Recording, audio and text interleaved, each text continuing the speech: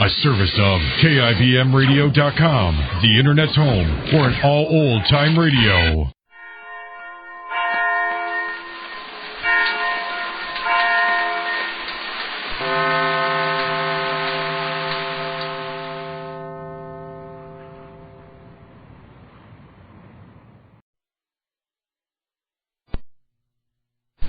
Now, the Goldbergs. Reunited in their own family life, the Goldbergs are watching the struggles of the Allisons to make a unity out of what has been nothing but internal struggles. Sandy has settled down to his old life again, but the girl who nearly ruined her life has not been reconciled to her father. And Dr. Cater, the psychologist who solved Sandy's problem, is trying to solve the situation with the Allisons. It seems to involve a woman out of Mr. Allison's past. And right at this moment, the phone rings and Allison starts. This is the call he expects from Esther Miller. Should I answer it, Mr. Allison? Well, Allison, let it ring. They'll call back again. If you haven't the courage to answer it, let me say you're not in. Oh, maybe it's not your long-distance call. Maybe it's something else, or... Stop ringing. The phone. Why don't you answer it? Rosie, will you please tell Sylvia to come down? Is she upstairs? Yes, she is, Rosie. All right. Mr. Allison. Molly, please. This is something nobody can advise Allison on. This is a purely private matter. I only wanted to say, Jake. Don't say it. Say it, Mrs. Goldberg. I was just going to say, Miss Allison, that how would it be if you asked Miss Miller to come up and spend a few days with us? And then? It isn't as if we were two young people. She knows how I feel about her, or at least how I once felt about her. And I know how she feels about me. But you haven't seen each other for such a long time, Miss Allison. Maybe that's... Molly. I'm only saying. People change, Miss Allison. Maybe you're just keeping an idea of someone in your mind that the years melted away. People change. Feelings change. The woman never married. She may also have an idea in her mind of Mr. Allison as was. We don't remain as was. And if she still comes for him as is? That has to be seen. No, it's a headache. My wife is full of headache. No, sorry. I'm sorry you said anything, Molly. What did I say? Whatever you said. What did you say, Ma? Nothing. Well, I think that Mr. Allison is too old to get married again. While a person is living, Rosalie, they're never too old to fulfill their lives. To you, Mr. Allison is old. In his own mind, he hasn't even started to live yet, maybe. Well, I just meant that what you said was what you meant. You meant what you said. Because you're young. So when you're 12 to 20 years old, when you're 15 to 30 years old, and when you're 20, 40 years old. And each time you're wrong. Age is what you feel. But if a person is old, he's old. Person's old, he's old. Does Mr. Allison go off with a cane? No. He's wrinkled. His wife, she's got bald hair. He lost his memory. He's feeble. No. So surviving old? All right, Ma. I suppose you think I'm on my last legs already, huh, Goldberg? I didn't say that. I only said... You replied it. Implied. Huh? Implied. Implied? Yes. But be like your question. Please, You. But really, Molly, what do you think? About what? What are we talking about? What do you think Allison should do? I think as directed by Dr. Cater. But what did Dr. Cater direct? That's the question. He said Mr. Allison should see Miss Miller. For what? Time will tell. I don't speak in riddles. Should Allison marry this woman? That all depends. On what? On what time has done. Again, time. Personally, I'm against it. Why, Jane? Because I'm a one-woman man. But suppose, Jake, suppose that I... Why should I suppose? You're here. But just consider, for instance, I'm not saying, just suppose, Jake. I have no desire to suppose. Did I said you desired? I said suppose. Suppose you were in Miss Allison's place. And? Could you marry again? Did Allison? Well, he wanted to, but his children didn't want to. Would I be more selfish than Allison? Is that what you think of me, Molly? Did I said I thought that? What would you have done, Molly? Suppose I had passed away in your youth. Yeah, I'm also a one-man woman's ache like you. In a woman's case, it's different. Why? Because a woman without a man is like a house without a foundation. It cannot stand alone. Miss Miller never married. She stood alone. You are not Miss Miller. She was a businesswoman, and you were a homebody. I was a homebody then. What else? Your career was in the home. Well, but I could been I could also been a career woman. I mean, say, why not? I'm stupid. No. I'm funny. Did I say? I can't speak to people. Too much. So why couldn't I been a career woman? Because you were the kind of a girl, Molly, that made every man want to protect you. You married me to protect me, then? I married you because I loved you. And you still love me? No. Why not? You ask too many foolish questions. You don't love me, then? I'm used to you. Just used to me. I like you. You only like me. Hey, Molly, without you, I would be less than I am. You love me. Say it, huh? Why do I have to say it? Because I love to hear it. All right, now, so I love you, Molly, with all your faults. And without my fault, is it? Without your faults, you wouldn't be Molly. What's going on? What's happening? Sit, Molly, sit. Don't go out. Mr. Allison is hollering at Sylvia.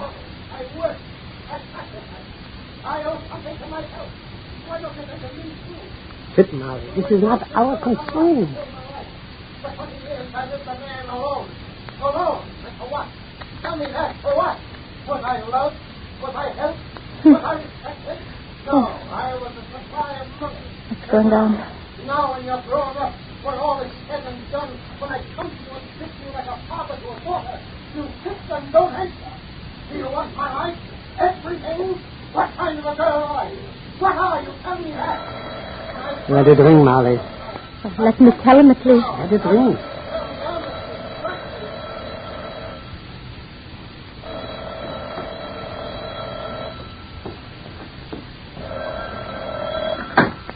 Hello?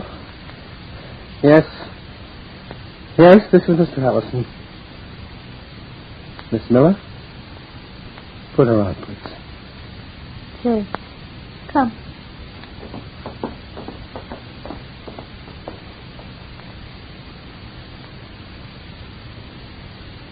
What kind of a woman is Esther Miller? And what role will she play in Sylvia's future? What advice will Molly give Mr. Allison if Esther Miller comes to Glastonbury?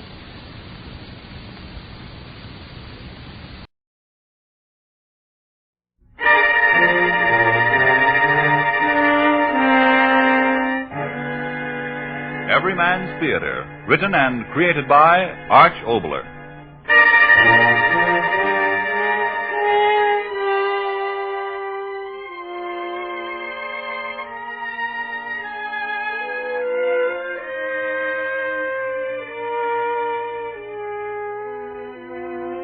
Oxidol invites you to hear Miss Mary Astor with Edmund MacDonald in I'll Tell My Husband. The telephone rings, a woman's hand reaches to pick it up, and then... But just listen. Especially written for radio, I'll Tell My Husband is one of a series of original radio plays heard each Friday at this time and over this station, sponsored by Procter & Gamble, the makers of high-test Oxidol. But first, the ladies. Are you ever disappointed in the way your wash turns out? In the looks of your clothes? I mean, do your white things seem gray and lifeless washable colored things drab and dull. Remember, then, there's a new laundry soap on the market that gives such dazzling clean washes you'll never be disappointed again. I mean Oxidol, Procter & Gamble's amazing new granulated laundry soap. It's made to wash clothes as white as possible, so that sheets and shirts, all white things, need not be off-color and dingy-looking after washing. By careful test, Oxidol washes clothes noticeably whiter than 15 soaps it was tested against, many popular bar and package soaps included, and washable colored clothes need never be drab and dull, because other tests show Oxidol leaves washable colors this way, bright and fresh-looking after the equivalent of a full year's washing. Millions of housewives know from experience there's no soap that can beat Oxidol for getting clothes white. And not only housewives either. Some of the country's outstanding washing machine manufacturers endorse Oxidol, too. Experts in the field like the Thor people, who recommend Oxidol officially and exclusively for use in Thor washers, for dazzling snowy white, safe washes. So, if you don't want to take chances on disappointing dull white washes, use Oxidol from now on. You'll be glad Monday that you changed. Here is our writer-creator, Arch Oboler, who will introduce tonight's play.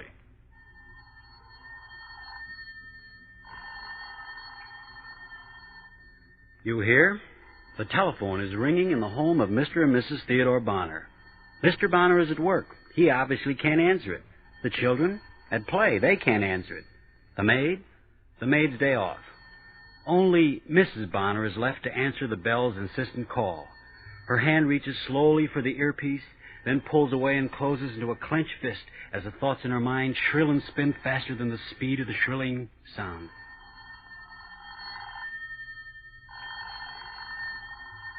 I won't answer it. Sit here. Stop ringing. Stop ringing sometime. I won't answer it. You'll hang up. Have to hang up. Telephone operator will tell him. The party does not answer. The party does not answer. The party. Keep on ringing, operator. Someone's there. Keep on ringing, operator. Someone's there. He'll say that. He will. I know he will. Knows I'm sitting here. Knows I've been waiting here.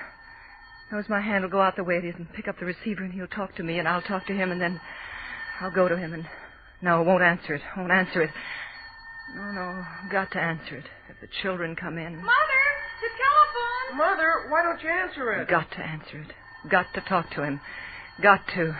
Say, hello, Tony, what do you want of me? Want? I know. Knew from the start. When was the start? Anne, come on in here. I want you to meet somebody. Yes, that started it. When was it? Yesterday? No. 2 days before. Ted called me in. Oh, there you are, Anne. Anne, I want you to meet a man who just brought me your new winter coat. Winter coat? I thought to myself, what was he... Surprised, aren't you, Anne? Well, first I want you to meet Tony Arnello. Tony, this is Mrs. Bonner. I'm very glad to meet you, Mr. Arnello. Mr. Arnello? That's a good one, Mr. Arnello. Tony's not Mr. Arnello, Anne. Tony is Tony, the biggest bookmaker this side of the mountains. Give you a ride for your money any day of the week. Mr. Arnello. Better than I said I'm very yes, glad sir, to meet you, Tony. Mr. Arnello. Now, Glad Mr. to meet you, Arnello. Tony. I looked at you. Tall, thin man, round shoulders, flashy tailored suit, shiny dark face, eyes like a rat looking up at you from a hole in the floor. Yes, that's what I thought about you the first time I saw you, Tony. Eyes like a rat looking up at me from a hole in the floor. Dark eyes. Wet eyes. Hey, Tony, what are you staring at? Aren't you going to say something to my wife? You wouldn't believe it to look at her. She's got a couple of grown-up kids, now would you? You have a very beautiful wife, Mr. Bonner. She's like glass from Venice. Ah, go on. You're letting your poetic nature run away with you, Tony. I'd hate to send you a bill for all she wears. I'd like to pay it. Your eyes held onto my eyes, Tony. I wanted to turn my head. I couldn't look away. I wanted to. I couldn't. What were your eyes? Why did they... I said... Well, Ted, you said you'd brought me home a new winter coat. What's it all about? About $250. Look, Anne, I told you, Tony's a bookmaker. Works in my building. Yesterday we got talking about horses, and I put down $6 on a long shot, and, well, here's your coat. Calls for a drink, eh? And I'll get some. You entertain Tony, Ann. He deserves it. He went out and you stood there, Tony. You didn't move. You stood there and looked at me. Your high eyes looking. Here we are. Say, I better put this money away. Here, Ann, you do the honors. Give Tony his drink. After all, it's going to be your coat. Picked up the glass, stretched out my hand to you. Oh! Ann, what's got into you, dropping a glass like that? I'm sorry, Ted. That's all right, honey. Gosh, a pity to waste that cider, eh, Tony? I don't like to waste nothing these days, Mr. Bonner. Your eyes on me, over me, through me. You knew why I dropped the glass. You knew. As my hand had gone out to yours. Your hand... Oh, Tony, you're a sketch. If you came here every day, I'd laugh my double chin off. Then your eyes were holding me again, Tony. And you said... I'd like to come here every day, Mr. Bonner. By the way, you don't know it, but I got a swell little joint over in Chicago Avenue. Really? Yeah. Cook you up what you want. Spare ribs, chopped steaks, nice little floor show. Ever take the little lady around to see life, Mr. Bonner? Why, no. Me, I don't go for that stuff you fellas call real life. Neither does my wife. Do you? No, of course I don't. Mrs. Bonner, she don't say it with conviction. Now, I gotta get going. Here's my card, Mr. Bonner. Bring the little lady down to my Chicago Avenue joint some night. Say around 2 o'clock in the morning. That's when we put on a real floor show. Goodbye, Mrs. Bonner. I'll be seeing you. And that was the first time. And now he's waiting at the other side of the phone. If I pick it up... No, wait another second. Maybe it'll stop. He'll go away, maybe. What did I do when he went away that day? Oh, yes, I remember. Washed my face. Water cold. Opened the window, wanted air. Somehow there wasn't any air anywhere. That man, that fool, trying to hypnotize me. Yes, I laughed. I was no Trilby.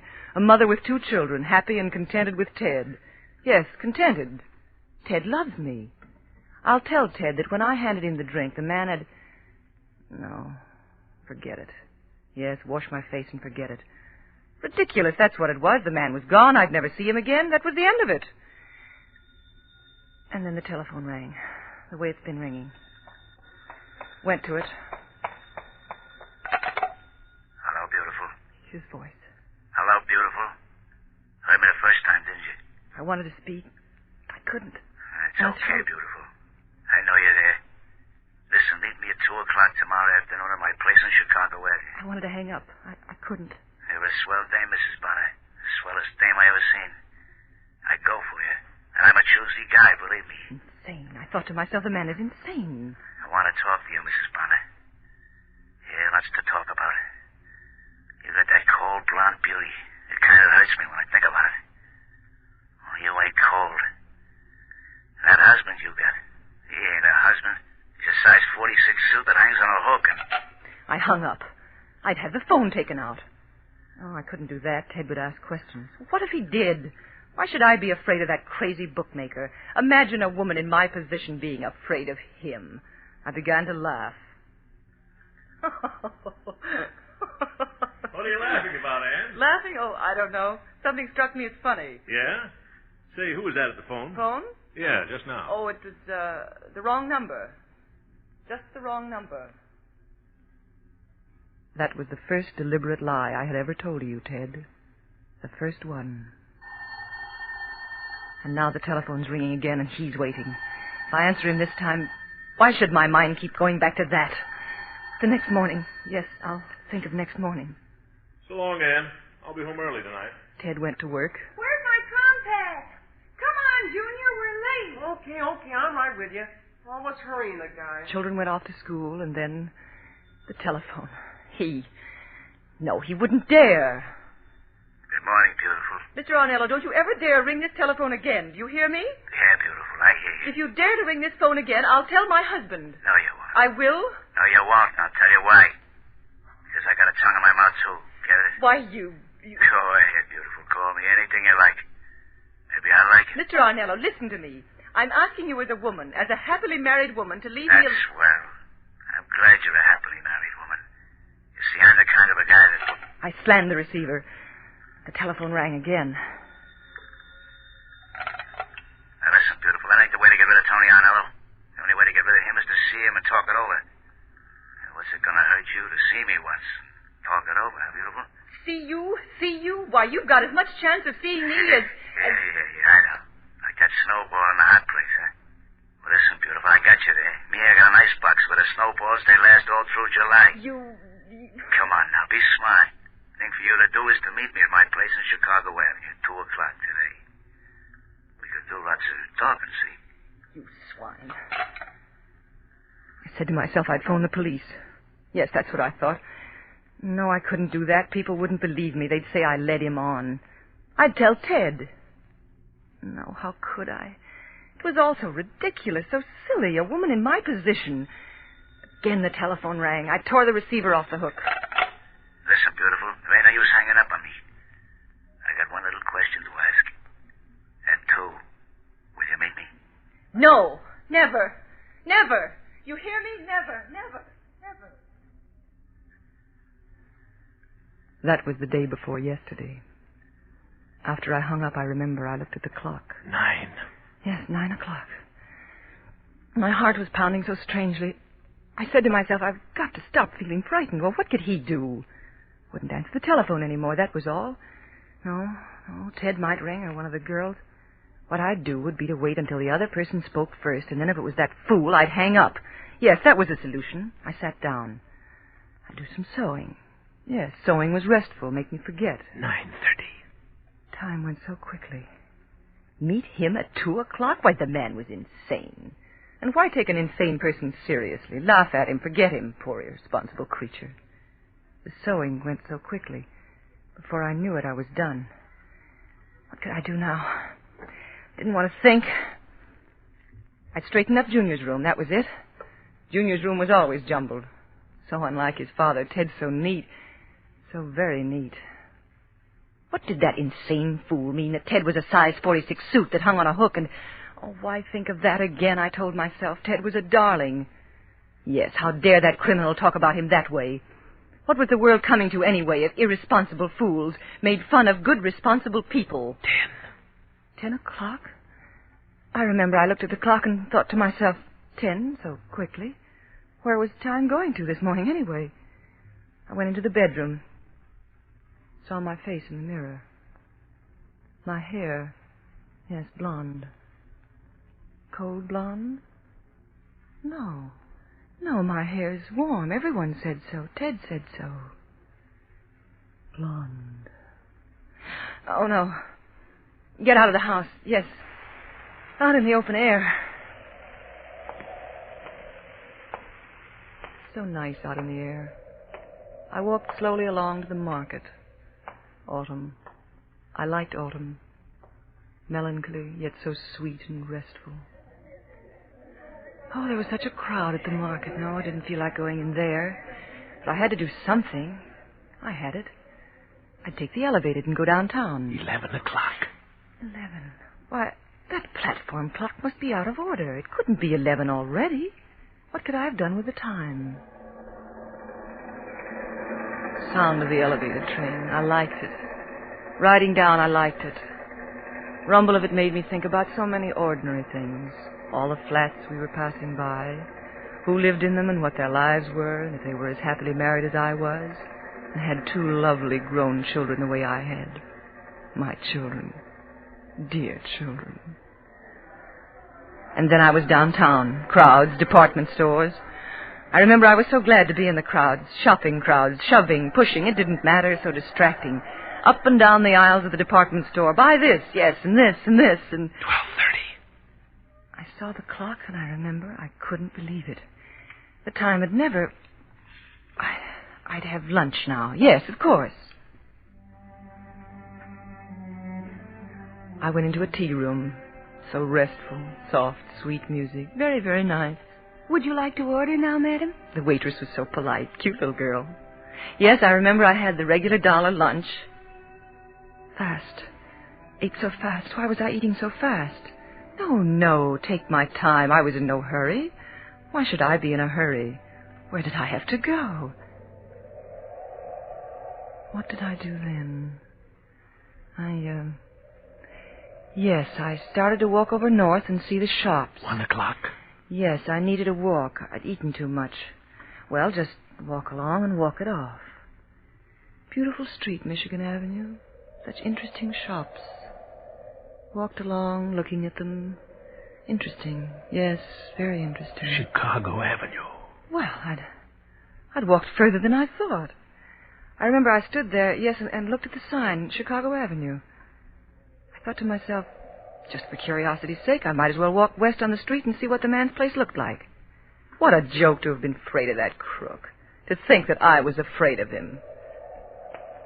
I began to walk along. I thought, yes, if I just look at the house, I'm sure to get the whole episode right out of my mind. I was there. Standing right in front of it. Nightclub? Why, no, just a hole in the wall. So he'd show me life. I thought to myself, I'd like to know what kind of life could be shown anyone in that ratty, disgusting dive. Calling Ted those names. Ted was all I ever wanted. I went closer to the door. I'd go in and tell that Tony, whatever his name was, just what I thought of him. I'd look him straight in the face, straight in his eyes. Eyes. No. I turned. I ran up the street. Taxi! Taxi! Taxi! Taxi! What happened then? I came home, opened the door. Telephone was ringing. Hello? So you lost your nerve, beautiful? It's okay, beautiful. Tomorrow's another day. 2 o'clock. Seen me. Yes, seen me. And he thought I'd come there again. How dare he? How dare he? But that was the day before yesterday. And yesterday... Good breakfast this morning, Anne. I'll be home early tonight. Where's my history book? Oh, there it is. I'll be home from school late today, Mother. Me too, Mother. I'm going over to Joe's house. Don't worry about supper for me. The day before, the hours had rushed by, but yesterday there weren't any hours until... 2 o'clock. And I was there. I didn't quite know how, why. I was there. At his door. Come on in, beautiful. Hey, give me your hand so you won't stumble. I certainly won't give you my hand. I came here to tell you. If you wouldn't meet me here, okay. But since you're here, you can save your breath for sweeter things. Mr. Arnello, you must let me alone. Come on in, beautiful.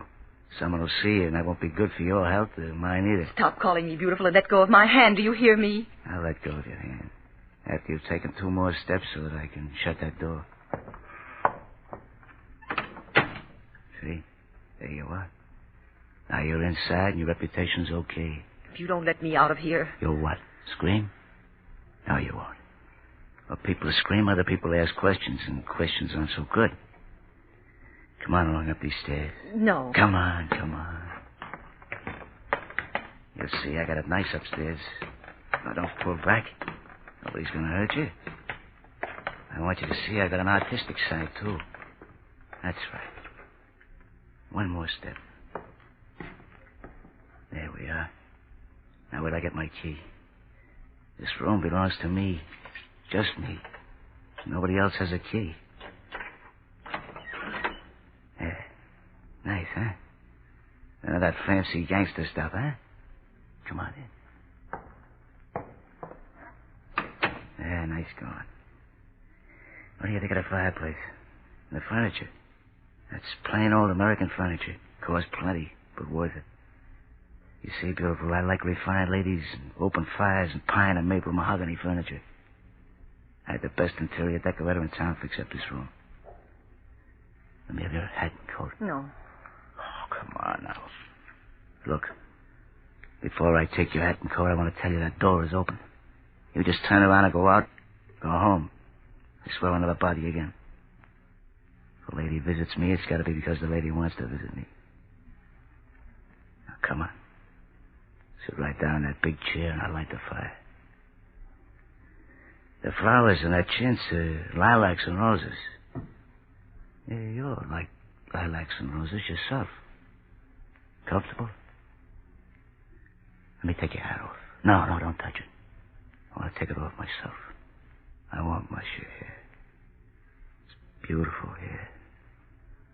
Takes a guy like me to appreciate blonde hairs like yours. Now don't move. I'll slip your arms out of your coat without you moving. There. Drop down behind. There. Now I'll sit down in front of you and look at you. Glad you ain't talking. You probably talked a million words to yourself on the way here, trying to keep them coming, huh? Hey, you got a sweet smile. You feel safe now, don't you? Tony Arnello's a gentleman after all, huh? Smile again. Tony wants only to bring smiles to your face, so smile again. Yeah, that's right. You feel easier now, huh? Sure you do. Touch your hair. Now don't pull away. That's right. Hair's pure gold. You look beautiful, beautiful. Now kiss the ends of your hair. I'll sit on the floor at your feet. Feed you those big yellow grapes from this cold blue bowl. You know, in the old country we say grapes must always be in a cold blue bowl. I'll feed them to you myself. Open your mouth. That's a pretty mouth. Just made for grapes. Open again. No seeds and skins are tender. Tender as what's going on in my heart for you. Another. Open them up. Now let me sit here and look at you with that fire in your face. You know, people think a guy like me is bad. I'm not bad. I had a good mother. Yeah, such singing, such kisses she gave us, such love. Guy can't be all bad when he had such a good mother. We were awful poor, beautiful. No warm clothes, never enough food, never enough fire in the winter. My mother's got everything now. Yeah, plenty of food, plenty of clothes, and plenty of fire. Yeah. You tried to tell my mother Tony was bad. She kidded. I mean it. Sometimes when I go home to see her, she makes me sit on her lap. Yeah, just like a kid. How beautiful. You and your golden hair are going home. Get a hat and coat. See how good I am at it? Now I kiss your hand, take you to the door. Goodbye, beautiful. Tomorrow, too. Tomorrow, too. And that's all there was to it yesterday.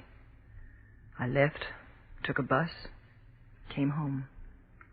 The children came home. Boy, am I hungry. Me too. Ted came home. Hello, Ann. When do we eat? Hi, Dad. Dinner, yes, dinner, of course. Dinner. At the table they ate, they talked, everything was the same, yet nothing was real. After dinner, Ted said... What do you say we go to a movie? We went.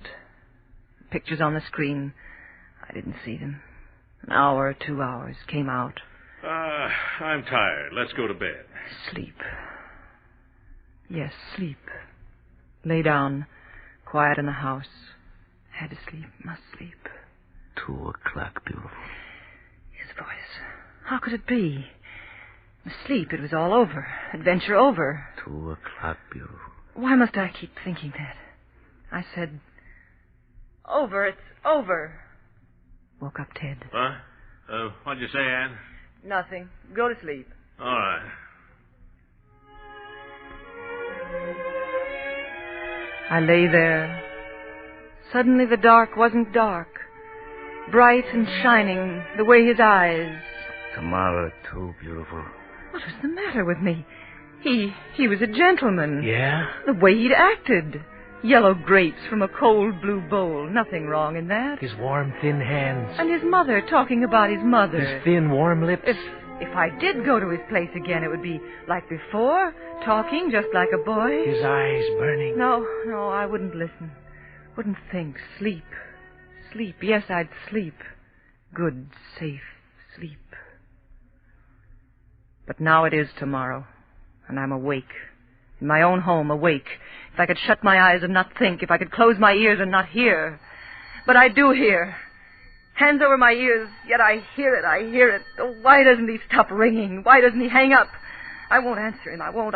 If I answer him... If I do answer him... I'm waiting for you. Warm, thin hands. I'm waiting for you. Thin, hard lips. I'm waiting for you. Eyes reaching out for me. I'm waiting for you. Hands reaching. I'm waiting for you. I'm waiting for you. I'm waiting for you. All right. I'm waiting for you. All right, I I'm hear waiting you. for you. I'll I'm answer waiting you. for you. Listen to you. I'm waiting for you. Tell you I'm on my way. I'm waiting for you. Yes, why not? Why not? Hello?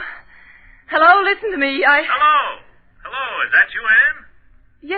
Yes, who? It's Ted. Ted, your husband. Remember? Say, where have you been? I've been ringing the house on and off for half an hour. Have I got news for you? Listen, you remember that fella I brought over night before last? That bookie, tall, thin fella? You know, Tony? Tony. Yeah, Tony. Well, listen to this. Headline in the paper. Tony Arnello, small-time bookmaker and racketeer, shot to death by rival mobsters. Can you beat that, Ann? The fellow I brought into my own home. Shot to death. Are you there, Ann? Did you hear that? Yes. Well, is that all you got to say? What's the matter with you? Nothing. I was just thinking that it was too bad. Ted, as long as you're on the phone... Yeah? Do you want to roast or chops for supper tonight?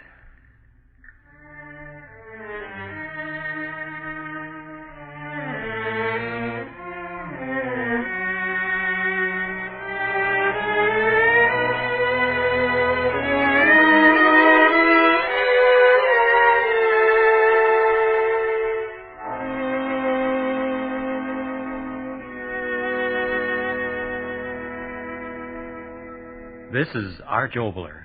Tonight we had the pleasure of bringing you Miss Mary Astor in I'll Tell My Husband, based on the Jane Burr short story. With Miss Astor was Edmund MacDonald and Harold Perry. Music, Gordon Jenkins. Next week, an event I've been looking forward to for a long time. Charles Lawton and Elsa Lanchester in the story that everyone in radio has wanted to do for a long time. Eric Knight's The Flying Yorkshireman. It's an amazing comedy and yet more than a comedy. An exciting play of a man's faith. Until next week, then, with Charles Lawton as The Flying Yorkshireman. But before we leave you, remember to get Oxidol tomorrow, sure. Because no soap we know of can wash clothes whiter than Oxidol. Can give you better results. With economy, too. Because Oxidol makes more suds, cup for cup, than soap after soap we tried it against. And these suds last longer, too. You don't keep adding more soap.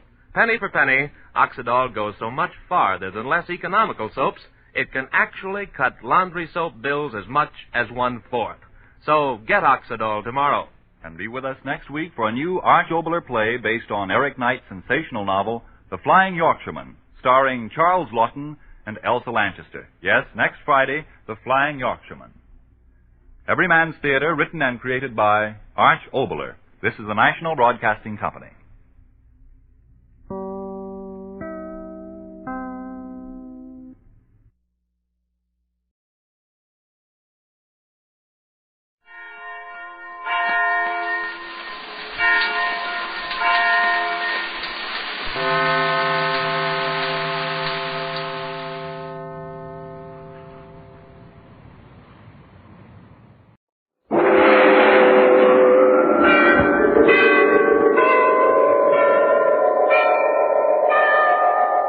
Sunrise and sunset, promise and fulfillment, birth and death.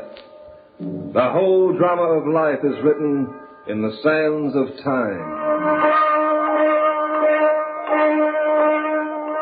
We present a new series of radio programs, The Clock.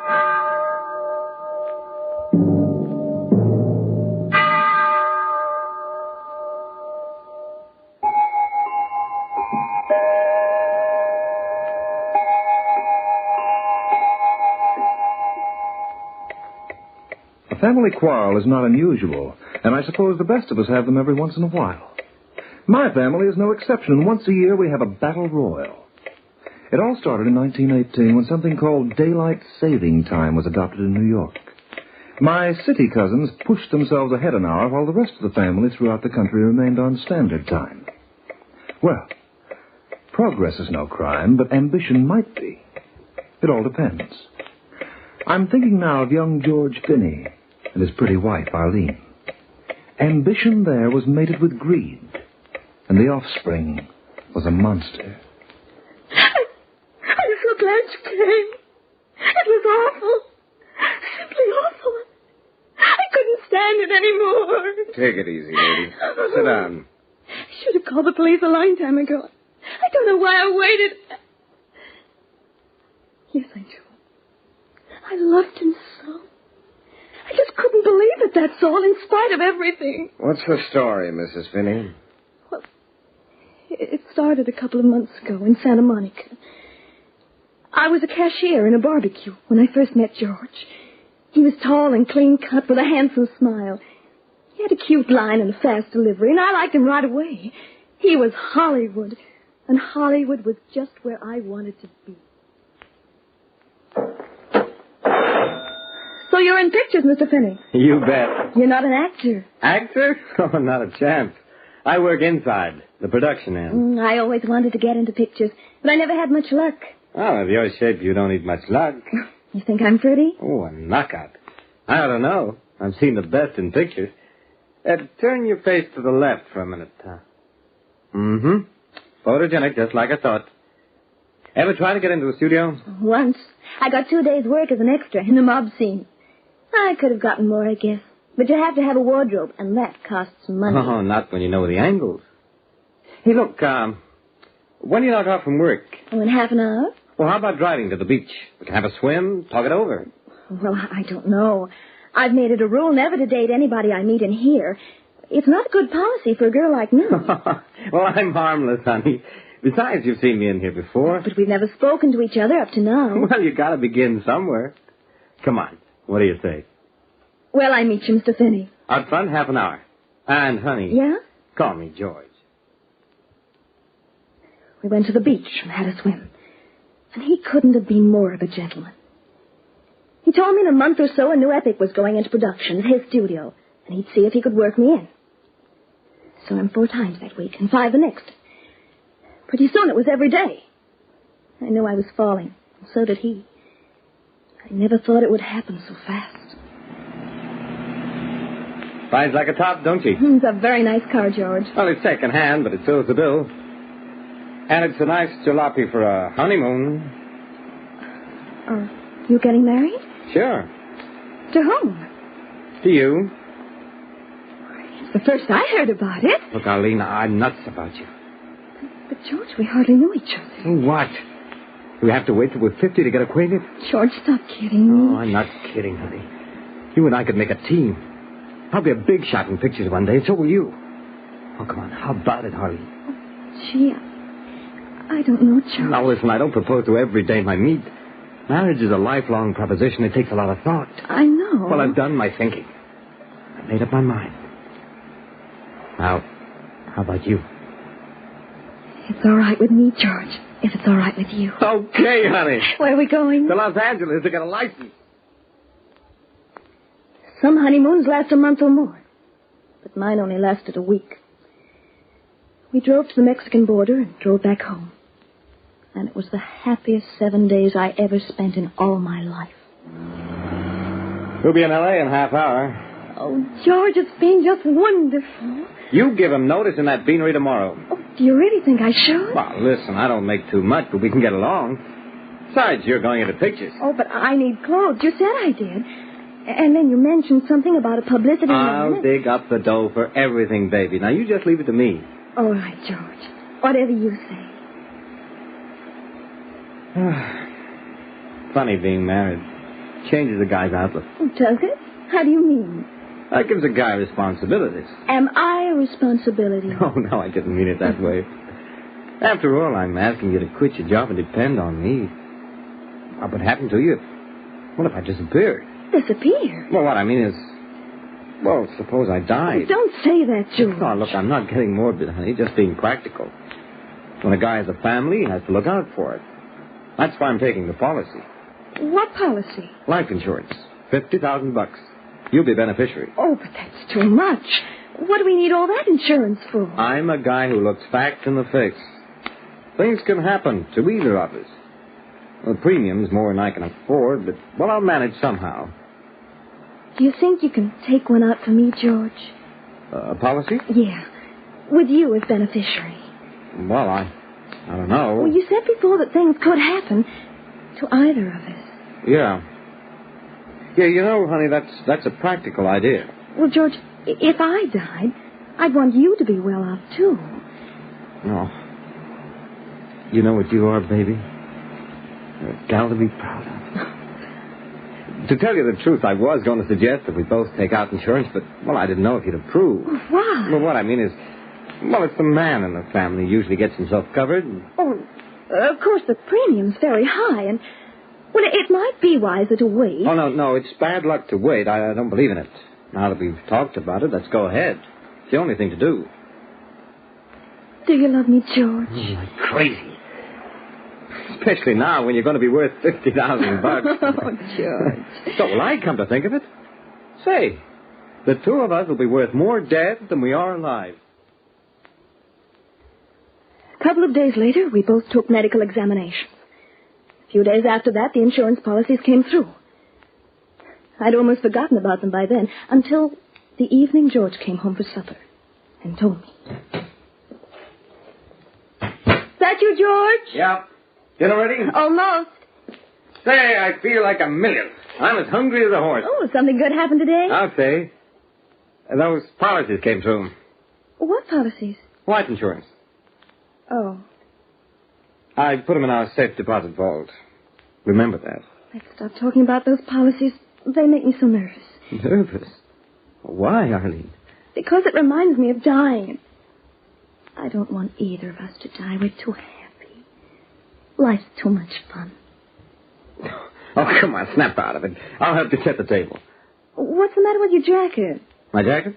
One of the pockets is bulging like... Oh, that. Oh. Look. George! Where did you get that gun? Now, don't get nervous, lady. It's only a prop. A prop? Yeah, we're shooting a Western. Prop man asked me to get this refinished. Throws too much of a glare into the camera when the lights hit it. Is it real? Well, it could be if it had bullets. The barrel's full of blanks. Oh, well, put it away. Guns frighten me. Oh, now you shouldn't be scared of guns. Haven't you ever handled one? No, and I don't want to. Matter of fact, you know, we ought to have one in the house. Oh, for what? Well, I'm in town all day, and you're out here all alone. You should have protection. I don't want to fool around with any guns. Oh, now, don't be a kid, honey. Here, I'll show you how easy it is to work. Grab the handle. Oh, no, George. Oh, don't be like that, Arlene. The gun won't hurt you. Look, put it in your hand. Like that. Now, just pull. Holy smoke. There was a bullet in that thing. You all right, honey? I think so.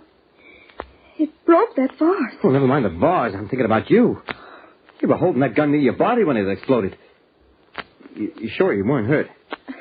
I guess I'd feel it if I was shot. I told you I didn't like guns, George. Oh, George, look at the sleeve of my dress. Hey, there's a hole in it. The bullet must have passed right through. Yeah. Yeah, missed you by an inch. Good thing, too. Why, you might have been killed. It was just an accident. At least it looked that way. George put the gun in my hand and his finger hit the trigger. That was all. I forgot about it for a while. But it came back to me later when I remembered everything else. Gee, what a day. What's a day?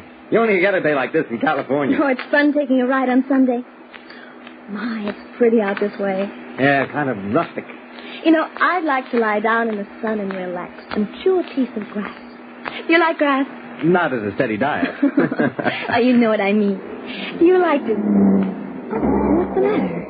I don't know. Kind of acting up. Hey. Something wrong with the motor? I'll get out and see. You can get out too, honey. Stretch your legs. Uh-huh. Oh, just smell that air. It's delicious. Now, wait till I get the engine top up. Oh, it's so nice out here, George. And it's so quiet. Yeah. You know, maybe this is as good a place as any to eat our lunch. I think I found out what's wrong. You did? Yeah, stay where you are, honey. I'm not sure. Wait till I see if the motor starts. Oh, just look at that horizon, George. Isn't it the most beautiful color you ever saw in your life?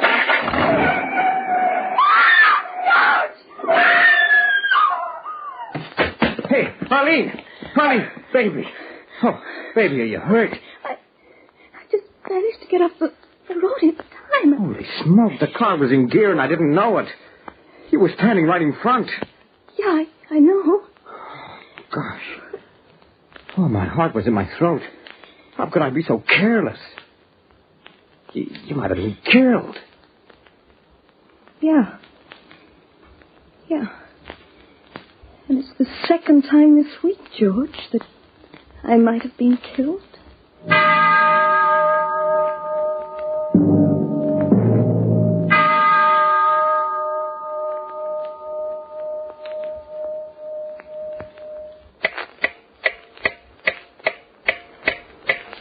Most things in life come slowly over a period of time. Birth is one of these, and understanding. Time has a habit of moving leisurely when you're looking forward to something you most desire.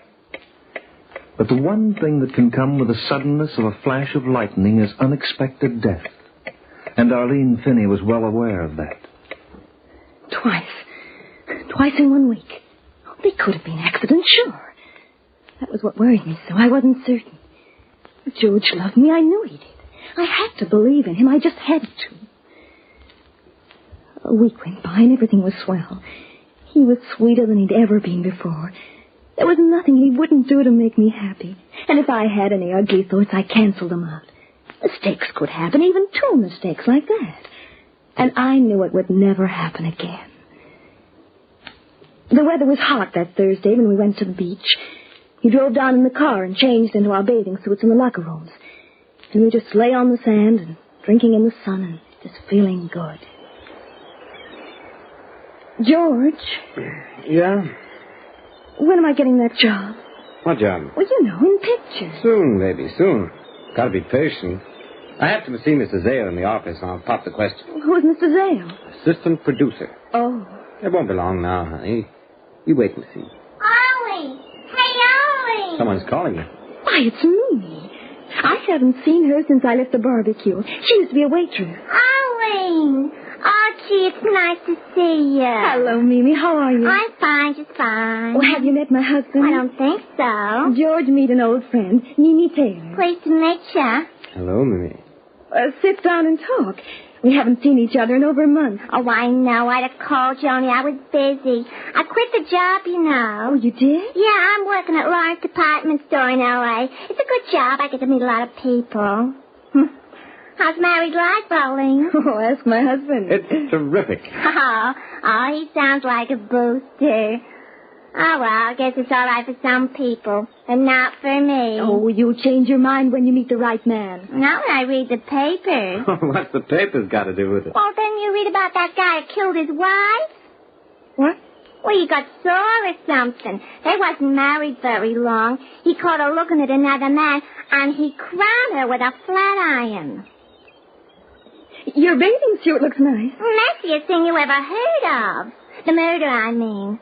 The poor kid was only 21, and all she did was smile. This guy was so crazy jealous he couldn't even see straight. Yeah, well, most men aren't like that. Oh, don't you kid yourself. The kind I meet always are. You look different. Only she'll pick the winner. Say, where did he get them shoulders? Looks good in the bathing suit, doesn't he? I'll say. Oh, so do you, Mimi. Oh, stop your kidding. You look good to me. Oh, it's this suit, mister. It's got style. Oh, I like the empty spaces. Oh, what a man. You ought to put a leash on him, Ollie. He's liable to go on the prowl. It's George's way of being funny. Well, I better get started. I got a date at 3 with a guy who don't like to be kept waiting. Aren't you even going swimming? Oh, I was in before, but not for long. That water's real fierce. There's an undertow like a suction pump out there. It does look kind of rough. Well, take my tip and you stay away. That current's mean. Well, Glad to have made your acquaintance, George. Same here, Mimi. Say, why don't you two drop around to my place one evening for a drink? I can date me up a guy and we can have a little fun. I'll call you, Mimi. Okay, darling. Take it easy. So long. It's, getting warm, isn't it? I don't feel it. How about a dip, huh? You heard what Mimi said about the undertow? Well, we don't have to go out very far. We'll stick close together. You go ahead if you want to. I'll stay here. Say, what's the matter with you? Nothing? Well, you look like you just swallowed a lemon or something. I'm sorry I came here, that's all. Why? You didn't have to look at her that way, did you? I didn't have to... Oh, no. I don't see anything to laugh about. You're jealous, baby. I am not. Now, wait a minute. I know we're married, but that doesn't exactly make a chump out of him. I don't like to be told who to look at and who to talk to. No? No. And what's more, as long as you're in such a rotten mood, you can call off all by yourself. I'm going in for a swim.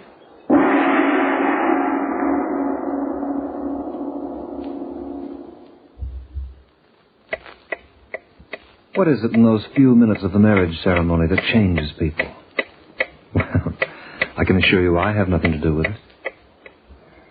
I watched him walk down into the water and swim away. It was our first quarrel, and I felt terrible about it.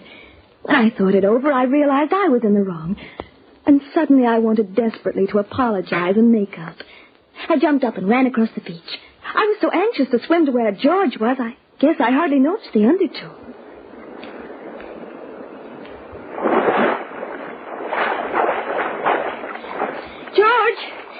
George, wait for me. Thought you wanted to stay on the beach. I just had to talk to you, George. Oh, wait. Well, what is it?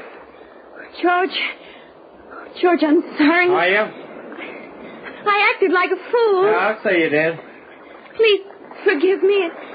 It makes me so unhappy when we quarrel. Forget it, baby. Everybody makes mistakes. It's so nice out here.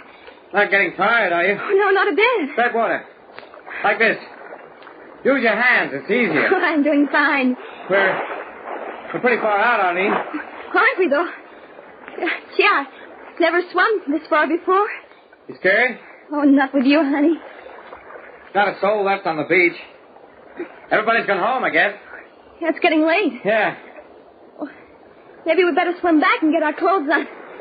I'm hungry. Oh, wait a minute. Come over here, honey. A little closer. You know, you swim pretty good for a woman. Well, to tell you the truth, George, I am getting just a little tired. Hey, put your arms on my shoulders. What for? I'll help you swim back. I'm not as tired as all that. I can make it without any trouble. Come on, George. Oh, wait. We, haven't kissed and made up yet. Oh, what, here? In the water? Oh, it'll be kind of wet, but it's an idea. All right. Just, come a little closer. That's it. Now. George! That's easy. What are you doing? Oh, George! No!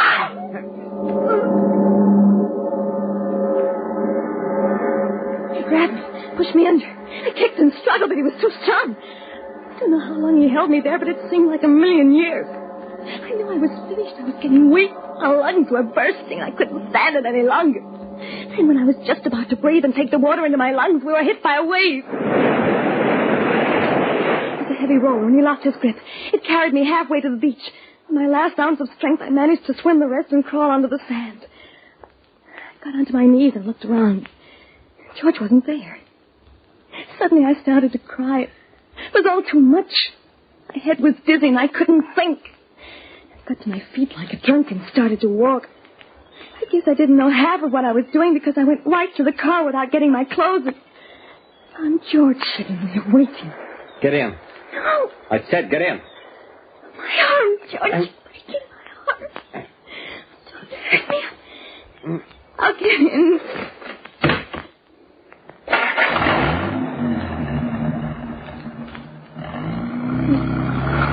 He tried to kill me. Those other times he tried to kill me too. Shut up. And the money. Insurance money on my life. I should have known. doesn't matter, George. You'll just as soon be dead as find out that you're inside. Maybe you'll get your wish. I don't care, do you hear me? I don't care. Where are you taking me? For a little sightseeing tour. And this time, I'm going to do it right. For the next half hour, he didn't say a word. He just kept driving, avoiding traffic, making certain we didn't pass through any towns. It was getting dark now, and the car was climbing. It was taking me up to Hollywood Hills, and I knew why.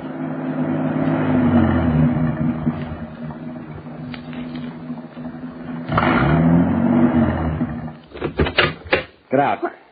What are you going to do to me? You said before you didn't care. Change your mind? Don't kill me, George. Please don't kill me. There's a cliff over there. At the top of 1,000 feet. You won't know what hit you when you hit.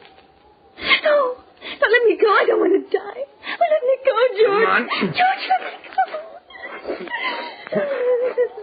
We're here, baby. Oh, no, George. Now look down. See how high we are? Just one push, baby. One push. One push. Yes. No. Goodbye, George. Goodbye. I got back into the car and called you at the station house when I got home. That was 3 hours ago. I've been sitting here ever since. We found the body and made a few investigations. It's a good story, Mrs. Finney, but not good enough. You made a couple of mistakes. Mistakes? Your husband didn't want to kill you, baby. You went after him. What are you talking about? You see, he had no motive, but you did. No motive? Well, what about the insurance? We found it in the vault where your husband left it. But there was only one policy. Only one? I don't understand. His policy. For $50,000, you was beneficiary. That was there okay. I guess he didn't want to tell you about the other one, so you wouldn't worry. See what I mean? No, I don't see. Well, stop grinning at me like an ape. What are you trying to tell me? Everything you've told me is a lie. How your husband tried to shoot you with a gun, kill you with the automobile, and drown you. He had no motive, but you did. It was just one policy and a letter from the insurance company. Your husband couldn't have wanted to kill you with the insurance, though. You never got a policy. They never gave you one. You were turned down in your medical exam.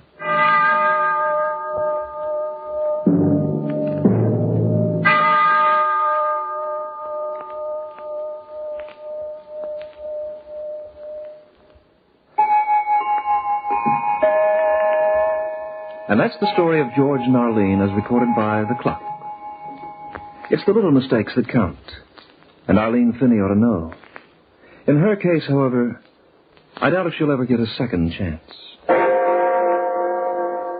The Clock will be heard again next week, same time, same station. It's written by Lawrence Klee, and Hart McGuire is the voice of the Clock. Arlene was Wynne Nelson. George was Leon Piers. Mimi was Pat Martin, and the detective Brian James. The Clock, directed by John Saul, is a Grace Gibson radio production.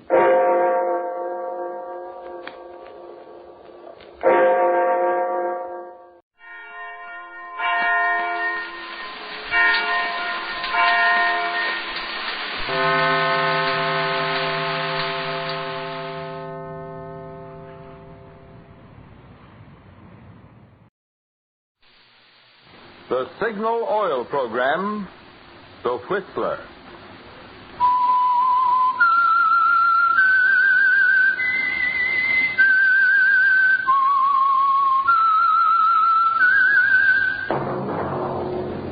That whistle is your signal for the Signal Oil Program, The Whistler.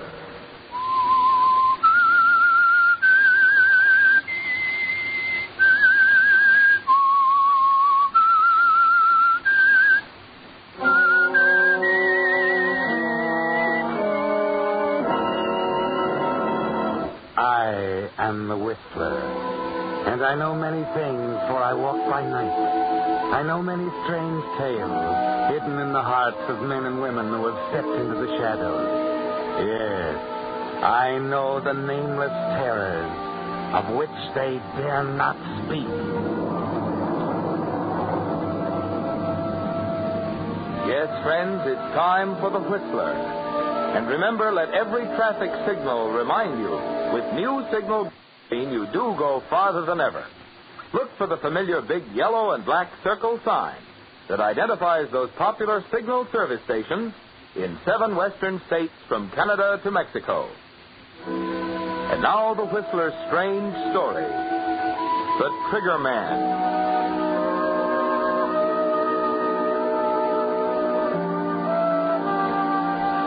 He was young, brilliant, confident. He had everything it takes to make a successful lawyer. But no matter how you looked at it, law school graduates were a dime a dozen, regardless of how brilliant and confident they were. And Stella and the baby had to eat. So that's why Martin Lane took his first case from Branch Malone, the gambler, and got an acquittal for him. The first of a long line of acquittals. Yes, his old classmates threw up their hands, said he was selling his soul to the devil. But there was good money in it. And he kept telling himself he had to get a start somewhere, so he kept right on getting acquittals for Branch. And the money kept rolling in. But it had to end sometime, Martin. There had to be a payoff eventually. Gentlemen of the jury, have you agreed upon a verdict? We have, Your Honor. How do you find? We find the defendant not guilty. Very well. The clerk will record the verdict of the jury. The defendant is discharged from custody. Jury dismissed for the day. Court stands adjourned till tomorrow. Oh, Mr. Lane. You wanted me, Your Honor? Yes, Mr. Lane. I wanted to compliment you on the way you handled the case. Well, I did my best, Your Honor. It was more than enough. Is that all, sir? Mr. Lane, I know it isn't any business of mine. What's that? There's something I'd like to caution you about. Oh? I don't like to see a clean-cut young fellow like you getting mixed up regularly with an out-and-out criminal like Branch Malone. I appreciate your interest in me, Your Honor, but I'm afraid You're not impressed. Is that it? You've got what it takes, Mr. Lane. But I've seen it happen time and again. A boy gets a start, wants to go places, gets mixed up with a criminal crowd, and it's all over. Is that all, Your Honor? Yes, Lane, that's all. Very well. Good day. Good day. Hello, Lane. Oh, hello, Lieutenant. Congratulations. Thanks. You know, sometimes I'm sorry I'm on the force. Yeah? Yeah. Fussing around with the small stuff like homicides when I could be doing some great work like you are. Upholding the right. Rushing to defend poor innocent little guys like Branch Malone. Well, there seems to be lecture day at the Hall of Justice. Justice? You can buy and sell it like a sack of potatoes. You better run along, Radigan. I've got an appointment. Yeah, I saw him. Malone the Mighty. He's waiting outside with your payoff. Okay, Radigan. Just a minute, Martin. I got a tip for you about cops. Don't give us the brush off because one of these days you're going to need us. Guys who play bang-bang with the big boys usually do. Suppose we make that our little thought for the day. All right, Martin. All right.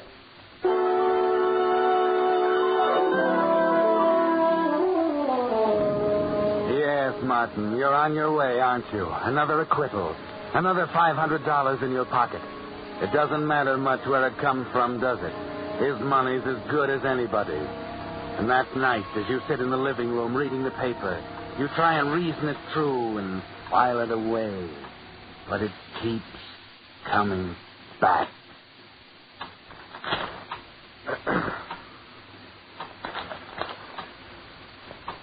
Stella. Yes, Martin? Is anything wrong?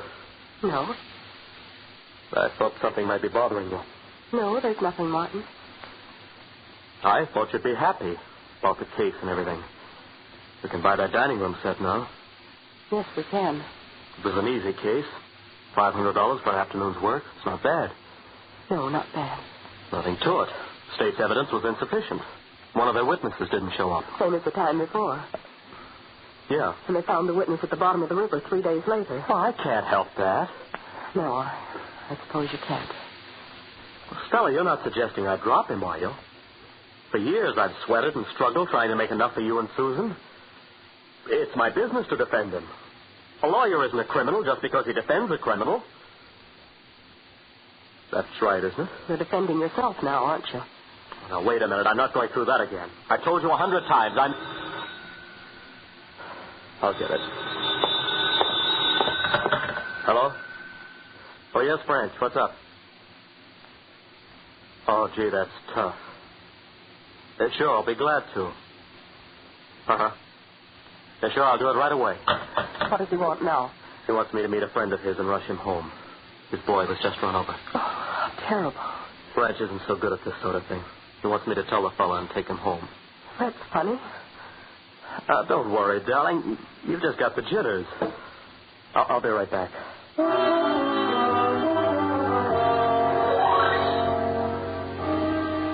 Just a little favor for Branch, Martin. It's the least you can do, isn't it? The tavern's only a few blocks away, and you arrive a few minutes later to find Mr. Williams in a booth at the rear. Are you Mr. Williams? What do you want? I'm sorry. I'm afraid I have some bad news. You are Mr. Williams, aren't you? What's on your mind? Your son. Lenny? Yeah. What's happened? Quick, tell me. Now, try to be calm, Mr. Williams. He's had an accident. What? What are you... Lenny? He was run over. My Lenny? How? How did it happen? That's all I know about it. I'm terribly sorry. Where is he? Where is he? I've got to go to him. He's home. Oh, Lord. My poor Lenny. If I can help you, my car's right outside. Thanks. Come on.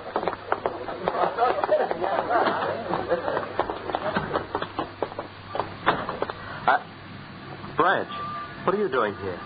Little business deal, Martin. All right, Williams, get in. No, Branch. I'll give you every cent I've got. Please, Branch. I heard that before. Get in. I'll do anything you want, honest. But put that away. Don't make me. I won't, Branch. I won't get in. Suit yourself, Williams. Oh. Get in, Martin. Hear what I said? Get in. You shot him. I said get in. I'll take the wheel.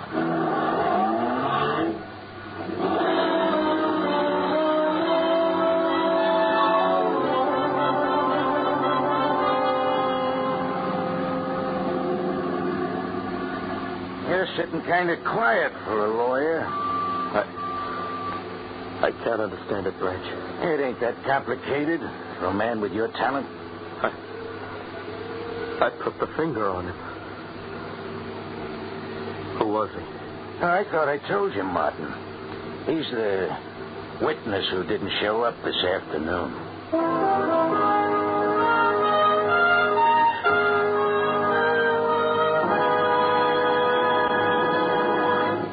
With the prologue of The Triggerman, the Signal Oil Company brings you another strange tale by The Whistler. You hear people say there's a reason for everything. Well, there's certainly a reason why in just 14 years the Signal Oil Organization has grown from a mere handful of stations in Southern California to almost 2,000 dealers serving 7 western states from Canada to Mexico. Briefly, that reason is quality of product. 14 years ago, it was Signal Oil Company that introduced the first guaranteed anti-knock gasoline at no extra price. And since then, Signal gasoline has been constantly improved to give you the benefit of every latest development in the automotive and petroleum industry. In today's new Signal gasoline, for instance, the atoms in gasoline molecules have actually been rearranged to create amazing new power. Power that not only helps you enjoy quicker starting, faster pickup, and quieter anti-knock performance from your car, but also helps you go farther than ever on each gallon of Signal. So you see, there's good reason for the swing to Signal. Good reason for you to get acquainted soon with the friendly station in your neighborhood displaying Signal's familiar yellow and black circle sign. And now, back to the Whistler.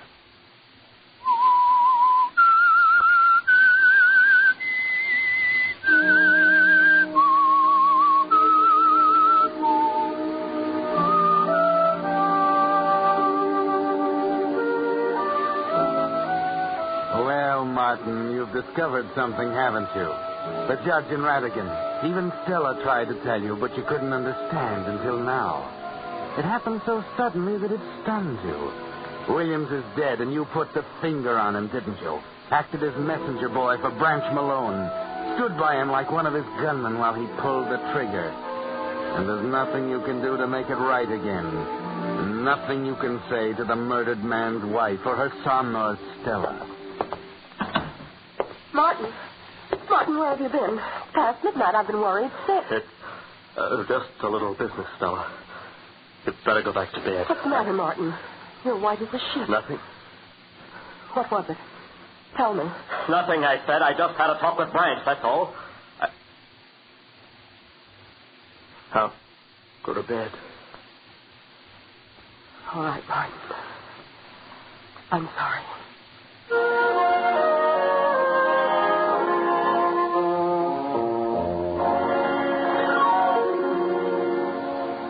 There's only one thing to do now, isn't there, Martin? You're walking down a one-way street, and there's no way to turn back. You're part of the organization now, one of Branch's boys, his counselor, and the only witness living who could put a rope around his neck. And you know exactly how Branch feels about that kind of a witness. So there's nothing to do but keep your mouth shut and hope for the best. You can't face Stella the next morning at the breakfast table. So you leave the house before she wakes and go down to the office. No one's there. You try and concentrate on your work, but it's no use. Go down to the coffee shop and try to eat, but you're not hungry. Walk in the park for a while, over to the library. You can't get your mind off of it, can you? Finally, at 11 o'clock, you return and find your secretary waiting. I've been trying to get you all morning, Mr. Lane. There was a call from Mr. Malone. What? When? About an hour ago. He wants you to see him. All right. Where, at his club? At the Hall of Justice. He was booked this morning on suspicion of murder.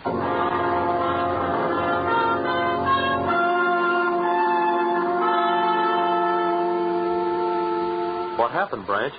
I thought you might know, Counselor. What do you mean? There was a tip-off last night. What? Yeah. Know anything about it? Now, wait a minute, Branch. Don't look at me. But you don't think I didn't say nothing. Well, listen, I'd be crazy to do anything like that, Branch. Sure you would. That's what I told Spike. Spike? My Triggerman, Martin. Don't believe you ever met Spike, did you? No. Nice guy to have on your side when you're in a spot. We were trying to figure out if any witnesses might have been around last night. Any besides you, I mean. What's the matter, Counselor? Nothing. It's just been a little tough on me, Branch. Sure. You know how I feel about witnesses, Martin. Listen, believe me, I'm not going to talk. I won't say anything. That's what I told Spike. What do you mean? And Spike, he said to me, don't worry if they pick you up, boss. Where there's no witnesses, there's no case. You can figure that one out for yourself, Counselor. But, Branch... There won't be any prosecution witnesses, Martin, because you're the only one. And you ain't going to be on the witness stand. You're going to defend me just like before. Only this time, Spike's going to be real interested in how you're doing. Get it?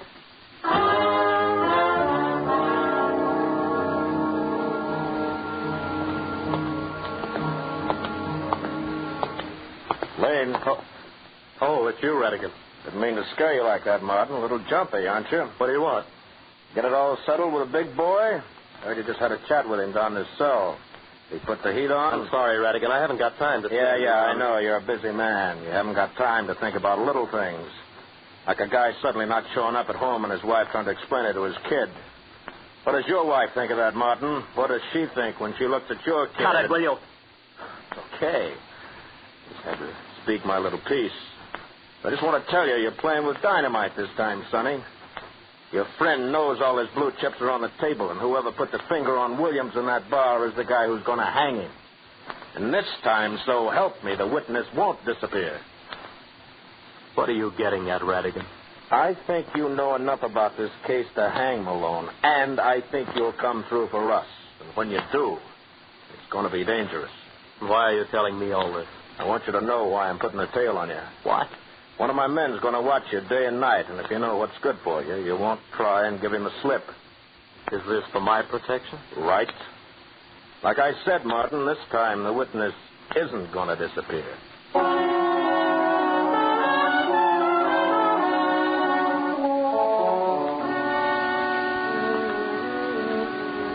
That puts it up to you, doesn't it, Martin? You can take your choice. Go along with Branch and toss the rest of your life into the ash can. Or tell what you know and face Spike later in a dark alley somewhere. Spike will be there, too, won't he, Martin? And you won't have a chance because you don't know him from Adam. All you know is that he's never missed yet. That when Branch gives him the order, the witness disappears. You can't eat, you can't sleep. And worst of all, you can't explain to Stella. Martin. Yes? What are you going to do? Oh, will you forget it, Stella? He's my client. I've got to defend him. Do you? Of course I do. Why, Martin, you know he's guilty. Why must you involve yourself in it further? You've got a right to turn him down. He doesn't owe you. Stella, please, will you let me alone? You're an accomplice. If you defend him, you're as guilty as he is. Where are you going? Out.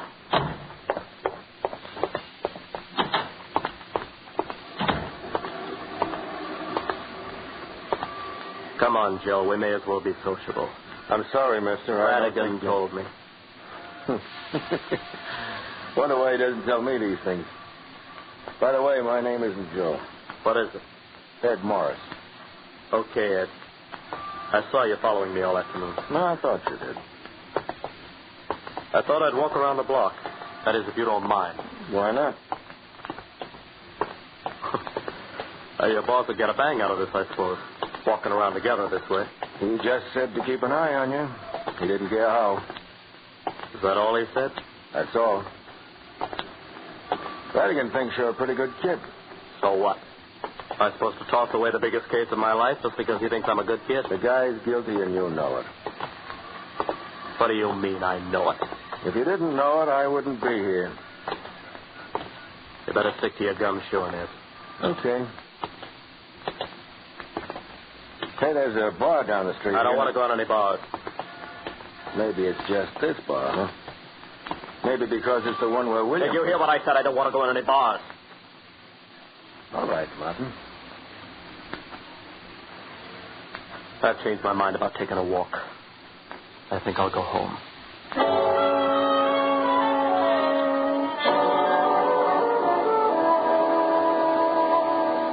Yes, Martin, you're on a one-way street, a blind alley. There's no way to turn now. And there's a blank wall at the end. You've got to take the case. It's more than a matter of right and wrong. Yes, Martin.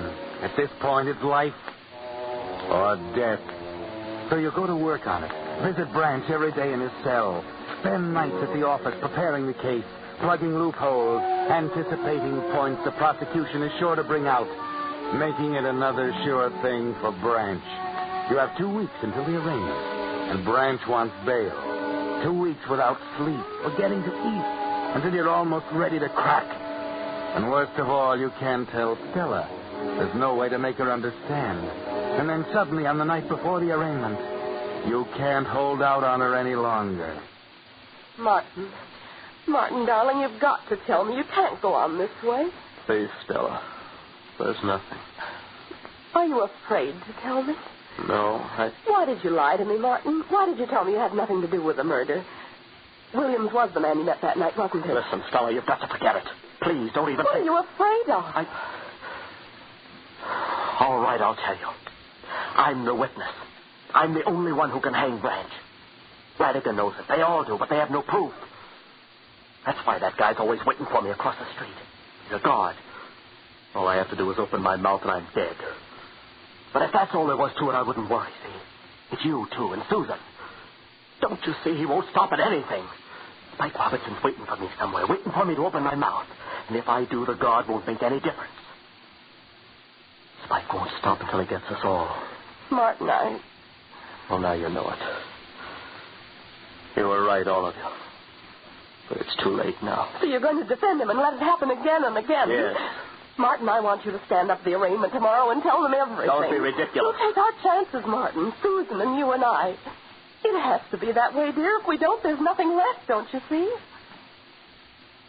No, I'm afraid I don't. No.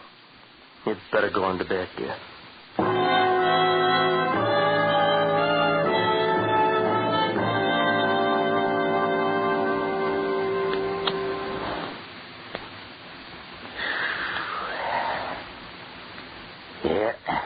You and me are going to do big things together, Martin. You're a smart boy. Branch. Yeah? Branch, what if I told you that when I get you out of this arraignment and this jam, it was going to be the last time? Huh? That if I get you out of this one, we're all washed up. What do you mean, if, Martin? All right, when I get you out of this one. How long you been thinking this over? Oh, I don't know. 'Cause I don't like it, Martin. You just don't run out on this kind of a partnership. Not when a guy knows as much as you do. Well, I'm not going to talk if that's what's worrying you. Oh, you're wrong, Martin. I ain't worried. Okay. It's the last time if you want it that way. Of course, you won't be taking cases from anyone else either, but you say it's the last time. There's nothing I can do, but... What do you mean, Branch? I ain't in charge of ending partnerships, Martin. I leave that up to Spike.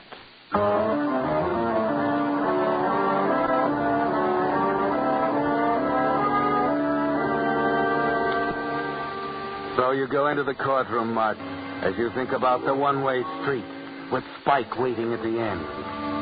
Stella is there watching you, her face white and tense. Branch, confident, half smiling. The rest of them, Radigan, the judge, the jury, all looking at you, waiting, wondering what you'll say when the time comes.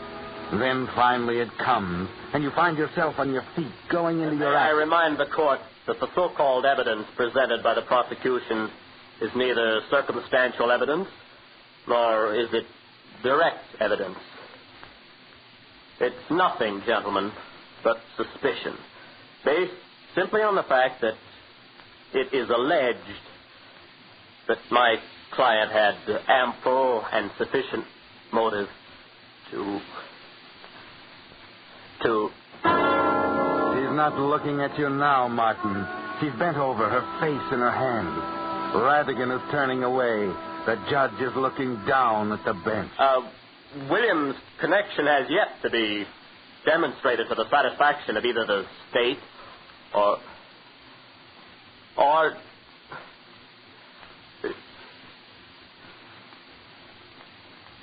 I can't go on, Your Honor.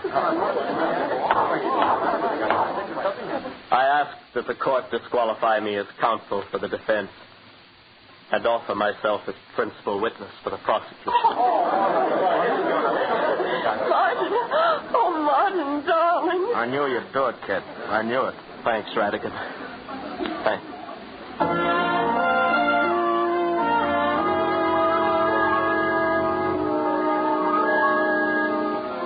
It's a new world, isn't it, Martin? There's a different feel to the sidewalk under your feet as you start home late that night after filing your statement for the district attorney's office. The streets are bare and deserted. Just you and Ed Morris, Radigan's guard. Oh, I missed you when I left the courthouse, Ed. I was there, don't worry. Well, looks like you've got a job on your hands now. I'm ready. That was quite a thing you pulled. I thought Malone was going to pass out in his chair. You know, it's funny, Ed. But now that it's over, I'm not scared at all. They sent 2 men along with your wife. Stake out at your house, you know. Yeah. This the car? Yeah. Up in. Spike. Yeah, that's right. Spike.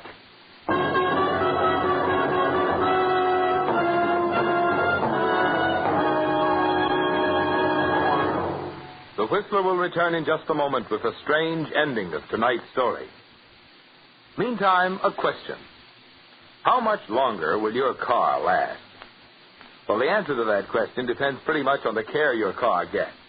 That's why the extra care of Signal Double Check Lubrication is really more important to you now than ever before. You see, when your signal dealer lubricates your car, in order to make doubly sure that not a single part can be missed, he uses the famous signal check chart, on which the maker of your car shows every lubrication point. And your signal dealer checks each point against this chart not just once, but twice to make double sure. What's more, he uses 9 special types of signal lubricants, so each part on your car gets the exact type of protection it needs. Yes, there is a difference in a signal double-check lubrication, a difference that can spell longer, trouble-free miles for your car.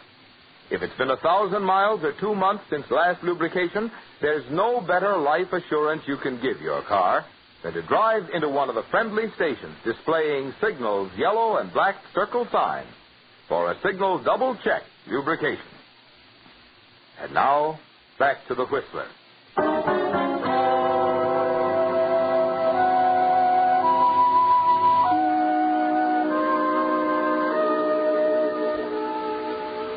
Well, Martin, Branch didn't waste any time, did he? 2 shots, and your guard lies dead at your feet. You look at the killer standing in front of you, the gun still smoking in his hand.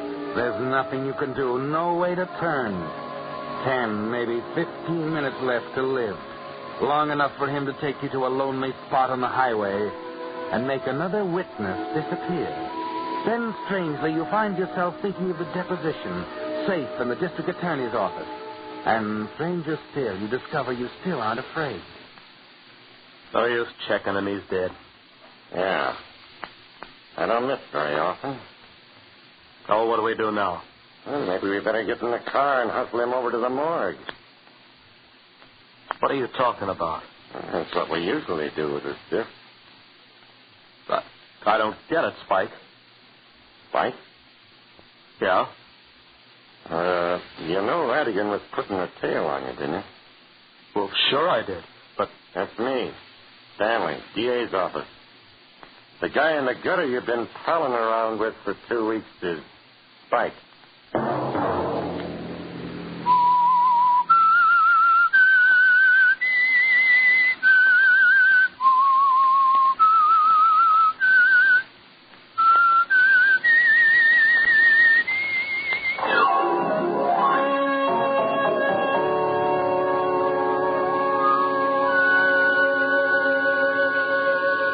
Monday at 9 o'clock, The Whistler will bring you another strange tale. The Whistler is broadcast for your entertainment by the marketers of Signal gasoline and motor oil and fine quality automotive accessories, and by your neighborhood Signal dealer. This program, produced by George W. Allen, written by Harold Swanton from an idea by Robert and Beatrice Gruskin, music by Wilbur Hatch, is transmitted to our troops overseas by the Armed Forces Radio Service.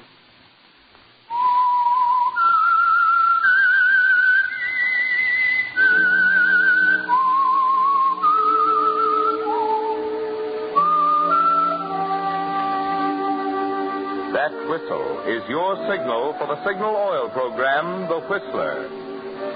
This is Marvin Miller speaking, reminding you to look for those familiar yellow and black circle signs that identify those popular Signal Oil stations in 7 western states from Canada to Mexico. This is CBS, the Columbia Broadcasting System.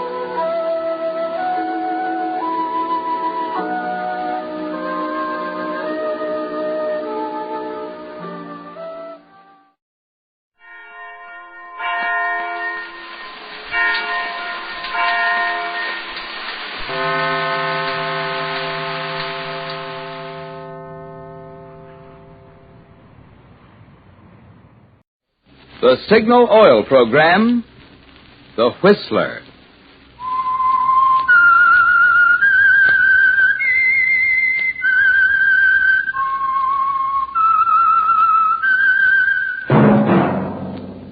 That whistle is your signal for the Signal Oil program, The Whistler.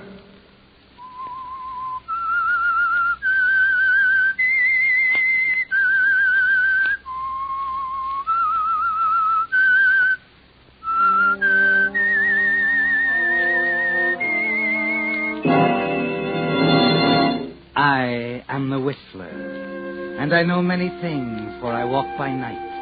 I know many strange tales, hidden in the hearts of men and women who have stepped into the shadows. Yes, I know the nameless terrors of which they dare not speak.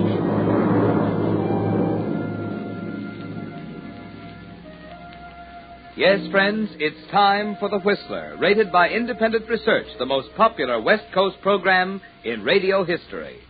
And remember, let every traffic signal remind you, with new Signal gasoline, you do go farther than ever. Look for the familiar big yellow and black circle sign that identifies those popular Signal service stations in 7 western states from Canada to Mexico. And now The Whistler's strange story, 3 Times a Sinner.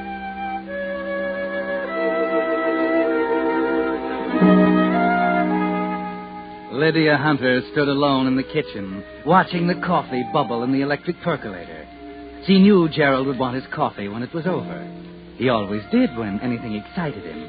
And she reasoned quite correctly that nothing excites a man more than being told by his doctor that he's going to die. The attack had come in the early evening, while Gerald was seated at the organ playing a Bach fugue. The music had suddenly stopped. She'd run from the library into the study to find him unconscious on the floor. She'd called Dr. Farmer, and then had made Gerald as comfortable as possible until the doctor arrived. Everything Gerald could expect from his dutiful wife. She stared down at the coffee bubbling in the glass top of the percolator, waiting. Then... that was just like him. The examination was over, and he was back at the organ again. She filled his coffee cup and hurried to the study.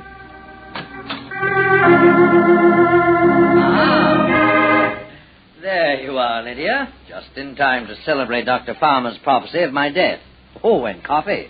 My obedient wife is bringing me my coffee. No coffee for me, thanks, Lydia. I must be going now. But it's raining, Doctor. You see, Richard, I've implied to my wife that I'm dying, and she immediately goes into a report of prevailing weather conditions. Tell me, Doctor. Is Gerald just being dramatic, or is there something seriously wrong? Gerald is a sick man, Lydia. And I don't recommend too much of that coffee. Oh, nonsense. Coffee's my mainstay. Then it's true. Oh, Gerald. Oh, Gerald. Oh, come, Lydia. Dry those crocodile tears. They stain your makeup. Furthermore, you know you're deliriously happy. Why, just think. I can slip off at any moment now. Don't talk like that, Gerald. It may take years, old man, if you take things easy. Cut out drinking and smoking entirely, of course. Well, I've got to be running along now. I'll see you to the door, Doctor. Oh, really, Lydia? Don't you think you can find it after all these months? We don't keep changing around, you know. Good night, Gerald. Remember, you have as many years as you want. It's up to you. Of course, Doctor. It really is serious, Richard. Nothing to be alarmed about. No vigorous schedule or anything like that, though. He can't bear a quiet routine. He'll have to, poor beggar. You sound sorry for him. I am. And I wish you could make your pity sound more convincing, Lydia. Oh, he never believes me anyway. He's always been like that. Look at the rain. Yes. When am I going to see you again? Soon. That's all? Just soon? He's suspicious enough as it is. He's bitter and hurt. You've disappointed him as a wife. Perhaps through no fault of your own, but he is disappointed and bitter. Oh. That can make a man unscrupulous. So be careful. I don't understand. I won't say any more, Lydia. Just be careful and be honest with him. Take good care of him. He needs you, and you owe it to him. Good night. Good night, Richard. Richard. Yes? I love you. Oh. Yes, Mrs. Hunter? I didn't know you were here, Martha. Were you going? Mr. Hunter told me I might go, ma'am. Well, I'd rather you stayed a while. Made him say that. I don't know, ma'am. I'd better see him. Well, Lydia, that was a long farewell. Why did you tell Martha to leave for the night? Is it difficult for you to understand that I might like to be alone with you? But surely Martha has a perceptive eye and a very sharp ear, Lydia. You'll be shocked at the things she knows. Interesting creature, Martha. She has a sort of feudal loyalty to the master of the house. You haven't drunk your coffee, Gerald. Lydia, since you and I are not even friends any longer, would you consent to a divorce? leave you now? After Richard's diagnosis tonight? That was important to you, wasn't it? Why, of course. It was important because now you know that soon, perhaps even tonight, you'll be a wealthy widow, free to marry again. Gerald, must we go on talking like this? No, not at all, my dear. But I know that you're awaiting my death. Oh. That makes me feel as though I were loitering. I don't want to borrow time, a few weeks, a few months. I don't want to borrow your affection, kisses you don't mean, a few soft words of phony solicitude. Oh, really, Gerald? I don't see why I have to I don't stand want here to borrow anything, my dear. And I have a way. Gerald, where did you get that bottle? It's marked poison. Yes, quite a coincidence. It is poison. What are you going to do? You mean, what have I already done? As you see, there's precisely half a bottle.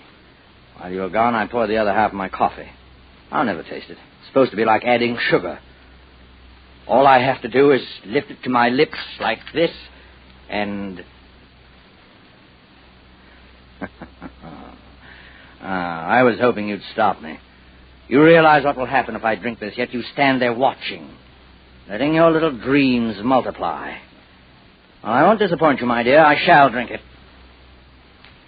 Like that. And sail off happily on a requiem of Bach. Yes, a requiem, Lydia. Appropriate for the occasion. Tested in the crucible of time. You can hardly believe it, can you, Lydia? Here it is, happening before your very eyes. You hardly know what to think. All you can do is stand there, speechless, staring at him as he plays on and on. Then... it's happened. At long last. All those wretched years are over, and he lies there slumped across the keys. You stifle an impulse to laugh. You've got to be shocked, Lydia. You've got to call Martha and go through with it. Martha! Martha, come quickly! What's the matter? Something has happened to Mr. Hunter. Is he ill? Oh, I'm afraid it's more than that. He's dead. I know it. Please, Martha, you've got to get hold of yourself. So soon. The doctor no sooner told him. Please, Martha, please, come on.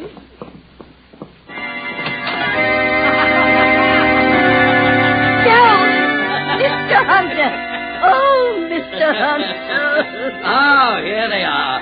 My servant and my bride. My servant weeps bitter tears over my corpse, but my wife, oh, hers have been lost.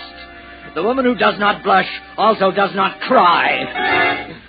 My dear, you have disgraced your sex.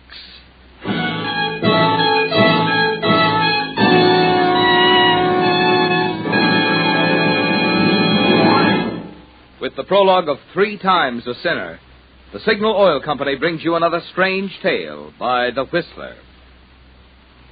Today being April 1st, I'd like to bring you this timely warning. April showers bring May flowers, but they also bring accidents. Here's what I mean. Of the deaths caused by autos, 1 out of 5 occur when roads are wet or slippery. 1 out of 5 when drivers' vision is obscured. Fortunately, precautions can be taken to help prevent these 2 types of accidents. For instance, tires that are worn smooth tend to skid more readily. But a deep, heavy retread job, the kind Signal gasoline dealers are prepared to give your tires, will restore their grip on the road, help you stop more quickly. And if a worn windshield wiper is leaving streaks across your vision, Signal gasoline dealers will install a fine new Rainmaster blade while you wait.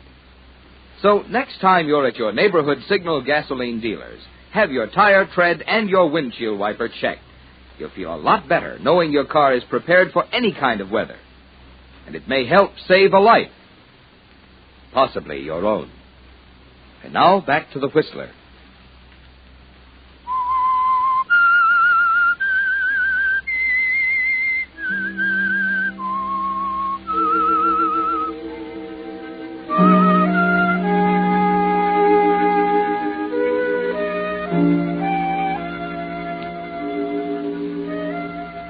So Gerald had his little joke, didn't he, Lydia?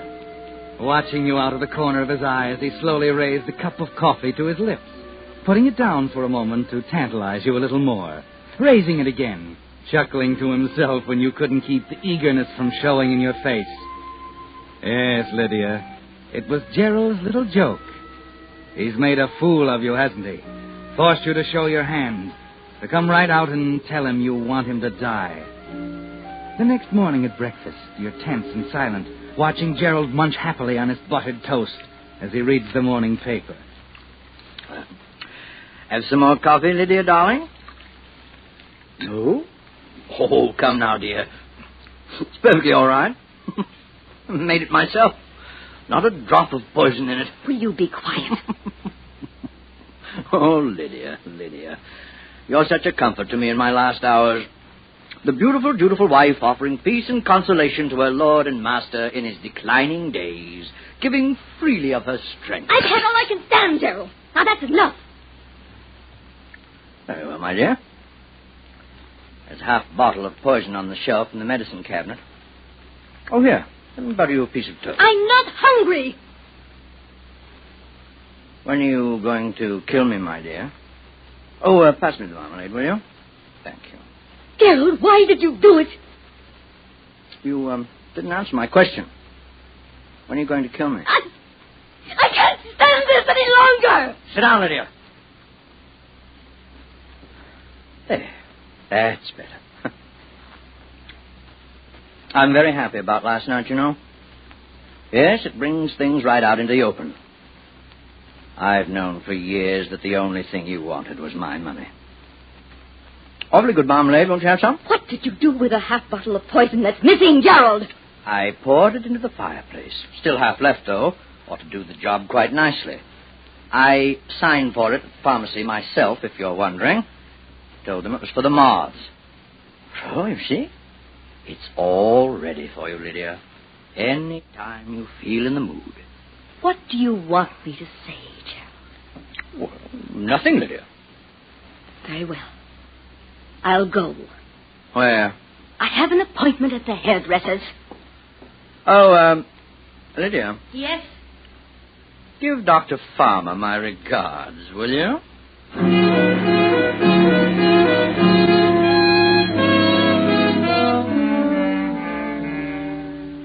Gerald was tempting you, Lydia. But why, Richard? I don't see... By pretending to be dead, he gave you 5 minutes of being a widow. He wanted you to enjoy that feeling. At the same time, he's shown you how simple it would be to kill him. Practically put poison in your hands. Now he wants you to kill him with it. He wants to die, don't you see? No, I don't. It's very simple. He wants that death on your hands, so you'll die with him. Oh, I can't believe that. Not even of him. You'll hang on until you're desperate. But be careful. Don't let him trick you into it. Into what? Murder, darling. Murder.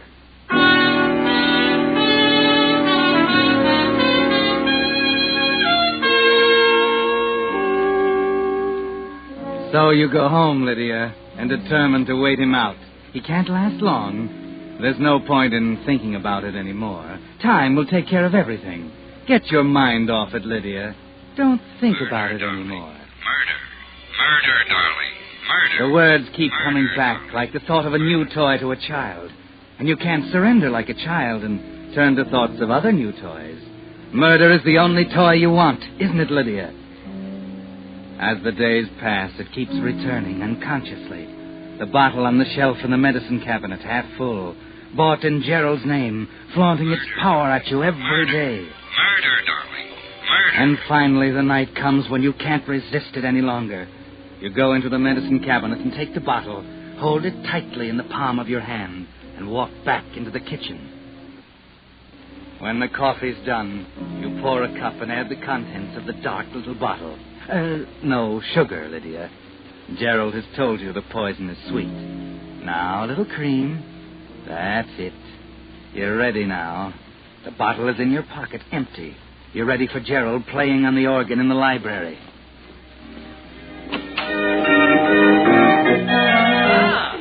Well, Lydia, is that really my coffee or some silly substitute? It's coffee, dear. You haven't had any in such a long time now. I'm sure Richard couldn't object.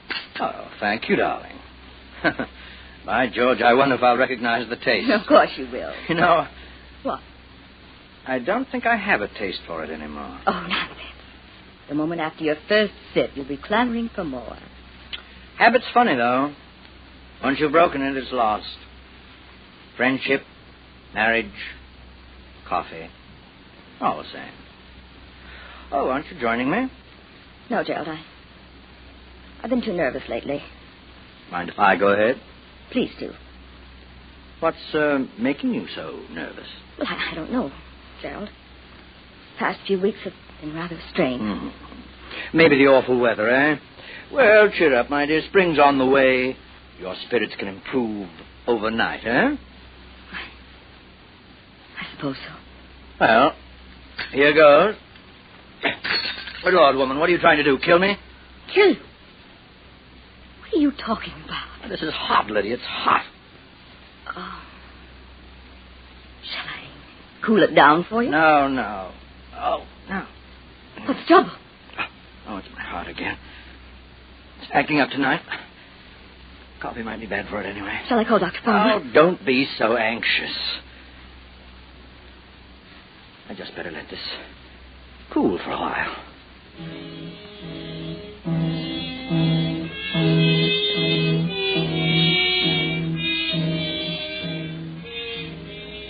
Gerald. Huh? Your coffee's getting cold. Oh, yes. Quite forgot all about it.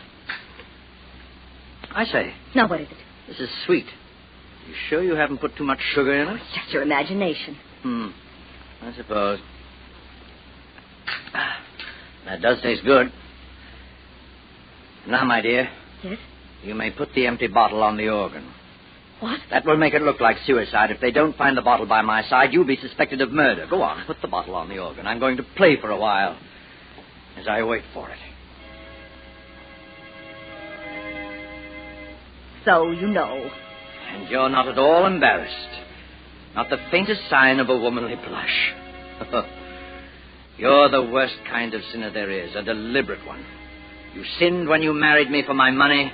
You sinned when I tried to commit suicide and you didn't attempt to stop me. And now you've sinned again because you tried to kill me. Do you honestly think, my dear, that anyone 3 times a sinner can escape punishment? In a few moments you'll be dead, Gerald. Perhaps. What do you mean? The sweetness of the coffee betrayed you, my dear. I knew when I first tasted it was poison. But you drank it anyway. It is suicide, Gerald. You knew all the time. Oh, you foolish woman. Did you think that was poison I'd left so conveniently in the medicine chest? Well, of course I did. Martha emptied the bottle weeks ago. I told her to replace the contents with syrup to see if you'd chance another attempt on my life. Well, you came through very nicely, my dear.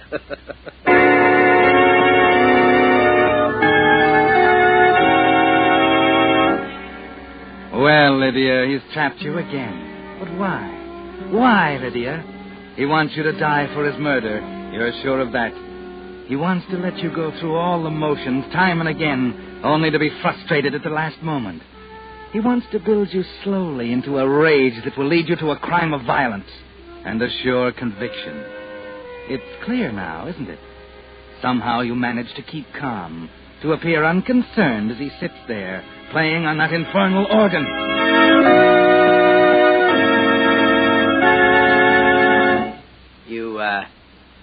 You don't look disappointed, Lydia. Why? Why aren't you disappointed? A minute ago you thought I was going to die. Now I tell you that I'm not. You aren't disappointed. Why? Why aren't you disappointed? That smile, Lydia, why are you smiling?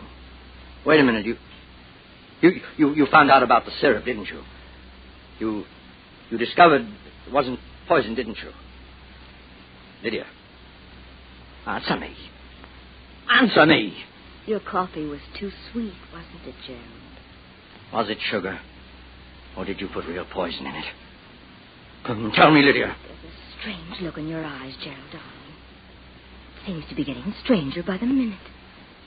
Sugar doesn't do that, does it? Lydia!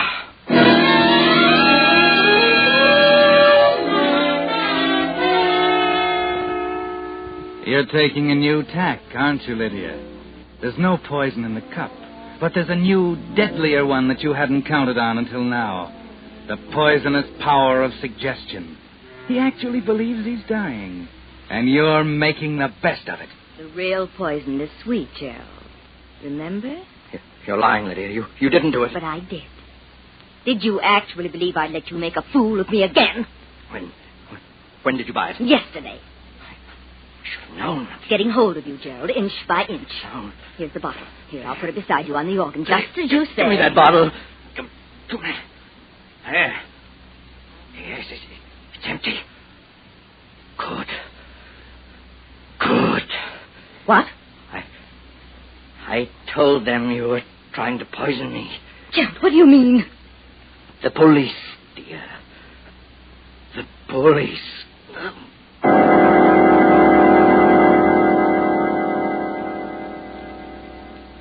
Well, Lydia, for once you're a step ahead of him. So he told them you were trying to poison him. You can't resist now. You've got to laugh about it. Relieved, free at last. Gerald slumped over the organ keyboard, dead. So much simpler now. Death of a stroke. No poison, no suicide. No prying medical examiners. Just one thing, Lydia. The bottle. That would cause suspicion, wouldn't it? When there's nothing to be suspicious about. So you take the bottle from Gerald's hand, go down into the basement and crush it to tiny bits with an axe. There's nothing left now but a few fragments of glass. Then at long last...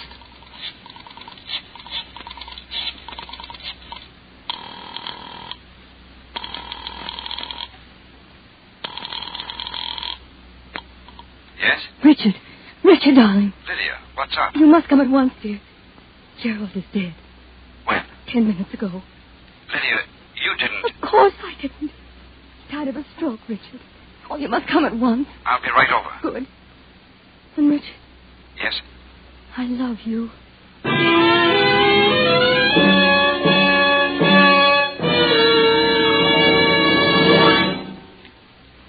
The Whistler will return in just a moment with the strange ending of tonight's story.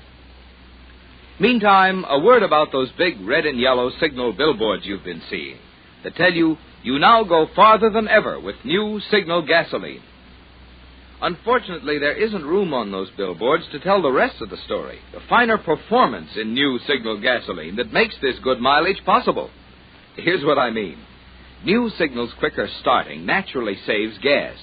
Signal's smooth, fast pickup saves gas.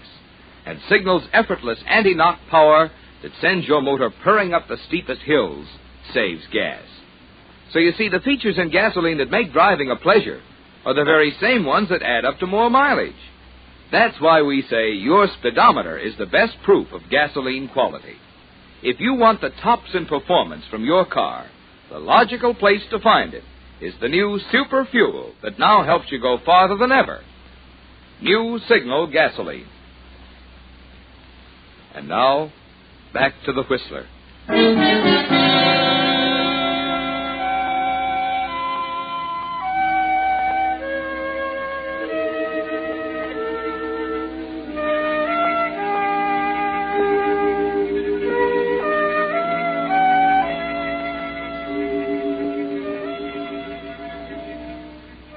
Well, Lydia, it's over, and you're free at last. For the first time since you and Gerald were married, you're genuinely happy. You want to shout it from the housetops. Tell the world that Gerald is dead and you're free. That all his cruel cunning and practical jokes got him nowhere. That the trap didn't work. You almost wished Gerald were alive for a moment, just so you could tell him. But instead, you must sit quietly in the living room in your black dress and wait for Richard Farmer to finish the examination. What a day. I can imagine. You'll have a drink in a moment. So I could use one. Are you finished? Yes. Simple death can be just as troublesome as suicides and murders, you know. I can imagine. Lydia. Yes? Lydia, has it occurred to you that Gerald might not have died from a stroke? Of course not. Why? He might have committed suicide. Why, that's impossible. I was with him all last night. You didn't leave him? No, not for a moment. We talked quite a bit. But he might have slipped something in his coffee while you weren't looking. Oh, don't be absurd, darling. Please don't try to make a suicide out of this. I remember everything clearly. He clamored for coffee. I made it for him. He drank it, and soon after he had the stroke. Why don't you want to let it go, then? The medical examiner from the police department. What? He was the man in the gray suit. Police? What have they to do with Lydia, he's analyzed the coffee cup and found it contained poison. But Richard... Martha! Martha! Yes, ma'am? Martha, tell me. About that bottle of poison in the medicine chest. You emptied that bottle, didn't you? You replaced the poison with syrup. I don't know what you mean, ma'am. I never touched the bottle. Martha, you... What's the matter, Lydia? He did it! It was a trick! Lydia, dear, don't worry about it. Everyone knows it's suicide. You just didn't see him pour the poison into the cup, that's all. And if he didn't leave the room, as you say, then the empty bottle must be somewhere in the room with his fingerprints on it. The bottle? That's all the evidence the examiner says they need. Just the bottle, don't you see, dear? Lydia, what's the matter? You look white as a sheet.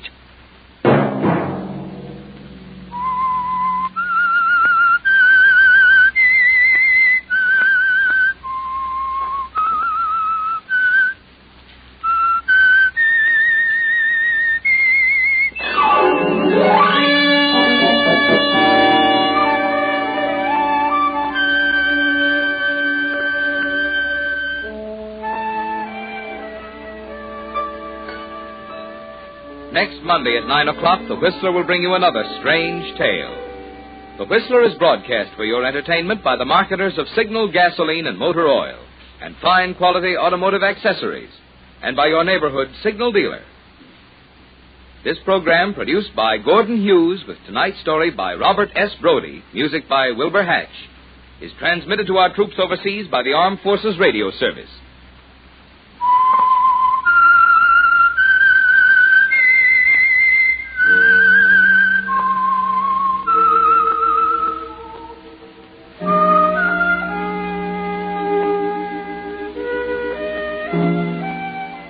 That whistle is your signal for the Signal Oil program, The Whistler. This is Marvin Miller speaking, reminding you to look for those familiar yellow and black circle signs that identify those popular Signal Oil stations in 7 western states from Canada to Mexico.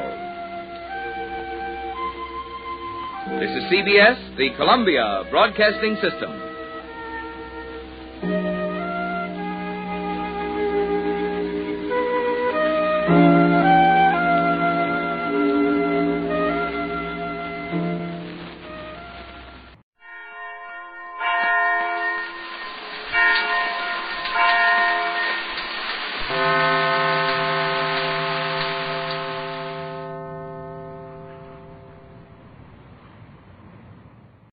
Quiet, please.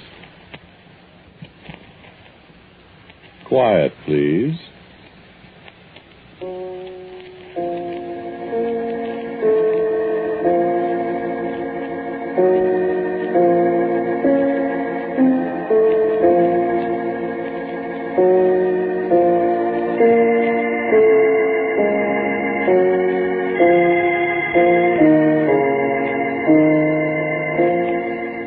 American Broadcasting Company presents Quiet, Please, which is written and directed by Willis Cooper and which features Ernest Chappell. Quiet, Please for today is called Tap the Heat, Bogdan.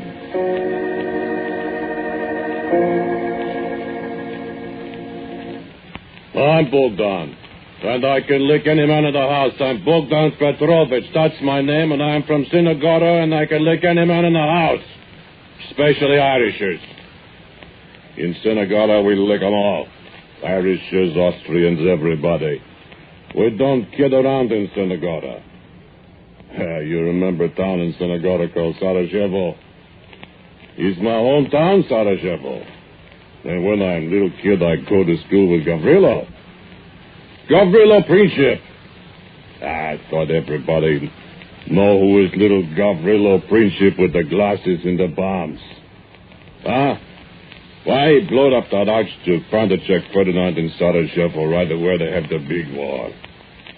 We don't like people in Synagoga. We don't like nobody, see? And I don't like you. What you say? What means Synagoga? It means Black Mountains. That's the kind of mountains we got in Sinagora. Big, black, mean mountains. Houses hang on side of Black Mountains. Goats climb around. Got brigands hide in mountain. Cut people's heads off. Wear 2 big guns in belt. Got knife that long. You don't monkey around in Sinagora. What them fellas laughing about? They laugh at Bogdan. Hey, you fellas, you cut out that laugh and I'll break your heads. You hear me, Bogdan? You be quiet. Yeah, that's better. What you drinking? Beer. Beer's for babies. Bring me Schlivovitz. Bring me bottle Schlivovitz. That's better. Here. You drink some Schlivovitz. Make you joke. I have to be a man to drink Schlivovitz. Looky.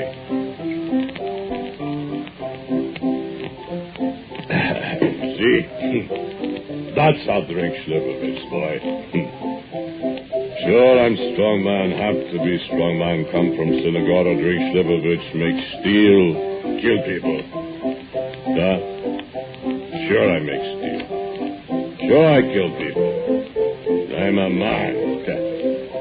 And I hate Irish fellows. Huh? Sure, I tell you what. On account of this fellow Manus O'Dwyer. Nah, you don't know Manus O'Dwyer. Manus O'Dwyer dead. Manus O'Dwyer awful dead. And you know who make him dead. He not ever gonna say some more tap the heat, Bogdan. He always say, you, Bogdan, you bad word. You top the heat. He say, you big bad word, bohonk. You top the heat. He not ever gonna call me bohonk no more, not from where he is. No, sir, not me. You see this? You know what that is? That man is so wild. Hey, stop the music! Yeah, that's better. Sure, that man is so dry. That piece steel, that man is so dry. Don't it look nice? Sure, you buy me some more Schlivovitz, I tell you all about man is so dry. Then how he turned into a little piece steel. That's the boy I like, Schlivovitz. First, I'll tell you about Maya Wieczorek. Maya Wieczorek is a Polish girl from Przemyśl. Her folks live down 4 blocks other side Commercial Avenue. Her father's name is Casimir. He got one leg shot off in war in 1916. Her mother's dead. Maya's got blonde hair. Maya's got bluest eyes I ever see. Maya's young and got mouth like ripe cherry. Then she got littlest feet in South Chicago. Now you know what? I think one time Maya Wieczorek is in love to me. I think so, I just guess. But am I in love with Maya Wieczorek. I say, Maya, you're married to me. Yeah. I'm not going to marry you, big fellow, you. I say, why not married to me, Maya? Yeah, I'm going to marry speaking man better English than you. You think I want to be married to Big Bomb, make steel and drink Schlivovitz all the time? And I say, I learned good English, Maya. I learned, say, now is the time for all good men to come to the aid of their party. It's just like on State Street, Maya. I'm not going to marry big ugly man that always talk how he kill people all the time. And I say, Maya, I only kill 4 people. And that is back in Sinagora. I forgot their names all but Ivan Klimovich. And if you say so, I don't kill nobody here, Maya Wieczorek. I think you are no good Big Bomb, Bogdan. Hey, you know what? She kissed me on my face. That Maya Wieczorek was I love.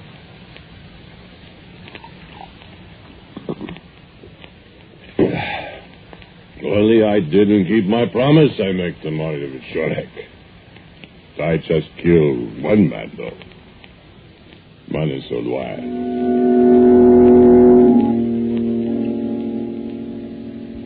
I never see Irisher before. I think he's some kind foreigner. He talk funny.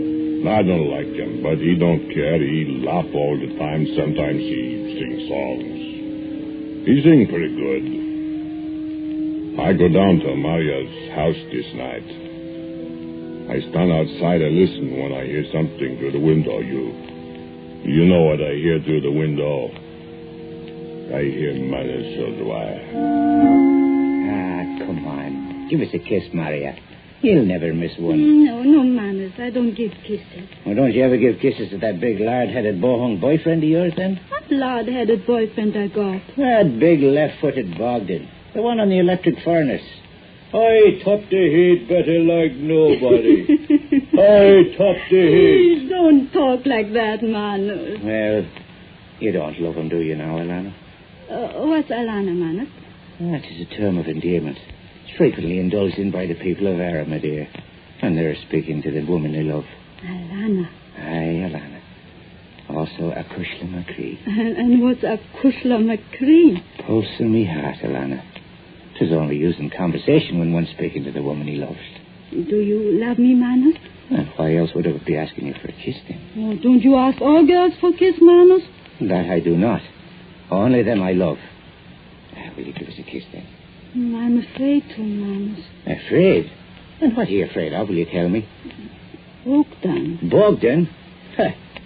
Why, I'll take that big ham-handed steel pusher and I'll twist his square head off with my little finger and I'll throw it in his face. Whose face you gonna throw my head at? You leave my girl alone, you Irisher, I'll bust you up in little square pieces. That's what I said while I was climbing through the window. Huh?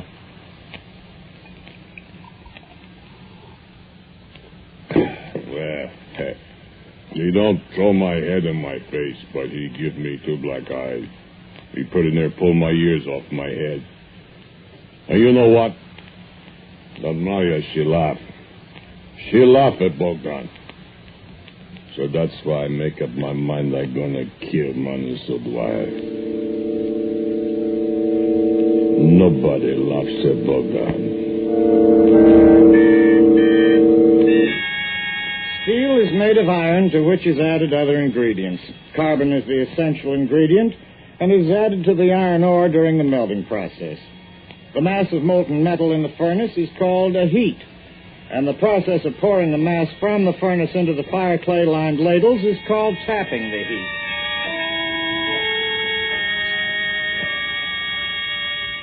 I don't work no more in the steel foundry. I quit. I used to work in the steel foundry over in Hammond. I quit. I don't want to work no more. Mother said, why he not there anymore, so why I work? Mother said, why he dead?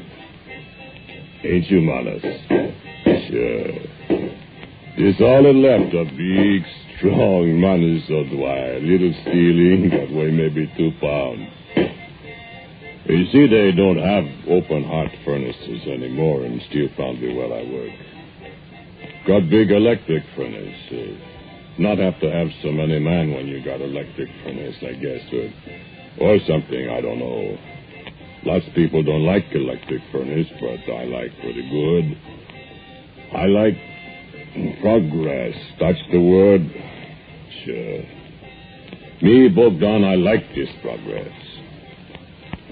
Minister Dwyer, he is kind of Peruchnik, foreman. He's tell everybody what he's going to do. He fire people all the time and hire more.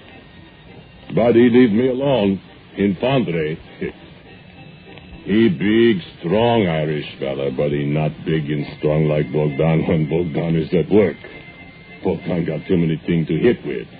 Billet, steel, hunks, limestone, scoop shovel, big, long steel rod with hook on it.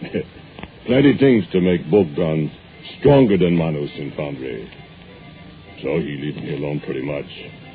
Just holler, Bogdan, when you gonna top heat? Then I top him when he's ready, see? That's my job. Bogdan tops heat. He's laugh all time, this Manus Dwyer. When he's not sing about dark mountains and roses. He sing pretty good. Me? I don't sing much. I work, I drink, I fight. That's enough. But I'm not satisfied with my job. I want a better job. I talked one day to Manus O'Dwyer. I say, Manus, you mad on me? Why did we mad at you, Bogdan? I haven't your face into a pulp, and I'm just the boy that could do it again. So why should I be mad at you? I thought you was mad on me. When I get mad at you, Bogdan, you'll feel the weight of me fist on your nose. That's the way you'll know.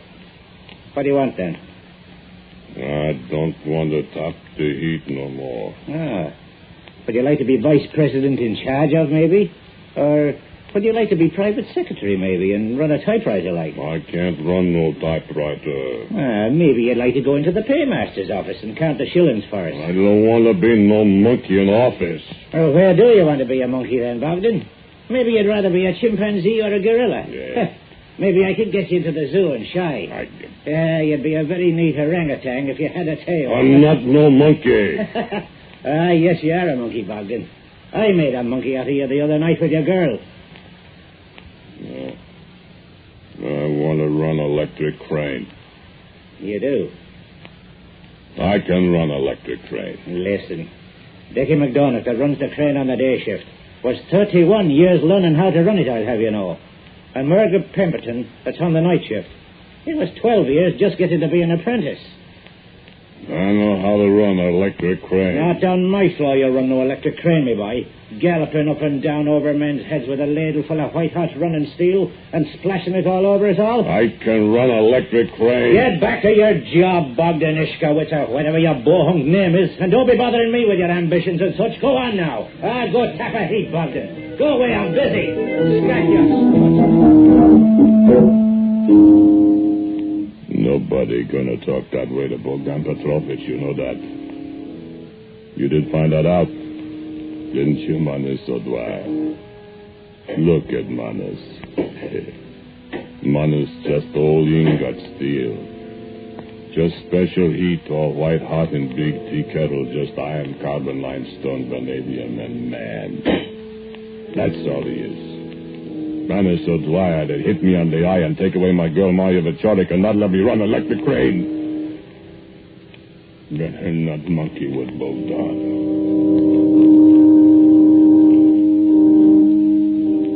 The electric furnace is differentiated from the open hearth furnace for melting steel is shaped much like a giant tea kettle. And when the heat is ready to be tapped, the entire furnace is tipped up on trunnions and the molten white-hot steel is poured from the spout into a ladle in the soaking pit below.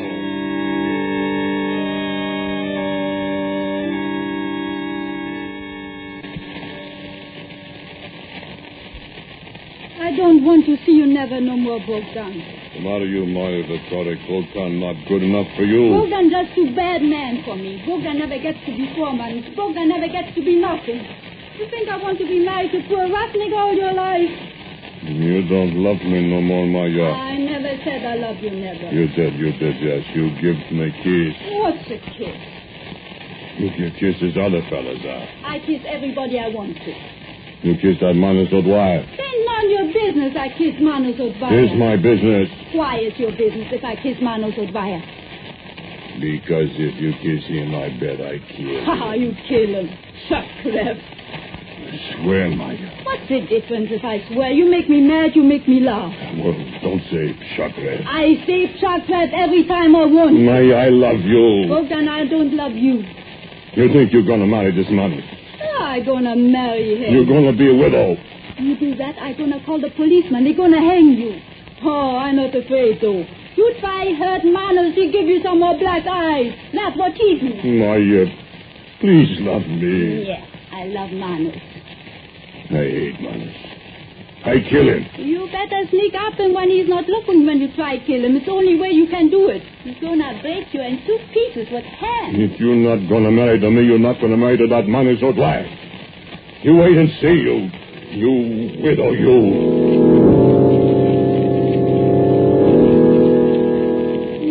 The temperature of molten steel ranges from 3,000 to 4,000 degrees Fahrenheit, in which condition it flows like water. Organic matter brought into contact with molten steel simply vanishes in a brief burst of flame and is absorbed into the metal itself.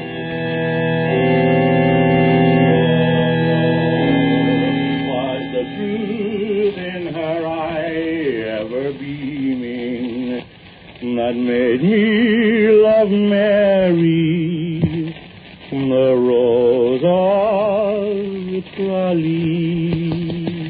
Oh, Manos, you sing so sweet. It's a song of my own country, a Cushla Mafee. And it makes me homesick for the darkling mountains above the evening waters. Dark mountains and islands? Black mountains? Sure. There's mountains and hills of any kind you can put your mind to. Mostly green under the sun and the rain. Grey in the twilight. And when the shadows of the night fall on Tralee, the mountains are sure enough black. Black mountains. Mountains of death, Manos. Oh, no. Mountains of beauty and... What's the matter, darling? The Black Mountains. Bogdan tells of the Black Mountains in his country, too, in Sinagora. Oh, forget Bogdan. He hates you, Manos. What could he do to me, then? Manos, when Bogdan taps the heat... Yes. What do you do? Well, I stand not too close and watch. Does he stand close? Oh, he's not an easily frightened man. He stands close. Well, it's Bogdan that digs out the fire clay plug in the furnace spout so that the hot steel can pour out. And that's not a job for a man who's afraid. Tell me what it is like, Manos. Well, the great gears grind and the big furnace tips up and the gas flames are licking away at the ladle down in the smoking And how hot below. is it? Well, the temperature of the steel, of course, 2,000 or 3,000 degrees. Yes? Now, Bogdan stands with a kind of a pick at the spout of the kettle, and he picks away at the hardened clay. And soon enough, the little red nose of the first flow breaks through. Then there's a roar, and the white-hot steel pours down into the ladle. And the sparks leap up into the air from the surface of the liquid steel, and they fly about and burn holes in the men's clothing. And there's the smell of burned earth and hot steel. And men stand fascinated each time it happens. For it's like a glimpse into the mouth of hell. And no man ever tires of it. And are they afraid, these men? Bogdan. No, Bogdan's not afraid. What if men fall into the steel? That doesn't happen. Never? Well, once in a great, great while. And what happens then? He's never seen it. But they say there's a flash of yellow flame and never the sound of a man's crying out, and he's gone. Then his people take a little dab of the steel in which he died, and that they take and hold the funeral services over the steel. Or for the man as part of it. Oh, no. Oh, now, let's talk of things more pleasant. Or, shall I sing you the Rose of Tralee And what again? do they do with the rest of the steel? Well, it's buried, too, for a man as part of it, and there's no telling what would happen if the steel were to be used. Now, shall I sing again, Alana?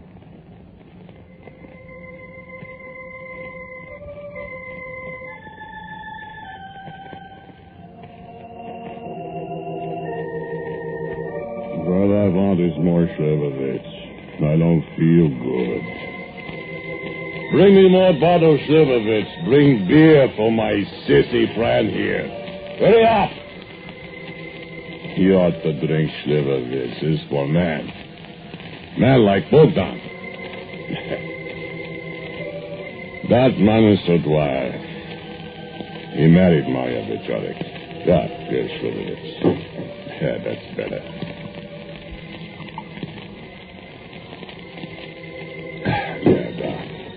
Da. He married Maria Vichorik, and now Maria Vichorik is a widow. Just the same like Bogdan says she's going to be. She widow. And out in cemetery is coffin with only little piece steel inside it. Little piece steel like this little piece of steel. And inside little piece steel is... Listen. You hear something? Shut up, you everybody! You don't hear? Put your ear down by the little steel ingot, fella. You still don't hear? Why, man is singing. Man is with wire. Hear him just as plain come inside little steel ingot. Sure, I hear him lots of times. Don't scare me. I sing right along with him. See? Easing above the dark water, 'twas there I met Mary, the Rose of Tralee. We sing pretty good together, Modest to be. Mother said I couldn't hurt him. Maya said I couldn't hurt him. But Maya's a widow. Poor Maya Vichotic. Manus, how you like, Manus? You don't monkey around with Bogdan. Bogdan pretty smart guy. And he don't like nobody. Bogdan don't even like Maya Vichotic no more. Dad don't even like me.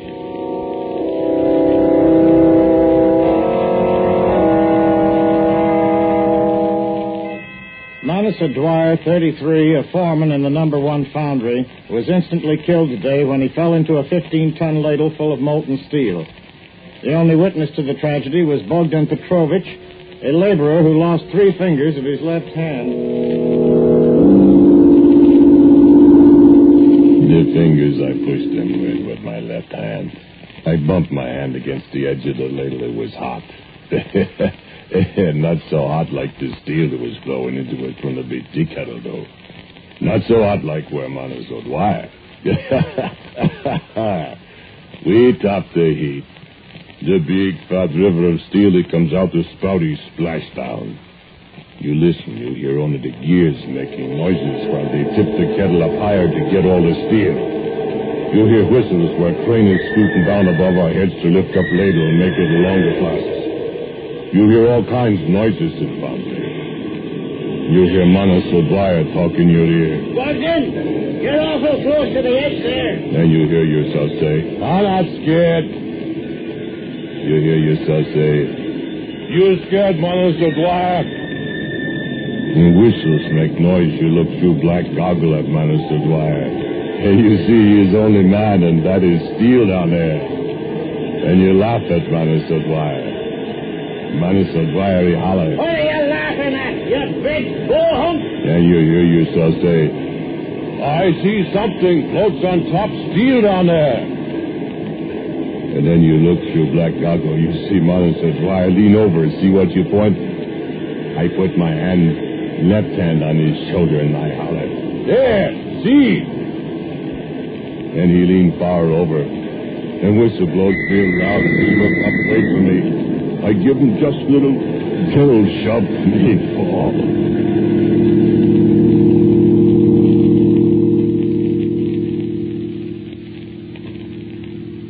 Just like a match, fella. He go, make flamies out.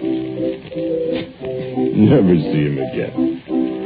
So you hear me holler, hey, hey. Yop, bog, Manus falls in steel.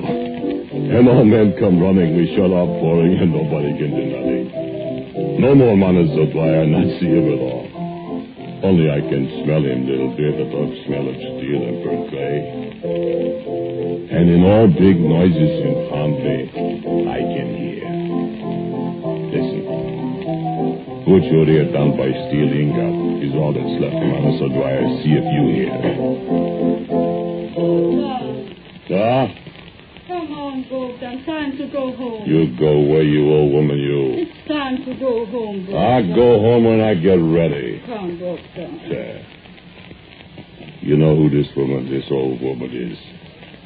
You don't, You tell the man what is your name, old woman. Come home, Bogdan. Tell him your name, he wants to know. I'm Maya Vichorik Dwyer Petrovich. You see. She says she was never going to marry to me. I want some more Slivovitch. No more, Bogdan. You have had enough for tonight. I say I want... Hey, Maya, you said you were married to me, huh? I said I wouldn't marry you. Maya knows what happened to Manus. But Maya can't prove it. Can you, Maya? But you will die. Manus didn't kill me. Mano swill. Mano swill. You think this little old steel ingot gonna kill big, strong Bogdan? Come on, Manos. Let's sing. The pale moon was rising above the green mountains. The sun was declining.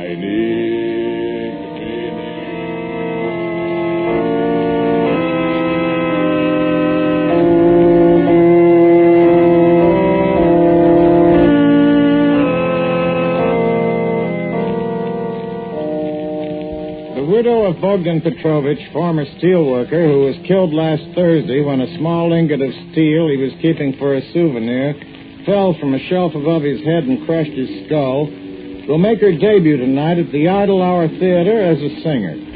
Mrs. Petrovich, the former Maria Bichorik, will present a group of Irish songs, including the popular ballad Rose of Tralee. Mrs. Petrovich will be remembered as the widow of Manos O'Dwyer.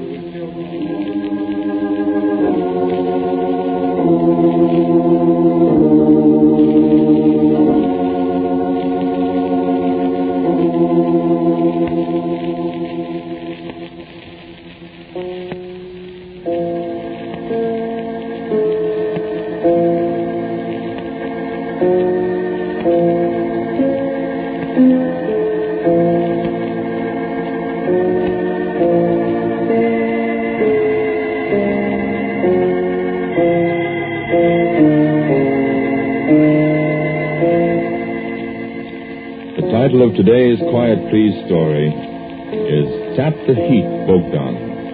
It was written and directed by Willis Cooper, and the man who spoke to you was Ernest Chappell. And Lotta Stavisky played Maya. J. Pat O'Malley was Morris. And Carl Emery told how steel is made. As usual, music for Quiet Please is played by Alfred Berman. Now, for a word about next week, here is our writer-director, Willis Cooper. Thank you for listening to Quiet Please. My story for next week is called Be Whose Valentine. And so, until next week at the same time, I am quietly yours, Ernest Chappell.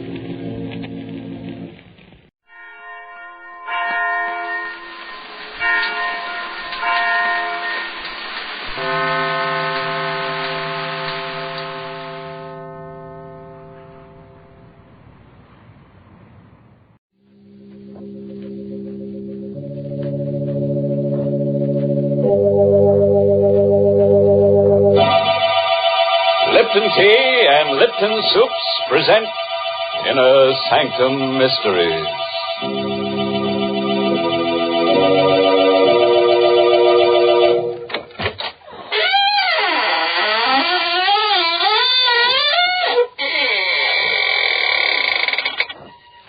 Good evening, friends of the Inner Sanctum. This is your host, waiting to act as your guide through the squeaking door on a specially prepared travelogue. First, we'll take a little jaunt with jeopardy along the path of peril, where we'll prowl with panic until we take the left turn into Horror Highway, and thence via Terror Turnpike straight into the road to ruin. I don't think I like your itinerary, Mr. Host. If you don't mind, I'd much rather take a shortcut to the Highway of Happiness via the kitchen. And pray tell us, by what signpost shall we recognize your blithesome Highway of Happiness, Mary? Well, you'll just know you're headed for pleasure when you take your first taste of swell Lipton tea. Because, what a world of contentment there is in every cupful. What flavor, what wide-awake flavor. No wonder the tea experts say there's only one word to describe Lipton's, and that's brisk. No wonder more folks enjoy Lipton's than any other brand of tea in the world. It's because Lipton tea never tastes dull, flat, or dreary. It's always lively and cheery. Yes, Lipton's is the world's favorite tea, and it will be your favorite, too, once you taste that brisk Lipton flavor. So be sure you try Lipton tea.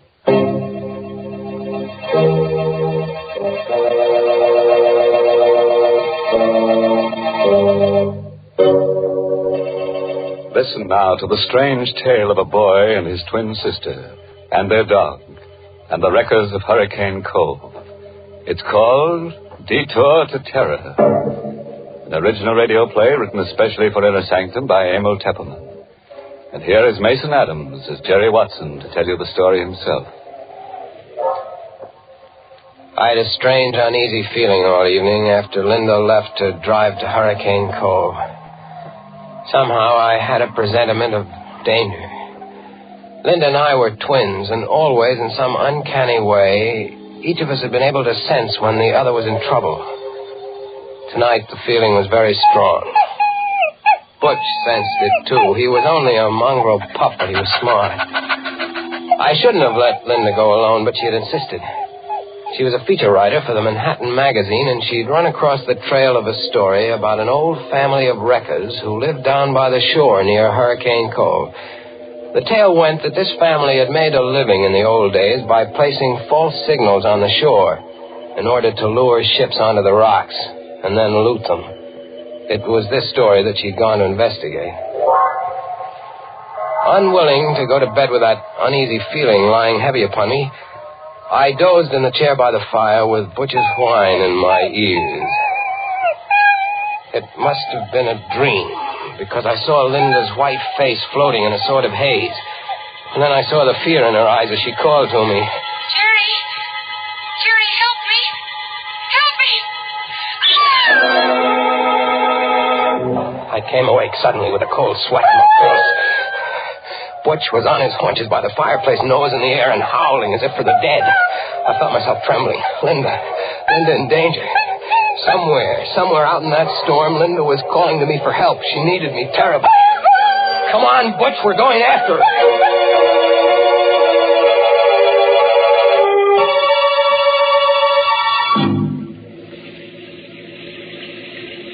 Within 20 minutes, I was speeding through the storm out along Highway 9.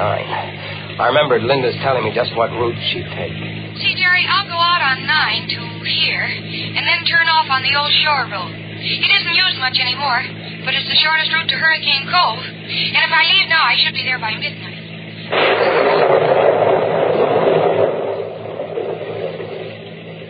The mist lay heavy on the old shore road, and the rain drove against the windshield, and the swirling fog played strange tricks with my eyes. But I knew I was almost an hour behind Linda, and I had to make time. Now, don't worry, Butch. We'll catch up to her. We'll find her. If I could only go faster. It's fog. I can't see 20 feet ahead of me. Hey! There's a red lantern on the road. What? It's a detour sign. Bridge ahead, washed out. Detour. What'll I do, Butch? How do I know what Linda did? Did she drive straight ahead or did she take the detour? I've got to know. I can't sit here waiting. We'll take the detour, Butch, and pray it's the right choice.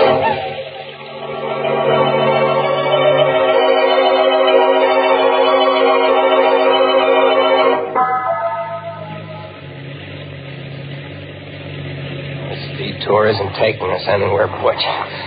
I don't think Linda came this way.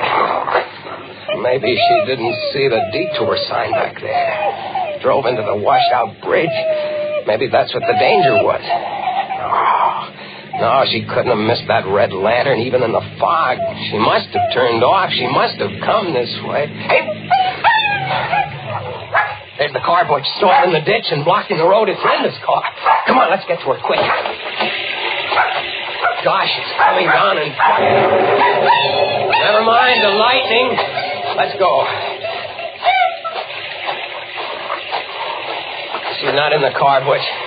I don't see her in the car. Oh, no, she's not in here. Linda! Where could she have gone, Butch? She was always scared of thunder and lightning. Linda! How can we look for her in the dark and the fog? What is it, Butch? What have you found over there? I'm coming, Butch. I'm coming. Where, Butch? Where, behind the tree? All right. Linda. She's not... Linda, open your eyes. It's Jerry, Linda. Linda, don't be scared, Linda. Everything's all right. It's me. It's Jerry. Oh, Linda. Jerry. Yeah. Oh, thank heaven. Jerry, take me away from here. Sure, kid. Come on. Here, I'll help you out. Come on. My car's over this way. I must have fainted. I knew you'd come, Jerry. I had a feeling you would. I was afraid it might be too late. Here, get in the car. Yeah. Come on in, Butch. Gosh, you're soaked to the skin, kid. What happened here? Well, there was a man. He was hiding up there behind a tree. The headlights caught him when I got stalled in the ditch. How'd you come to land in the ditch? Well, there's a tree lying across the road. See, look over there. You can just see it in the headlights. Oh, yeah. Oh, I see. Gosh, it's a big one. Must have been struck by the lightning. That's what I thought at first.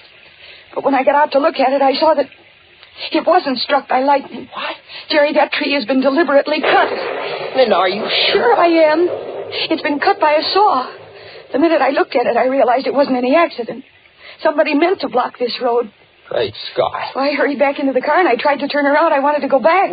You couldn't have turned around anyway. This road is too narrow. Yeah, well, I was too scared to realize that. I started backing up, and the rear wheels landed in the ditch. And it was just then that I saw the man. He was coming out from behind the tree, and he was all hunched up so I couldn't see his face. Then when the headlights struck him, he ducked back, and he disappeared. Well, I was afraid to stay in the car, so I jumped out, and I started to run. Then I could hear him coming after me.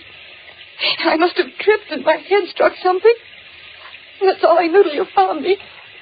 Are you sure it was a man you saw, kid? Yeah, positive, Jerry. I don't get it. What was the idea of blocking the road? What's the matter, Bush? He hears something. Look over there. Someone running through the woods carrying something. I'm going after him. Careful, Jerry. Look, Butch has that man by the trousers. Oh, he kicked Butch. Hey, you don't kick my door. Jerry, be careful. Come on back here, you. Jerry, I'm coming with you. Oh, it's no use. He ran away in the night. Are you all right, Butch? Look, Jerry. Whoever he was, he dropped what he was carrying. What is it? It looks like a big board of some kind. Here, I'll turn the flashlight on. What's the sign? Has lettering on it. What's it say? What it says? Great Scott. What is it, Jerry? It says, bridge ahead, washed out. Detour. Jerry, this is the detour sign from the highway. Yeah. They only put it up there to lure you onto this back road. Then they blocked the road with a tree.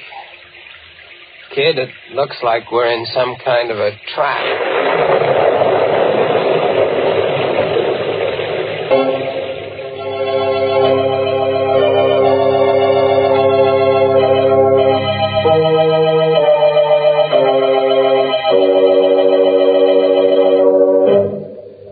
What kind of a mess have we got these poor people into? Imagine finding that poor twin sister unconscious behind the tree.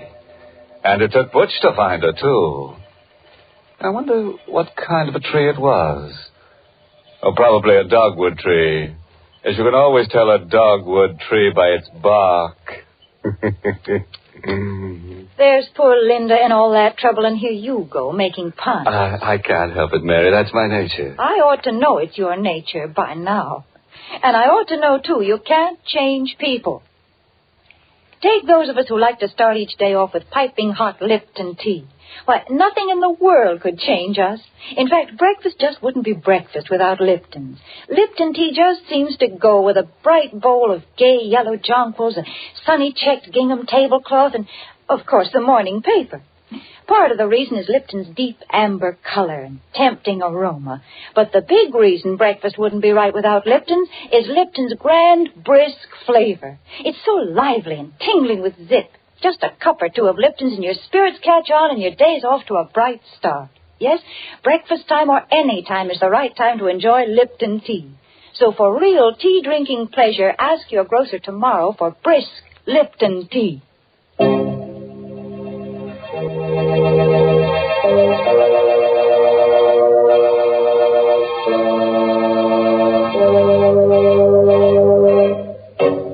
Well, let's get back to our story now and see what happens along that deadly detour.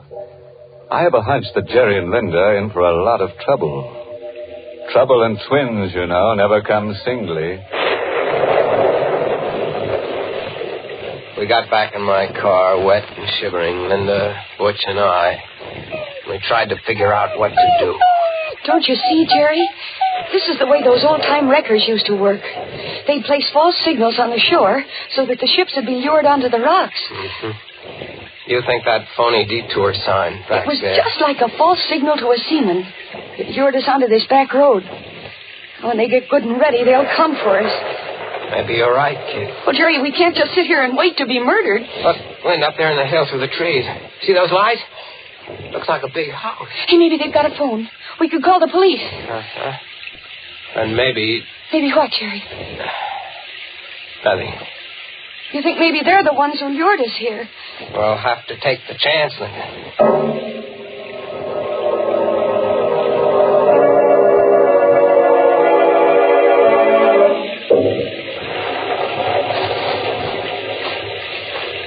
The ground here is so soft.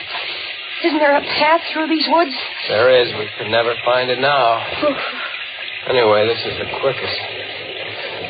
There are the lights of the house, up ahead through the trees. Such big trees, so old and bare.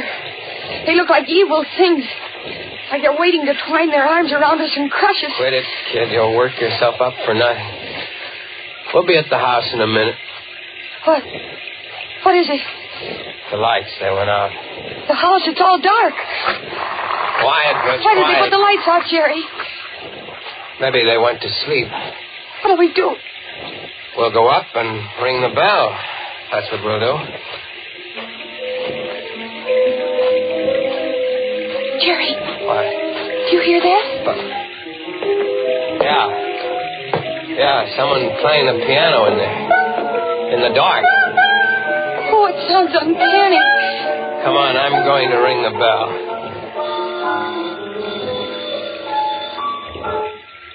The piano stopped. Yeah. I think I hear someone coming. Still no lights. It gives me the creeps. Someone's opening the door. Good evening. Caught in the storm, eh? Won't you come in? Your lights, aren't they working? How stupid of me. I'd forgotten. Here. That better? Yes, thank you. I'm Jerry Watson. This is my sister, Linda. This is Butch. How do you do? My name is Considine. Gregory Considine. And you're quite welcome, I assure you. Mr. Considine, there's been a tree cut across the road down there. Tree? Cut? You mean struck by lightning? Well, I don't think so, sir. I think it was done deliberately. I'd like to use your phone to call the police. I'm so sorry. The phone is out of order. The storm, you know. I'm sure you must be mistaken about the tree. You must be soaked through and through. Please, follow me into the library. I'll get you some dry clothes. Jerry, did you see his eyes? He's blind. That's why I was playing the piano in the dark. Right in here, please. It's a nice crackling fire. You can warm up while I ring for my handyman. Matt will be here in a moment. I heard what you said to your brother, Miss Watson. Oh, I'm sorry. Not at all. I manage quite well. You live alone here, Mr. Considine? Just my brother Vincent and I, and Matt, of course. We seldom see strangers here. No one uses this old back road. Mr. Considine, someone put a phony Detour sign out on the main road. Really? Sounds almost incredible. Ah, here's Matt. You ring for me, Mr. Gregg? Matt, this is Miss Watson and her brother, and Butch. They've been caught in the storm. I think there's some dry clothing in the west room. Yes, Mr. Gregg. Yeah, this way, please. Are you in there, Greg? What have you done to those people? Oh, dear. It's my brother Vincent. I'm afraid I'll have to ask a favor of you. Please overlook anything Vincent may say. He's, shall I say, a bit strange. Oh, here you are. Well, introduce me to your friends, Greg. Go upstairs, Vincent. Go upstairs, Vincent. Is that all you have to say to your brother? What are you going to do to these people? What are you planning for them? Vincent. You can't shut me up. Look here, mister. And young lady, take a bit of advice from me. Don't stay in this house overnight, or you'll never live to see the morning. Get out, quick. Matt, you know what to do. No. Yes, Mr. No, Gregg. please, keep away from me, Matt. Keep away. I warn you, Miss, get your sister out of it. No, let go of me, Matt. Hey, he knocked him out. I regret that it was necessary, Mr. Watson. Vincent is difficult at times. Please pay no attention to what he said. I'm very sorry that you had to witness this painful scene. Matt, please carry Mr. Vincent upstairs and lock him in his room.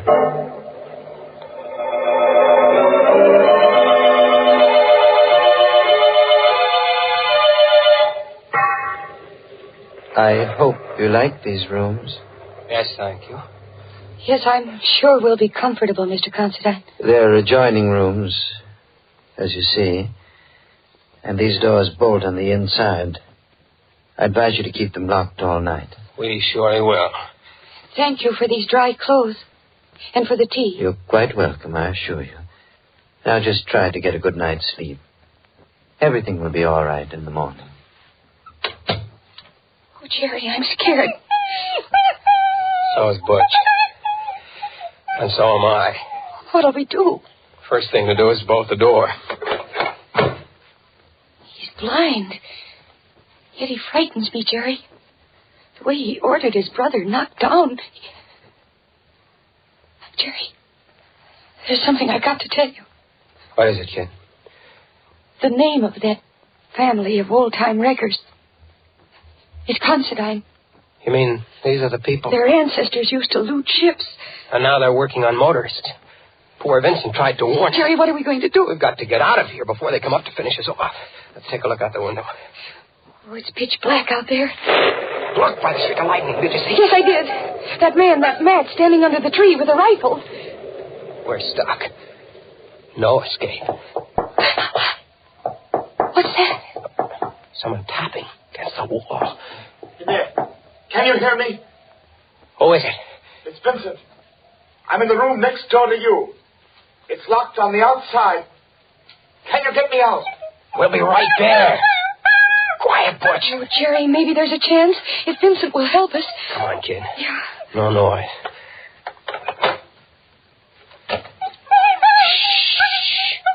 Come on. Here, this is the door.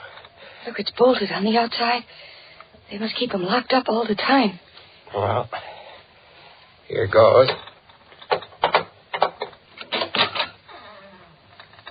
Vincent? Here I am. Don't make any noise. My brother has ears like a cat. And don't let him fool you. He may be blind, but he's more dangerous than any man who can see. How are we going to get out of here? Matt's watching outside with a rifle. Listen. The piano. My brother is amusing himself in the dark. He always plays the piano when he has something on his mind. Do you know any way for us to get out of here? Well, there's only a slim chance. Now listen to me carefully. The only chance is to get out the back way. But you have to pass the open living room door downstairs. And Greg is in there at the piano. Then what do we do? Oh, you wait here. I'll go down first. See if they've left the cellar door unlocked. I'll come back for you. Please, don't move until I return. Be careful. Don't worry. I will. Jerry, what'll happen if Greg hears him? Greg will probably call Matt and lock him up again. And what'll become of us? We'll worry about that later. Jerry, he stopped playing. Yeah. Do you think he heard Vincent coming down?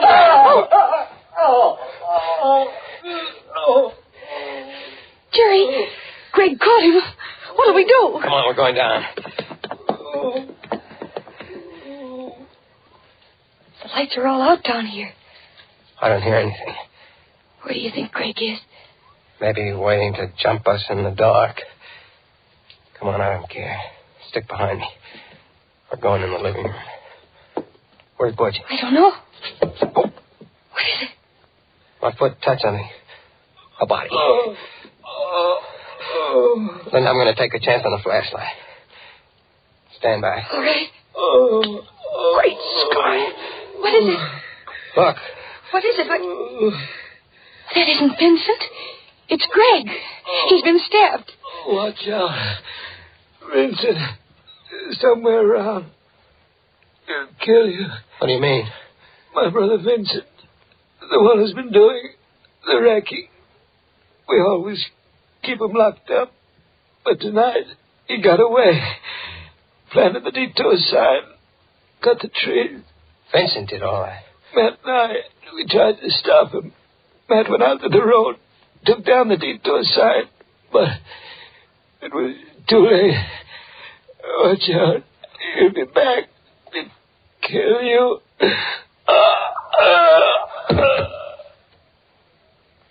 He's dead. Jerry. Poor Greg. And we thought it... Oh, the lights. Thank you for waiting for me. Vincent. Where'd you get that rifle? From Matt. He won't need it anymore. What are you going to do? What do you think? You're crazy. Well, aren't we all? Now, my good friends, if you'll just say a prayer. Any little prayer will do. Point that gun at my sister. It won't do you any good to stand in front of her. This rifle is a 30-30. Now, if you're ready... Jerry, he's mad. Look out! What? Let go of the gun!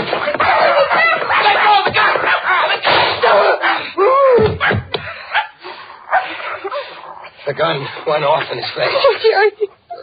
Take it easy, kid. He's dead. Don't look at him. He isn't pretty to look at. What you did all right. Well, kid, you can write your feature story now. The story of the wreckers of Hurricane Cove. And it'll be under your own byline, too. Oh, I'm going to write it under a double byline, Jerry. The Wreckers of Hurricane Cove by Linda Watson and Butch.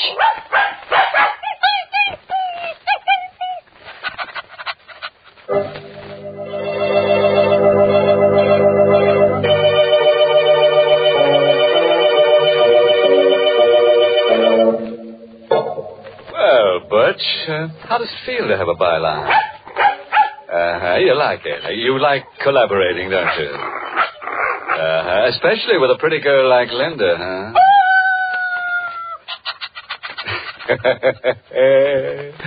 Which just goes to prove that there's a little bit of wolf in the best of dogs. But do you know the difference between a wolf call and a wolf whistle, Mr. Host? Let me think. When a fella gives a wolf whistle, he's starved for love. And when he gives a wolf call, he's just plain starved. In which case, there's just one thing to do. Feed him. But if you really want to appeal to his better nature, see that he winds up every meal with a good big cup of satisfying Lipton tea. Men certainly go for that brisk Lipton flavor. It's so lively and full of zip. So make a note right now to ask your grocer for Lipton tea tomorrow morning. Once you taste full-bodied Lipton tea, you'll know why you find Lipton tea in more teacups than any other brand of tea in the world. For Lipton is tea at its delicious best. Start enjoying it real soon. Get the tea with brisk flavor. Get Lipton tea.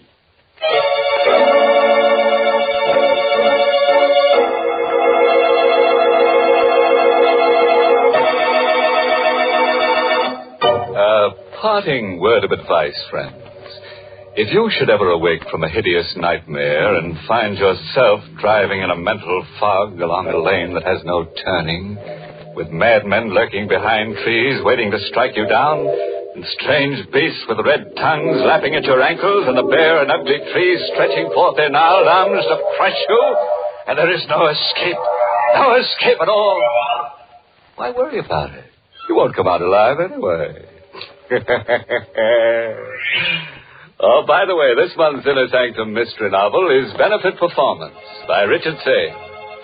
And next week, the makers of Lipton Tea and Lipton Soups will bring you another Inner Sanctum story, directed by Hyman Brown, and called Murder in the Night. Correction. There'll be 3 murders. You know, it's going to take a lot of nerve to hear this tale out, so I don't suppose you'll be listening. That is, unless you've just got to find out how a brass button in a dead man's hand traps the murderer. If so, tune in to Inner Sanctum next week at this same time. Until then, good night. Pleasant dreams.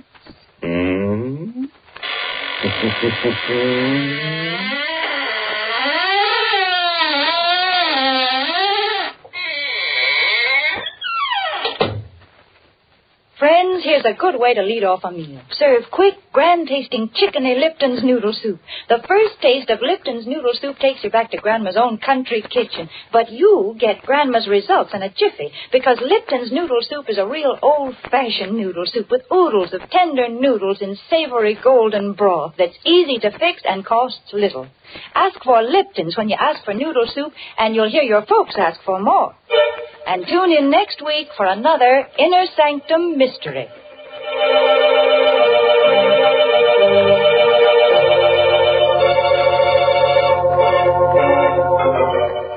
This is CBS, the Columbia Broadcasting System.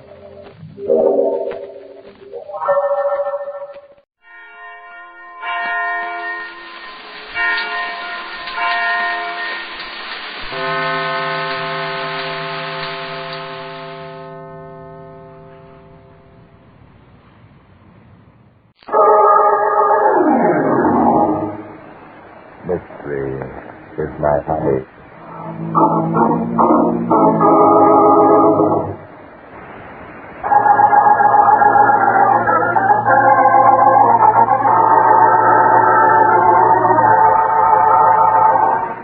Today's story began here in New York. I'd received word that a suicide had taken place at the home of Senator Asa Clark at 123 West Cameron Street, and that murder was suspected. Knowing that Inspector Noah Danton was also aware of the tragedy and would probably get in touch with me sooner or later, I decided to beat him to the punch by arriving on the scene before he did. Miss Alice Clark? Yes? Oh, are you the police? Thank heaven you've come. Please hurry. Oh, I'd better explain, Miss Clark. Just wait, please. In there. Well, not a pretty sight, is he? Bullet hole between his eyes. Gun still clutched in his hand with the finger crooked around the trigger. Dried blood all over his face. Oh, it's horrible. Yes, it's... Well, so... What is it? I've just recognized your corpse, Miss Clark. Imagine finding him here. Who is he? You don't know? Of course not. I never saw him before in my life. But what's he doing in your living room? Well, I don't know. I came in about an hour ago. I heard a noise in this room and opened the door and... Oh, it's horrible. Incredible. A man of Moxie Ramon's caliber entering Senator Asa Clark's house. Moxie Ramon?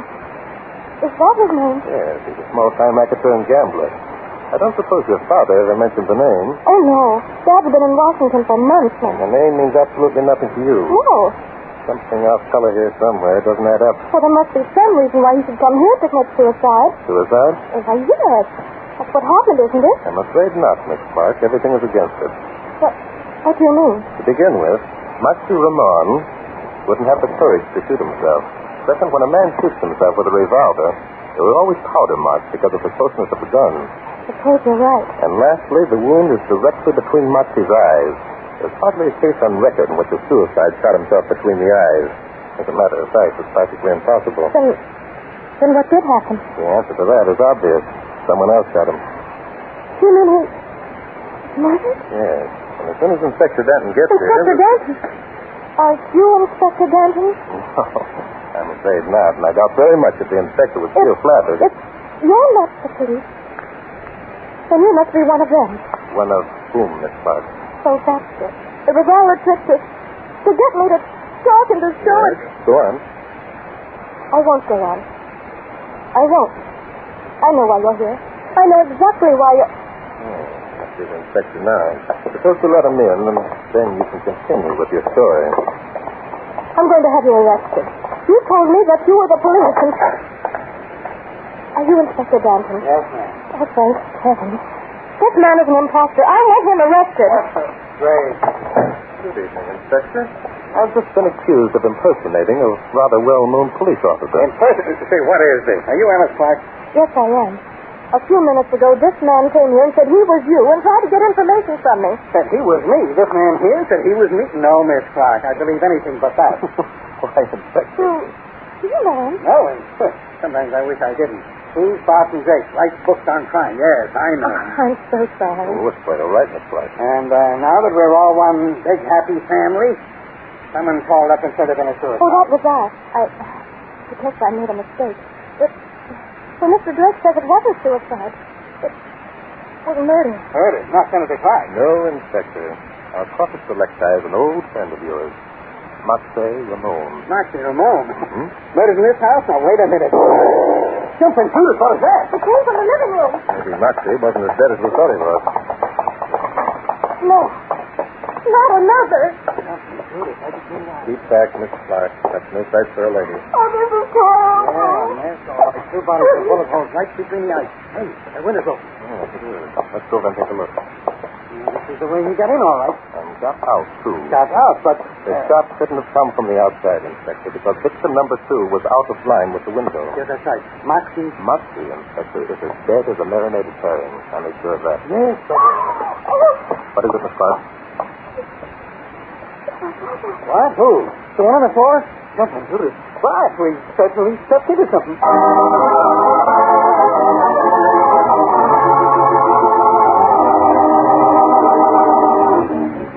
Checking these footprints outside the house isn't getting us anywhere, Bart. It's too dark to see anything in here. I believe you're right, Inspector. However, it does give us a chance to talk without being interrupted by Miss Clark's aunt. That's busy, Dame. The way she acted a couple of murders is something you buy tickets for. Who is she anyhow? Her name is Sissy Aiken. She's Senator Clark's sister. She's staying with the kids while the senator's in Washington. It is a fortunate thing, though, that there was a woman around to take care of Alice. But you know something? What? I got the idea that Alice wasn't so upset over her brother's death as she tried to make out. Yes, you know, I had that same feeling, Inspector. So what's the answer? I wish I knew. Nothing about this case rings true. Alice thought, or said she thought, Moxie shot himself. She said she didn't know him. And when she found out I wasn't a policeman, she accused me of being one of them. And what does she mean by Jane? I haven't the slightest idea. Now we both feel that she was putting on an act when her brother was shot. So perhaps the answer's right under our nose, eh? As soon as the boys finish checking the fingerprints. You mean that we'll find out that Alice is guilty of both murders, Inspector? I wish, but I'm afraid I could have found it quite as simple as that. Why would Senator Asa Clark's daughter shoot 2 men and one of them is her own brother? I'm afraid we've got to dig up a motive to make such a theory even worth considering. Yeah, I see what you mean. What is it, Inspector? There's someone going up the walk. Yeah, I see him. Walking with rather a business-like stride, too. Yeah, maybe that's our man. Come on. No, wait a minute. Inspector, wait. Let's see what happens. He's on the porch now. Walking right in as though he owned the place. Maybe he does. Maybe Alice has got 2 brothers. No, there were only 2 children. That young man certainly doesn't act as though he expected to find a house full of policemen. Perhaps we'd better go in and introduce ourselves.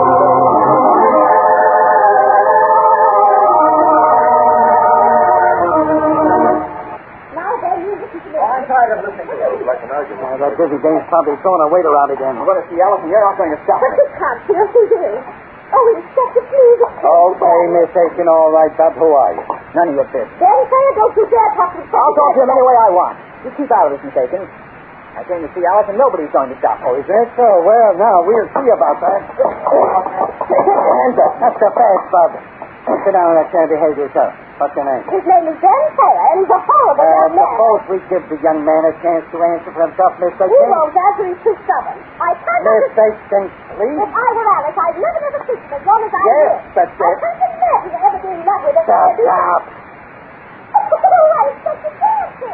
Oh, you're so nasty. That's fine. Inspector, why don't you and Miss Aiken continue in the library while I ask this young man some questions? Oh, I think that would be wonderful, Inspector. Let's see the matter. So you're Alice's boyfriend, are you, son? None of your business, who are you? Now, look, that kind of attitude isn't going to get you anywhere. Okay, now let me ask a few questions. What are the cops doing here? You don't have to answer. I know why they're here. Alice called him, didn't she? Yes. Matter of fact, she did. Yeah, sure. I told her if she let that punk come here again, I'd kill him. And I will, too. He's not going to have her. She's in love with me. I'll kill him. Now, wait a minute. Just who is it that you're so set on killing? As if you didn't know. Look, Papa, you're not kidding me. Maybe you got to jump on me this time, but it's that punk Moxie. Moxie? Yeah, Moxie. Moxie Ramon. I know he's here. I was waiting outside. I saw him through the window. Ben, would you mind stepping this way for a minute? Well, what for? But you can't order me around here. I'm not one of your friend Moxie in that room. What? If you don't believe me, take a look. You mean, why, the dirty, if he's here, Hey, there's a couple of... See, someone else had the same idea about Moxie. But that's Eddie. That's Alice's brother. Yes, it is. I think we'd better step back into the hall. Was Eddie a friend of yours, Ben? Why, sure. I mean, well, no, not exactly. He wasn't her real brother. Senator Clark adopted him. Nobody liked Eddie very much. I see. Did Eddie approve of Moxie seeing her sister? Well, he said he didn't care. It was all right with him. I asked him to talk to her, and he said, well, she was having fun. Why not let her? Having fun? Yeah, she used to go down to Moxie's Golden Swan nightclub a lot. Said she got a kick out of it. She seemed to think a girl ought to see all sides of life. Slumming, she called it. I see. Then Alice had seen Moxie before tonight. Well, yes. Why? Hey, I haven't said anything to get Alice in trouble, have I? Look, she wouldn't do anything really wrong with it. Perhaps not. Look here, Ben. You're in love with Alice, aren't you? Why, sure I am. I'm not kidding anyone about that. Splendid. Now, I want you to listen carefully to what I have to say to you.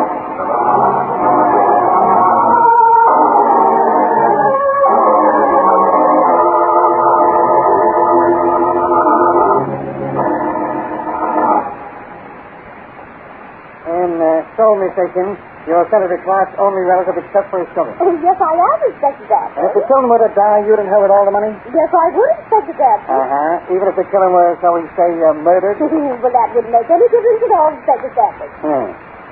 How much money would you inherit, Miss Aiken? Oh, around about $10 million. Miss Aiken, do you realize that this places you in a very unfavorable position? That I was suspect. Well, I might be arrested and face on trial. Well, now and be elected. That's only Mr. Stafford. Huh? I think you're right. Oh, that. Something to the that. Oh, where did the dog come from? It comes to my hand. Inspector, where are you? Yeah, the girl, I think. It must have been Alice. It comes from upstairs. Huh? That's right. Come on, let's go. Yeah. Follow me.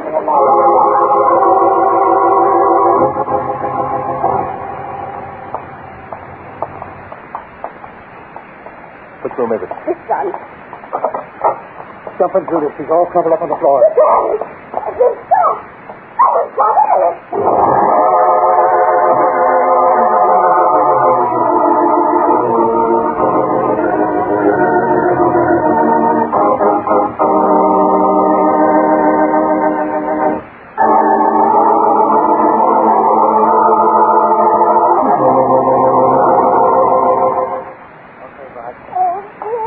It's all nice, Paul.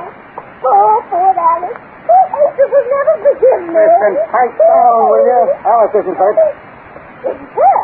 But you said she didn't stop. I said she didn't stop. Listen, I knew. That's the woman, Inspector Gadsden. I heard you said. Quiet. Coming out of it. Softly. You're all right, Miss Clark. Not the fingers. Oh. What is it? How's it going? That terrible face. Who was it, Miss Clark? What happened? They came in from the balcony. I was lying here with my eyes closed. There was a squeaking sound made by the window, and I opened my eyes, and there he was coming toward me. That terrible leering grin on his face. So then what did you do? I screamed. Jumped from the bed and ran toward the door. And then you fell? I'm not sure. Then he went back. Perhaps I remember those. Hey, Clark. What's wrong, Inspector? Where's the kid? Who? Oh, Ben Thayer. Yeah, where is he? He was with us when we started up the stairs. Well, he must have gotten away in the excitement. Just like that. He got away during the excitement. Listen, boss. Hey, what are you doing over there? Do you mind stepping over here, Inspector? Yeah, sure.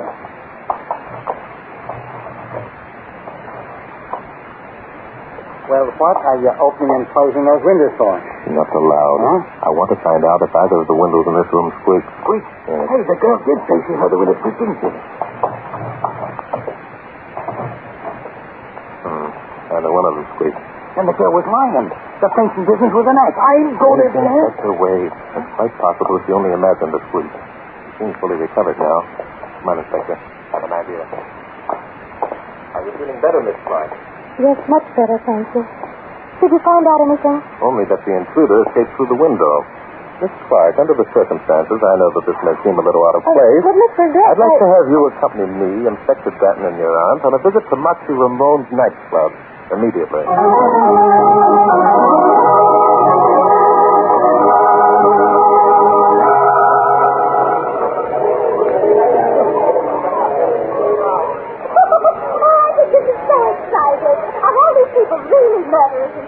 Yes, ma'am. Most of them spent the morning in the electric chair, then you do in the gas chamber. Well, she asked a dumb question, she gets a dumb answer. Inspector, I think you're cute.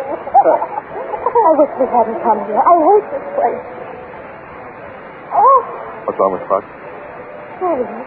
Over near the door. The man with the horrible leering face. Yes, I see him. He's staring straight at us. Hey, that's dog-faced Pilot. Exactly. Moxie Ramon, first lieutenant. You sure he was the one who entered your room, Miss Clark? I'm positive. Oh, please take me out of here. It's all right. He's gone now. There's nothing to worry about, Miss Clark. Dogface has a healthy respect for the police. Why are you talking about no face? You know, this is my favorite too. Come on, Inspector, let's cut it out, eh? Come on, stupid, I'm in the groove. Borrow my flame and let's hear grooves and beats. Hey, wait a minute. What the devil kind of language is that? Inspector, I'm afraid you've made a time for Oh, you're solid, John, and I'm on the beat. Oh, no, honey, call me heavy. Now, wait. Bye. No use, Inspector. Stop! It's my fiddle. Let's go. Oh, Gaffer, he doesn't know what it's all about. I think it's awful the way Aunt Sister can act so unconcerned when there have been 2 murders committed practically before her eyes. Possibly. She's not as unconcerned as she appears. I'm going to step outside for a moment, Miss Clark. I think you'd better take this. What? Your voice? Yes. Here, you keep it out of sight, behind your purse. But why should I have There's no need for alarm. I merely want to... No, Miss Clark. Take hold of it like that. It's Ben.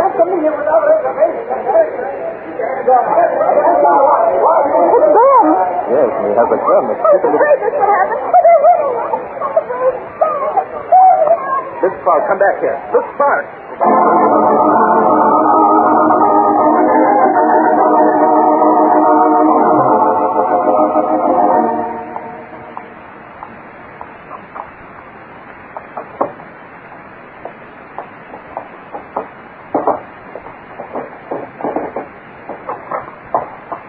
All right, Drake, get your paws up. Dogfish Harley. And with a gun, too. Well. Yeah, with a gun. It works too, chum. Okay, Drake, what's the gimmick? Gimmick? Let's quit being nice. Your little trick didn't work, see? I knew you were up to something the minute I saw you here. So when the kid came in and started that fight, you were the baby I set my eye on. Dogface, you're amazing. I had no idea there was such a clever flame lying behind that handsome profile. Oh, you dirty copper stooge. Now, so before you do, tell me something, Dogface. How are you going to beat the rap for murder? Beat the... What do you mean, murder rap? Yes, 2 murder raps, in fact. Your late boss, Moxie Ramon, and young Ed Clark. Are you nuts? I wasn't even near the place. What place, Dogface? Clark. That's it. Sweet lousy rat. You're trying to hang those 2 murders on me. Well, look. Yes, it wouldn't be difficult at all, Dogface. You were at the Clark's place tonight. Miss Clark saw you. She never saw me. Yes, she did. So I give her your description of what she calls your visage. Visage? What's that? Terrific. Furthermore, we have fingerprints on the window that you forged. I'm afraid, Dogface, that we'd have no trouble at all hanging the 2 murders on you. Especially since it's common knowledge that you and Moxie weren't getting on too well. It's a frame-up, eh? Yes, and it's one that'll stick. What do you want, Drake? The note that young Ed Clark signed for money he lost at Moxie's gambling table. I don't know what you're talking Yes, about. you do. You and Moxie were using the notes to blackmail Alice Clark. You're crazy. No, I'm not. Senator Clark's name is coming up for re-election next fall. You knew he couldn't stand unfavorable publicity. Especially since he's one of the most important military committeemen in Washington. So you worked on his daughter. You can't prove that, and if you try, all this stuff will come out in the paper. I won't have to prove it, Dogface. Because you're going to give me any and all papers that Ed Clark might have signed. Either that or you're going to face a murder charge, Dogface, and that's something I can prove. Ah. Great, you're a sucker. There's one little bet you overlooked. Suppose you aren't around to do any of that proving you're talking about. I wouldn't be a fool to try that, Dog. Case Inspector Danton would have... So I'd be a fool, will I? Well, get this, you two-timing detective. You're going to get it right now. Inspector, you shouldn't have done that. Inspector, we've got to move fast now. Everything depends on speed. Come on, man.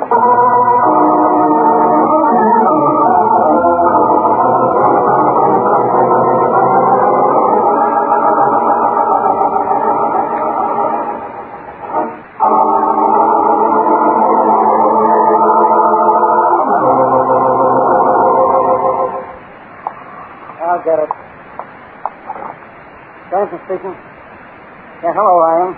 I'm at the Clark place now. You got the report, eh? Dead about 2 hours before you arrived. Yeah. What? The girl's fingerprints don't think you did. Okay, thanks.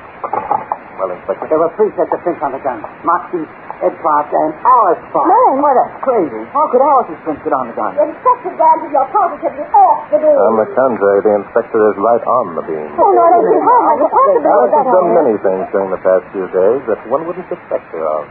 Such as telling us so many lies she almost got herself facing a murder charge. Why, you... No, Ben, please. Mr. Drake is right. I have been in here. But I was so desperate and so frightened that Yes, I know. Alice made the mistake that so many other innocent people have made. She didn't go to the police at once. They said if I did, they'd tell about Ed. Yes, it's a blackmailer's threat, Alice. The papers we found in Moxie Ramone's office tonight would hardly create the scandal they promised. You didn't know that, of course. You knew that Ed had been gambling, so he could have been mixed up in other things. Yes.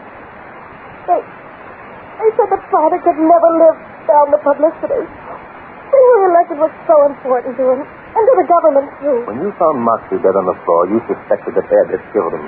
A worse scandal than ever. So you placed the gun in Moxie's hand, called the inspector, and said someone had committed suicide in your living room. But I couldn't think of anything else to do. Dan here thought you were carrying on an affair with Moxie, because he saw Moxie coming from the house. And you couldn't tell him otherwise without explaining about Ed. Is that true, Alice? Yes, it's true. I was dumb enough to... Things kept building up until the situation was almost intolerable. Tonight's dramatic conclusion must have been, in one sense, a relief. This is all very nice, but we still got a couple of murders to solve. Who killed Moxie? Ed Clark. Alice, I think, saw him do it. Ed probably came in when Moxie was trying to force the money out of it.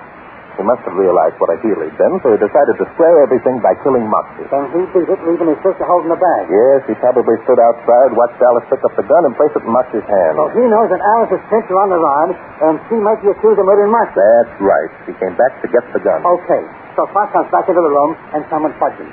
Who was it? Moxie did. You know what I thought you said, Bart? I thought you said Moxie shot Clark. I did. Now, wait a minute. Moxie was already dead. What kind of a gag is this? It's no gag, Inspector. Alice picked up Ed's gun, placed it in Moxie's hand, pushed his finger around the trigger to make it look like suicide. Stop making sense, Bart. I got 2 murders to solve. Alice knew nothing about guns, as I discovered when I tried to get her to take mine at the Golden Swan tonight. The fact that the safety catch was off meant nothing to her. I still don't get it. Alice placed the gun in Moxie's lifeless hand. Our old friend Rigor Mortis went to work. Rigor Mortis? Now, Bob... Rigor Mortis, Inspector, steps in from 1 minute to 2 hours after a person dies. If you read a book written by a certain well-known private detective, you'd know that rigor mortis is a slow stiffening of a dead person's muscles. Could that well-known detective be a guy named Barton Drake? Yes, it could, Inspector.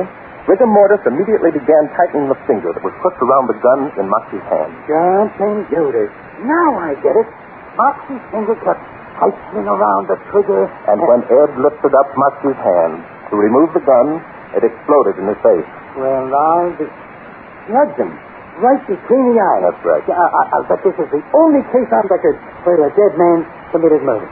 By golly, we were certainly smart to figure that one. Oh, Inspector Danton, I think you're simply wrong. Now, wait a minute, Miss Satan. Oh, you're super. You're a roasted policeman's clothing. Hey, Bob. Sorry, Inspector, but mystery is my hobby.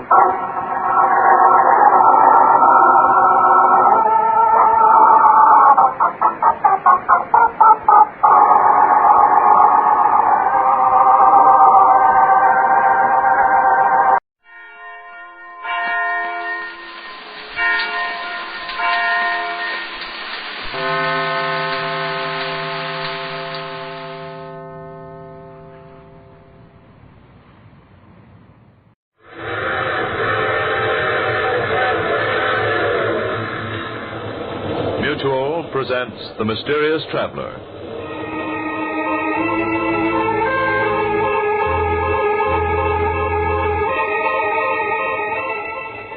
This is The Mysterious Traveler, inviting you to join me on another journey into the realm of the strange and the terrifying. I hope you will enjoy the trip, that it will thrill you a little and chill you a little. So settle back, get a good grip on your nerves, and be comfortable, if you can.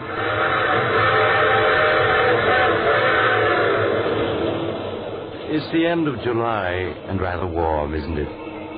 There's probably an insect or two buzzing around in your living room right this moment, or banging against your screen trying to get in. Before we go any further, you better get rid of it. If you do, you'll breathe easier as you hear the unusual story I have for you today. The story I call The Man the Insects Hated.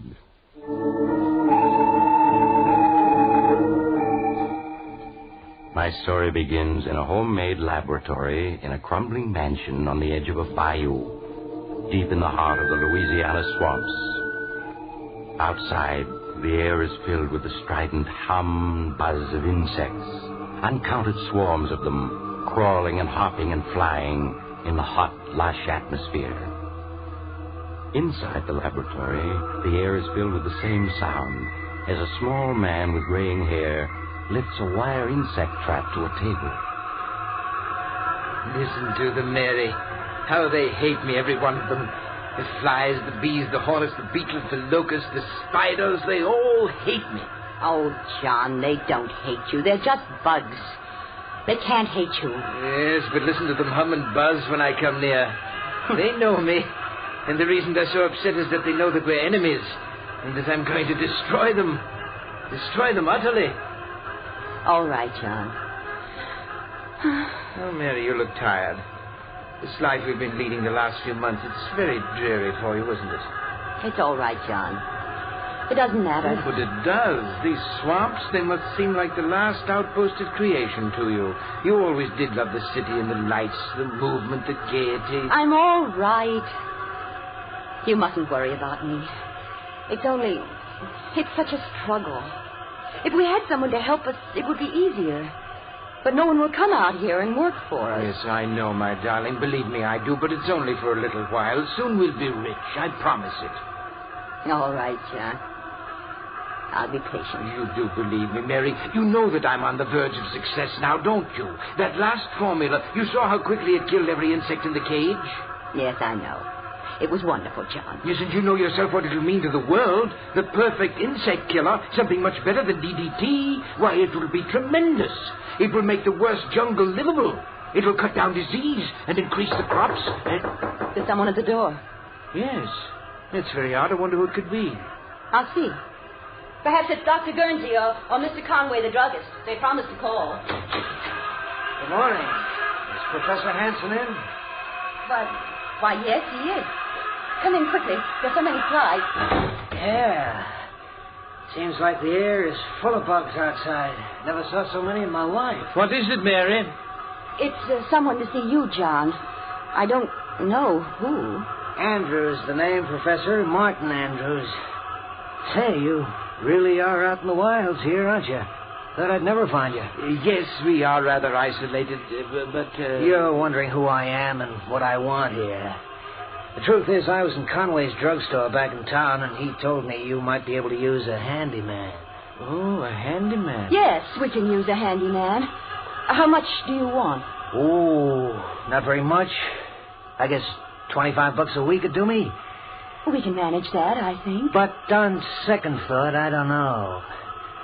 I'm not crazy about these swamps with all these bugs around and... Oh, please try it anyway, Mr. Andrews.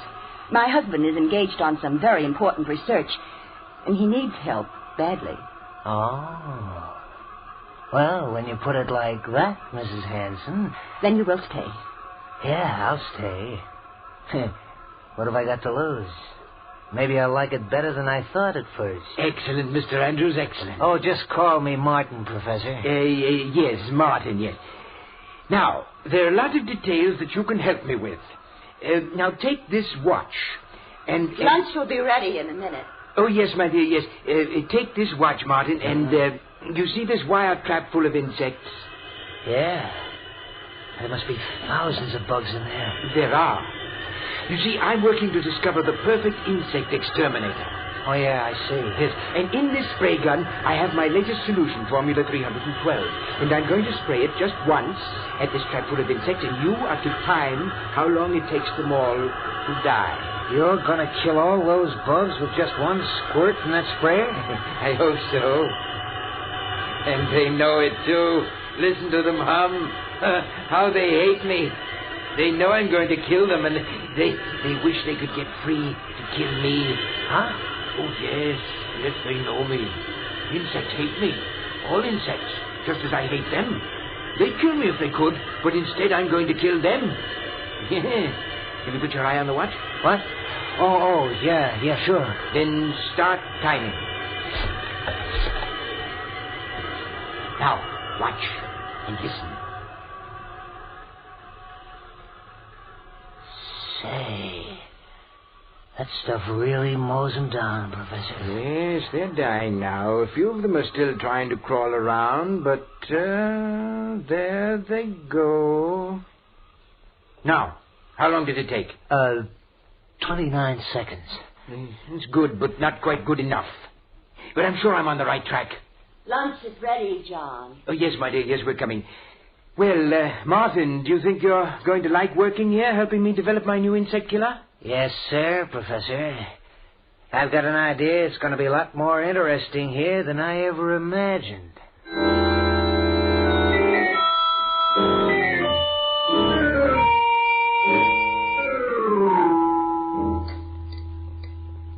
Some more coffee, John? Thank you, my dear. No, I want to go back to the lab to try a new formula. And while I'm mixing it, why don't you show Martin around the place? Why, That's a swell idea, Professor. I'd like to get wise to just what you're doing here.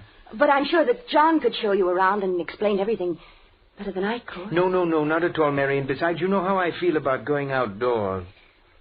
Well, all right, John. If you want me to. Fine. I'll get started on the new mixture right away, and when you're through, I'll have something for you to do, Martin. Okay, Professor. Well, Mrs. Hanson, I'll be obliged to you if you'll give me the lowdown on everything. Well, all right, Martin. There are things that you really should know.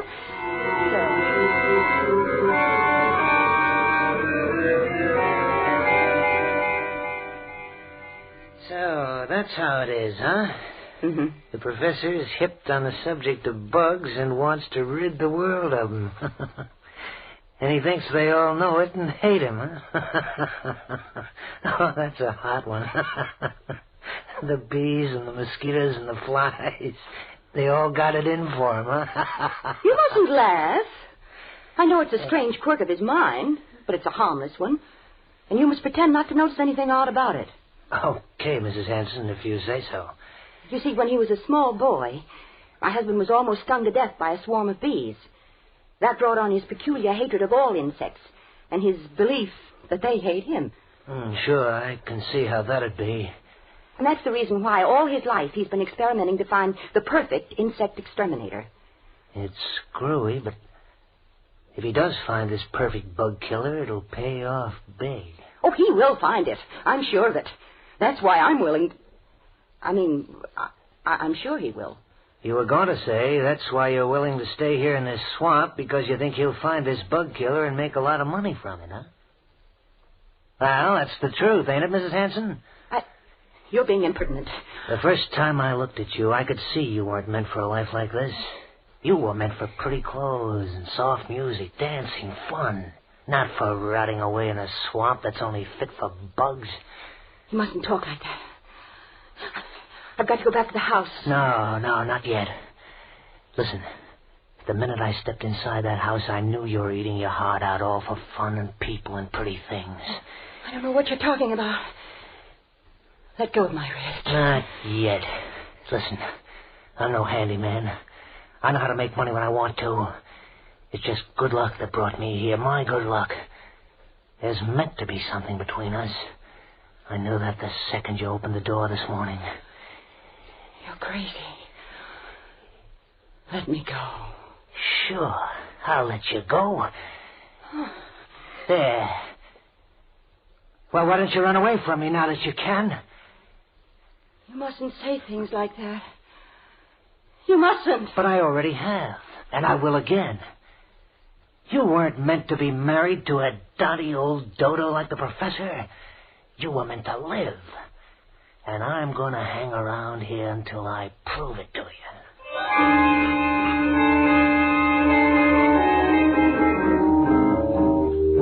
And so Martin Andrews joined the strange household in the swamps, the household where Professor Hansen plotted death for the insect world. Mary suggested to him that it had been a mistake to hire Martin so hastily without investigating his background, but her husband pooh-poohed her arguments, and she was silent, knowing she could not explain that she was both frightened and fascinated by a man whom she'd seen for the first time that day. So Martin stayed, and in the days that followed, Professor Hansen found him invaluable. With his help, the work went much more quickly. And daily, as the work progressed, the number of insects swarming about the house increased, buzzing and humming ominously as though news of the professor's success was spreading throughout the whole swamp. Then one morning in the laboratory... Time, Martin. Exactly 15 seconds, Professor. 15 seconds and every insect in the trap is dead. We've done it, Martin. Mary! Yes, John. What is it? Mary, we've done it. At last I found the formula that will kill any insect known almost instantly. Oh, John. Oh, I'm so glad. Yes, Formula 397. See, here it is. Just a few marks on this piece of paper. But it's man's final victory over the insect world. Ha! Listen to the bugs outside hum, Professor. Yeah. They sound almost like they knew what you'd done. Oh, yes, they do know. But they're helpless. They're beaten and they know it. Yes, now I've got to write a note to Dr. Guernsey and Mr. Conway. Martin, wait here for me. Yeah, sure, Professor. Martin, what are you doing with that formula? Just putting it in my pocket where it'll be safe. You know how the professor is, always losing things. Give it to me, please. I'll take care of it. No, I think I'd better hold on to it. But I have something else for you. No. Let me go. Let go of me. Ever since that first day. And I've been waiting until you know as well as I do that we were meant for each other. You mustn't say such things. You do know it, don't you? No. Maybe this will convince you. Oh, Martin. Now you know it, don't you? Yes. Oh, I'm crazy, I suppose, but I can't help it. You've got to go away, Martin. Now, today. You are crazy if you think I'm going without you. Oh, here comes the professor. We'll talk about it later.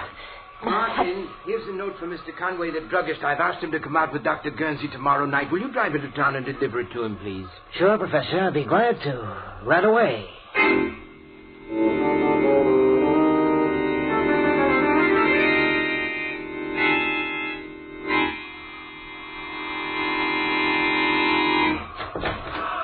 Come in, Martin, quickly. Yeah. Oh, my, your clothes are covered with insects. Here, stand still a minute. I'll get rid of them. There. It takes care of that. How in the world did so many get on you? When I got out to open the garage door, they were crawling all over it. They dropped onto me. I couldn't knock them off. John! Oh, John! Yes, Mary? John, there are ants in the kitchen. A whole swarm of giant black ants. They're monsters. Giant ants in the kitchen. How did they get in? I don't know, but they're there. And more coming all the time. Well, never mind. We'll take care of them. Come on, Martin. Bring the spray gun. Right. They mustn't get into the house. I won't let them. They want to get at me, but they're not going to. There they are, John. All over the floor. Yes, giant ants. The floor's black with them. And look at them come this way toward me. They know who I am. Quick, Martin. Use the spray. Yes, Professor. Yeah, this will fix them. Look at them turn up their toes. Yes. Yeah. That finishes them. But how in the world did they get in? I thought I'd made this house insect-proof. Here are some more, coming through this hole in the woodwork. I'll take care of them. There. Now I'll plug up the hole. No more will come in that way. They're such big ants.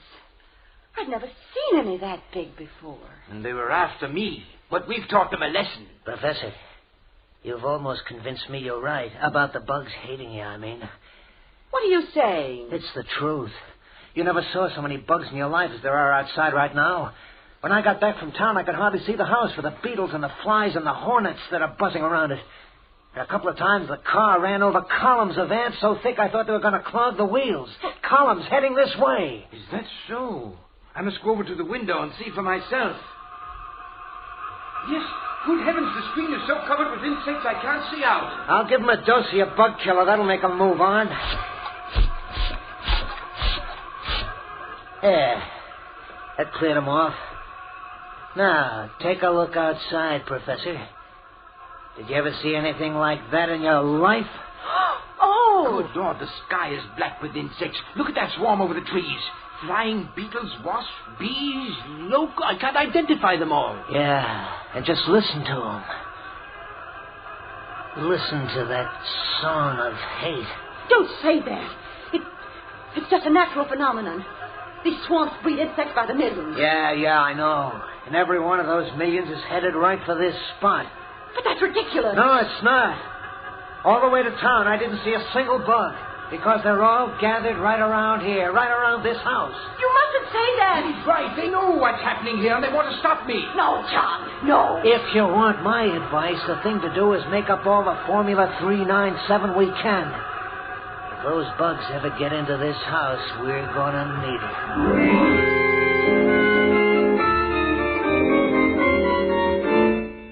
As the day wore on, the clouds of insects surrounding the old mansion in the swamps grew steadily bigger.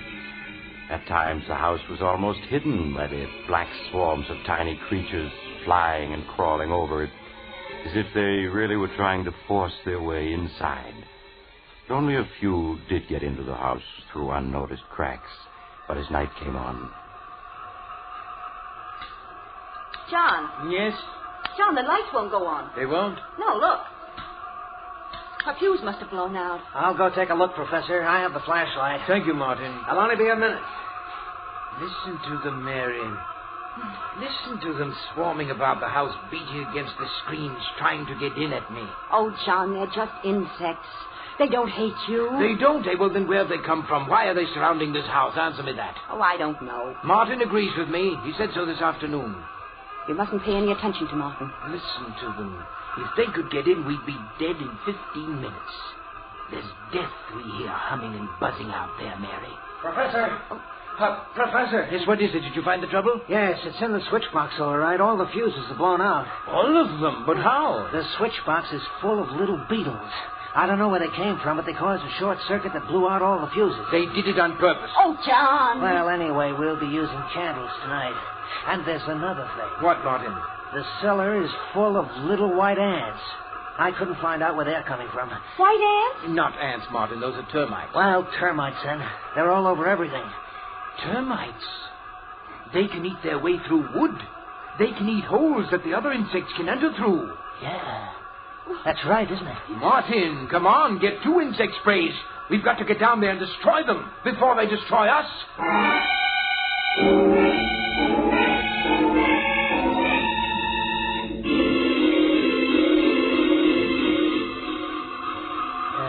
Listen to them. There must be billions of bugs out there. Crickets, bees, flies, hornets, wasps, ants, every kind of insect there is. It's a good thing you put tight screens on this house. John! What is it, Mary? I thought I felt the house shake then. Ah, don't let your imagination get you. I didn't feel anything. No. You must keep control of your nerves. I suppose I imagined it then. Oh, John, it's almost midnight. Are they ever going to go away? Maybe not. If the professor's right and they're after him, they'll just hang around until we starve to death. Or until they get in and finish us off. Oh, Martin, stop it. Martin is right. We've used up all the Formula 397, and if they ever do get into the house, we're doomed. I was just thinking that myself. We have got to get help. Go out of the house? Yes. Oh, no, John. Not all of us. But maybe if I were to take the car and make a dash for town, they might follow me. John, that's madness. In the sedan with all the windows shut, they couldn't get at me, and in town I could get help. Yeah, you could. I could make up more Formula 397 at Conway's drugstore, and he and Dr. Guernsey can come back with me. And if we used a big pumper spray, we could destroy every insect that's outside. No! You mustn't try it. It sounds like a good idea to me. I'd go, only I couldn't mix the formula. No, John, you mustn't go out. Yes, I'm going to do it. If those ants ever get at the car, they'd cut the tires to shreds, and then we would be at their mercy. I've got to go for help while I can.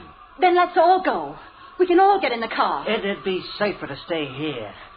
This house will hold them off for a good while yet. I think the professor's scheme is the best. All right, Martin. Now, I'll get ready. And then you come downstairs and help me with the garage doors. And you're going to have to open and shut them awfully fast when I take the car out.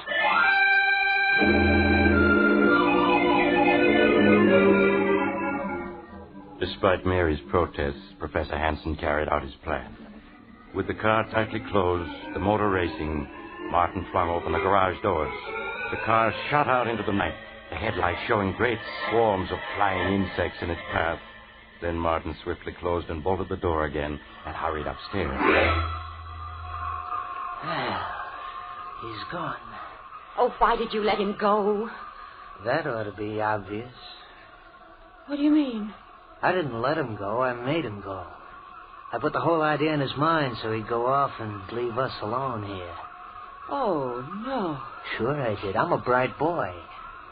From now on, it's going to be just you and me and fun. What are you saying? John isn't going to come back from his little trip to town. I don't understand. I'll make it simple. In the first place, all those bugs outside don't mean a thing. When I was in town this morning, Conway the druggist told me it happens out here every 7 years or so. There's something about the way the wind blows that makes millions of bugs come out of the swamp to swarm around this house in certain years. Oh, but then why did you pretend to believe John when he said it was because they were after him? Just so as he'd go to town for help. Those bugs are harmless. As soon as the wind shifts, they'll be gone. But then... Right this minute, John's driving to town as fast as he can go. And any second now, the steering gear is going to bust. Martin. No. Yes, baby, because I fixed it to. And when that steering wheel goes, it'll be curtains for John. The car will hit a tree, and you'll be free to marry me. We'll have Formula 397 and all the dough it'll bring in. That's murder. No, it isn't murder. It's being smart. You've murdered John. And I'm guilty, too. Because I didn't make him send you away. Oh, you never really wanted me to go. I ought to loathe you. And myself, too, but I... But you don't. No, Martin. I don't. That's more like it, baby. We'll always be together. Always. Forever, Martin. Martin. Huh? Something's happening. What? The house.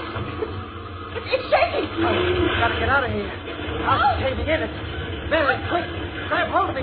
Come on now, before... Look out!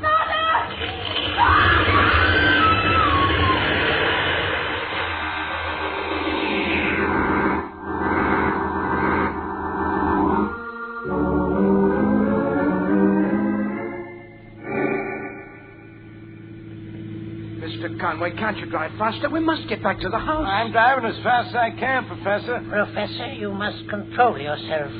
That was a serious accident you were in. It's a miracle you weren't killed. Sure was. Where your car hit that tree, well, I'm just glad it wasn't me. Yes, but please drive faster. Well, I should never have allowed you to return to your home with us. You should be in a hospital. But, Doctor, my wife and Martin, I've got to save them. Those insects. They hate me. They're out to destroy all of us. They'll kill my wife and Martin if we don't get there in time. Professor, you must calm yourself. I'm sure it isn't as serious as all that. Oh, Doctor, you're like everyone else. You don't know how dangerous the insect world is, but I know, and that's why they hate me, and that's why they're out to destroy me and my wife and Martin.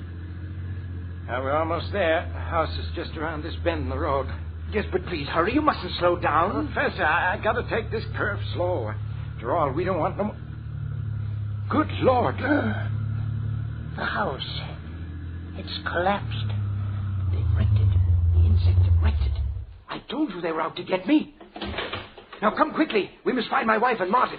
Come along, Conway. This looks bad. Doctor. Mary, where are you?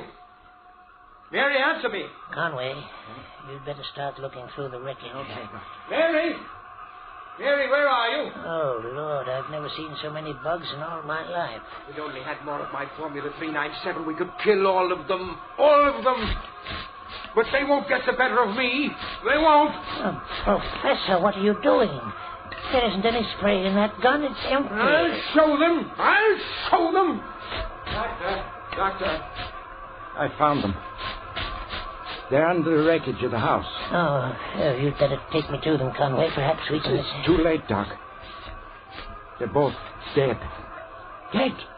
They're dead? Yes, Professor. They were killed by falling timbers when the house collapsed. No! It wasn't the falling timbers that killed them. It was the insect world that killed them. They tried to destroy me, and instead they murdered Mary. And now they're trying to break me down, but I won't let them. I won't let them. Formula 397. This spray will destroy them all. Yes. They're dying, left and right. They're dying. You see? Doc, what's wrong with them? That spray gun's empty. Yes, Conway, I know. I'm afraid he's completely mad. The insect world has destroyed his mind.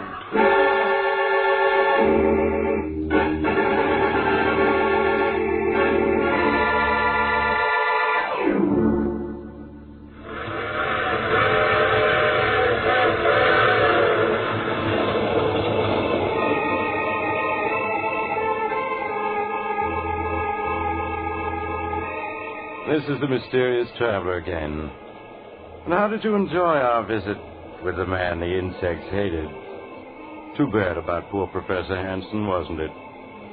Yes, they found he'd gone completely mad, and in his madness had completely forgotten his newly discovered Formula 397, which would destroy all insects.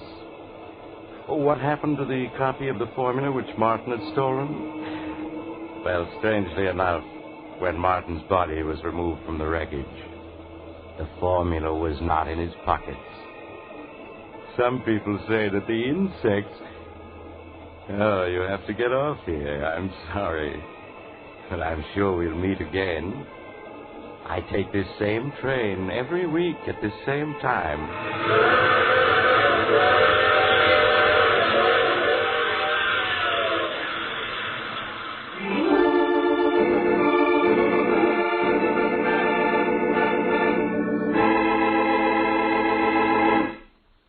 You have just heard The Mysterious Traveler, a series of dramas of the strange and terrifying. In today's story, the cast included Maurice Tarplin, Eric Dressler, Helen Shields, and Robert Dryden. Original music was played by Gene Perazzo.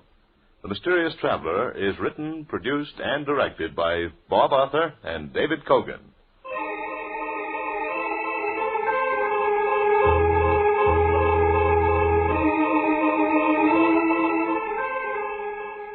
Listen next week to a tale titled I Dream of Dying.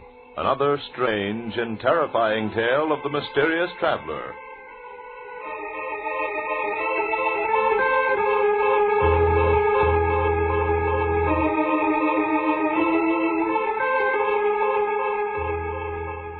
The Mysterious Traveler has come to you from our New York studios. Carl Caruso speaking. This is the Mutual Broadcasting System.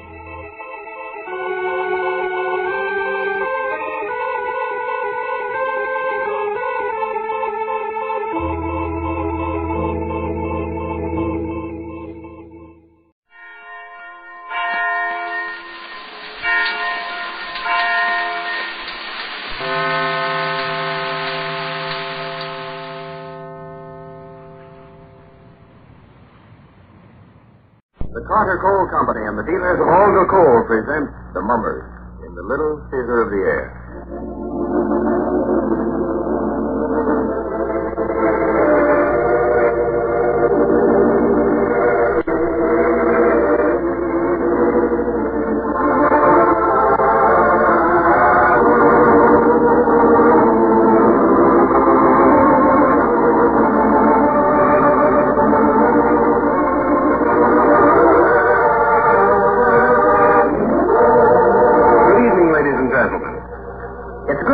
advertising of retail stores today and see for sale such long scarce items as thermostats and coal stokers. It's especially good if you've been able to get a supply of that good Olga coal, because in a good hand-fired furnace, it responds especially well to the regulation of the thermostat. And burned in a coal stoker, you get all the benefits and advantages of Olga coal plus automatic heat. Now is the time to start getting ready for cold weather. Try to get some of this new equipment. Call your friend, the Olga dealer, about the coming winter's coal supply. Ask for this good coal by name, spelled O-L-G-A. Ask again if he's out of it, because there's no fuel quite like coal, and no coal quite like Olga. Now, the Hermits.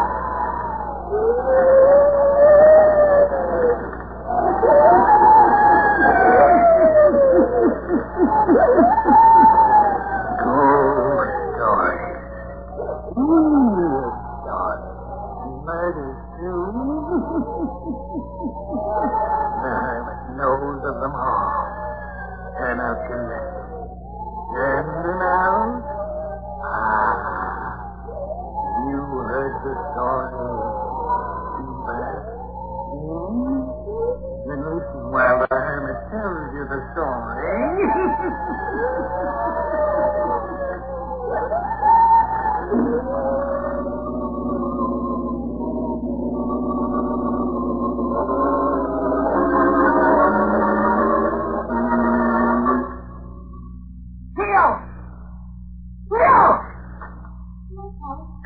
Close the door.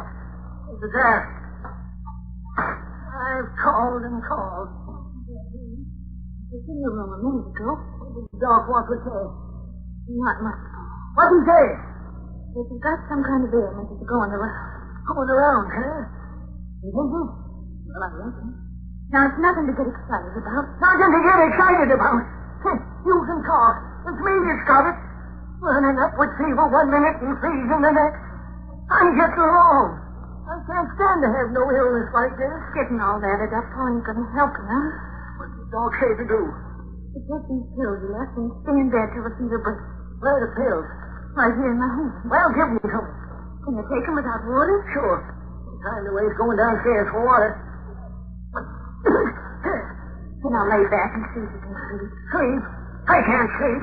Well, you can try, I reckon. Nothing happened to me, you hear? Just can't nothing happen. All these years of working, slaving for the farm to make it pay. All the years of saving. I can't die. I can't die and leave it. You know, I want the strong box. Yes. Right away, I want it. They covered it up, I'll get it. I'm going to die. I can't die. Not and leave it all. Ain't nobody work for it but me. It's mine. All mine. The farm, the money, all mine. And I ain't going to leave it. Theo! Theo! Oh, I'm coming as fast as I can. My keys are on the chain in my pants pocket. Here you are. You ought to stay covered up. Oh, quit nagging, Theo. Just like your ma was, always nagging. What's that? Someone came in below stairs. Elton, I suspect. I'll be here till his ailing. Pray you can keep him out of here. I don't want that worthless son of mine in this room. Don't worry, Paul. As soon as Elton finds out you got something pressing, he'll be a mile away from this room. Well, you can tell him this for me.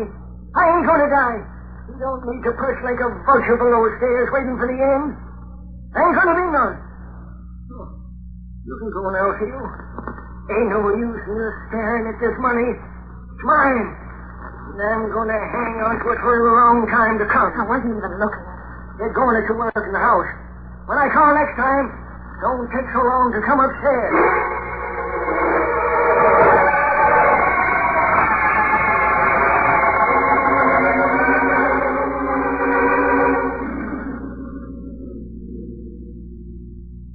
I reckoned it was you, Elton. Yeah?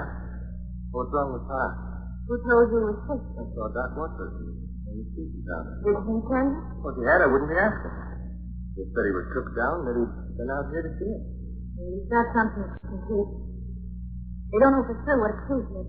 But a lot of folks over in White Bluff have died of it. Yeah? You don't say. Nothing, Solomon. You ought to be ashamed of yourself. Don't say that sweet sister Pius back was me.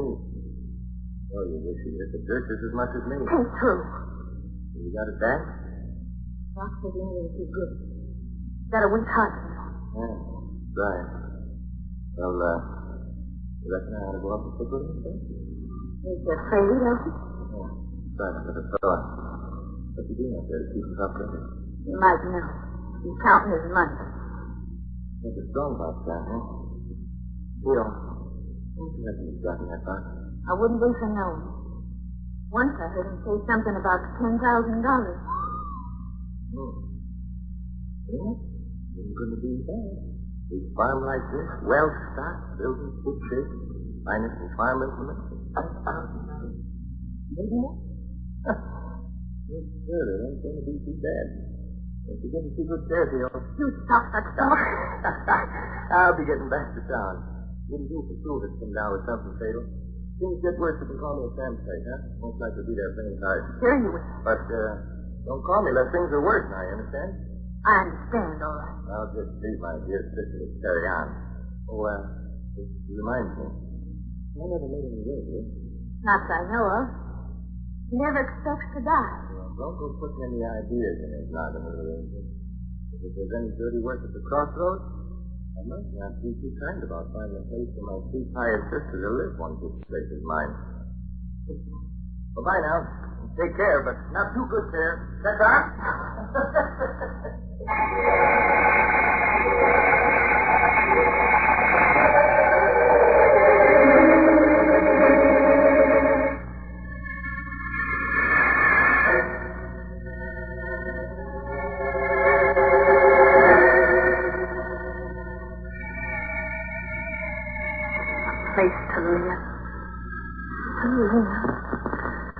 What living have I ever done? Fetching and caring for pawn Elton since my life. Since I was 10. No time to play. No time to dream. Just work.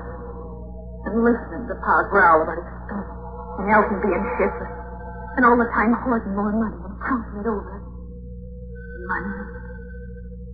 I don't want money. That's a pretty dress. I want a time to dream. To walk these moors when the moon is calling.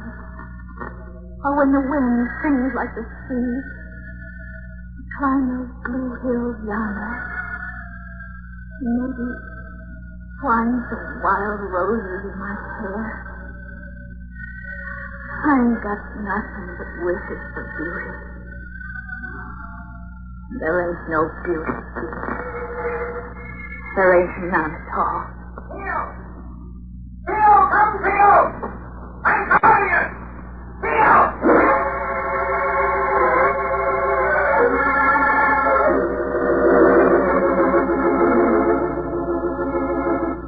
Albert, is that you? It's Paul. He's took worse. Awful bad. Get Doc and come. He's yelling and calling for Doc, and he don't answer to his office. Get him quick and come.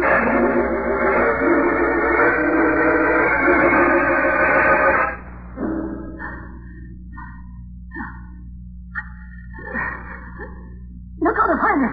You've got to find Doc. Elton, this wood, Pa. He's coming soon, you son. Where's Elton? He's outside the door, here in the hall.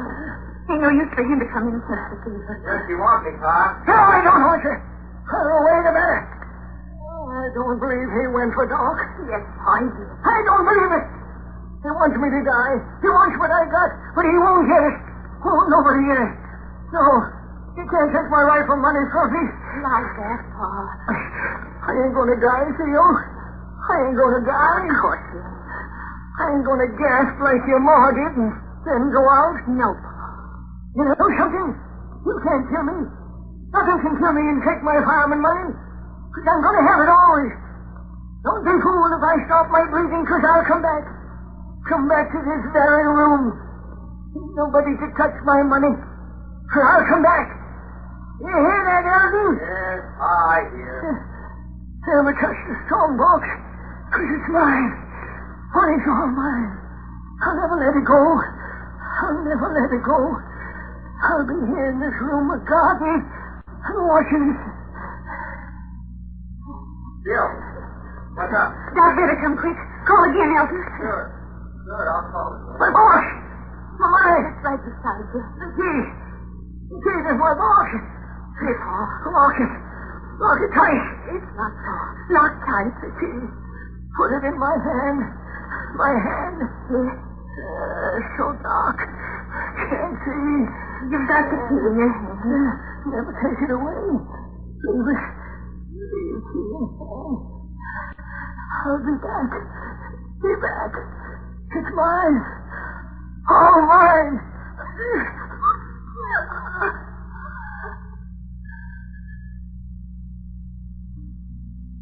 Elton, ain't no use to get dark. He's dead.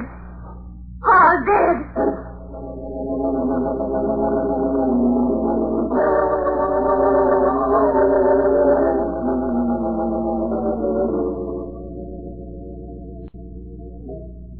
I was looking for you, Theo. Where you been? Down in the parlor. Doing what? Fixing Paul up a little bit.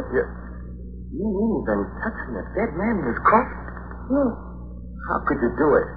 Paul, you? You should stay away from him. It's catching what he had. What good now to stay away when I've been caring for him? There ain't going to be any funeral. They're going to put Paul's coffin in front of the big parlor window. Hold a little service outdoors for the neighbors. Then the men are going to cover their faces and come in and carry him to the hearse. When? Tomorrow morning. Oh. What you looking so white about? Oh. In your name just now. Well, why? This doesn't sort of move like something that's tied. Stop this talk. He's dead in a doornail.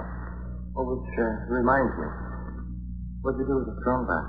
But it's that right below. And the key, where's it? I hid it. Get it for me. I can't. You heard what the judge from White Bluff said. There's nothing to be touched till the probate court has a list of everything. You tell him about the strong box? No. Then they ain't going to know nothing about it. Because it's mine, see? I'm the oldest living relative in this family, and the money is mine. No, Doctor. There's expenses to be paid for the funeral and all. Get me the key. No. Let go my arm. I want the key, and I want it now. Stop, Bill. You're hurting me. Will you get me the key? I'm going to sit in Pa's room and count the money like he always did. I'm master of this house now. Now, you get the key or I'll really choke you. Let go. All right. There. More like it. Go get it now. Maybe if you're a real good sister, I'll give you something out of the box for your trouble. I don't want none of it. Well, I do. After the farmer's sold and I get all the money together, I'm getting away from here forever. You can't sell the farm. I've no place to live. Besides, I got a share coming. We share and share alike. Oh, is that so? Well, we'll see, Sister Pius. You just act like a lady and we'll see. I'm the man of the house now. You play the game, I might throw a little something your way. Now, you get me the key to the strong box.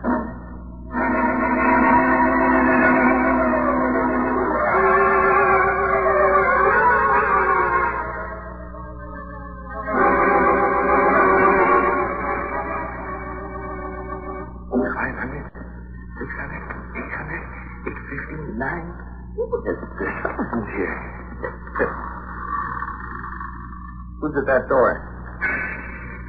Theo, I'm telling you, get away from the door. Theo? Mine. All mine. Who's at that door? Him. Him, standing in the door. Mine. My money. You can't walk. You can't. You're dead. My money. Theo! Theo, come here! Theo! What do you want? Who is it? He was standing right there in the doorway. I heard him speak. Well, he was giving a party. It's the fever that's... No, he ain't no fever. I tell you, I saw him. I stood there in the doorway watching me count the money. No, Elton. The party stood there. I'd have seen him, too. All I downstairs in his coffin. Paul's dead. You are.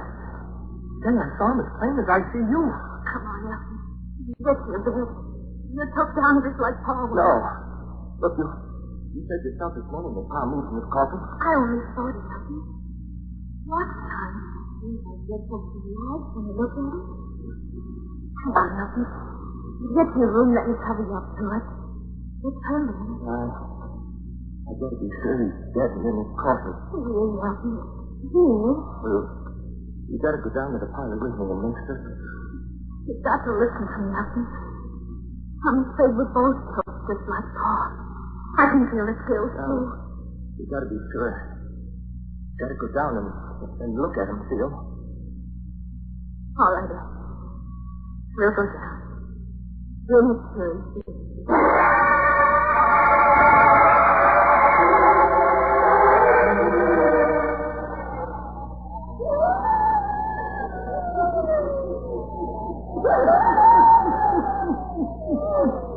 Is it true that old man Dominic really walked the house in the second time? And if he's not really died, what will the two discover when they go to the farm and look at the dead man? The hermit will kill you before the night is done.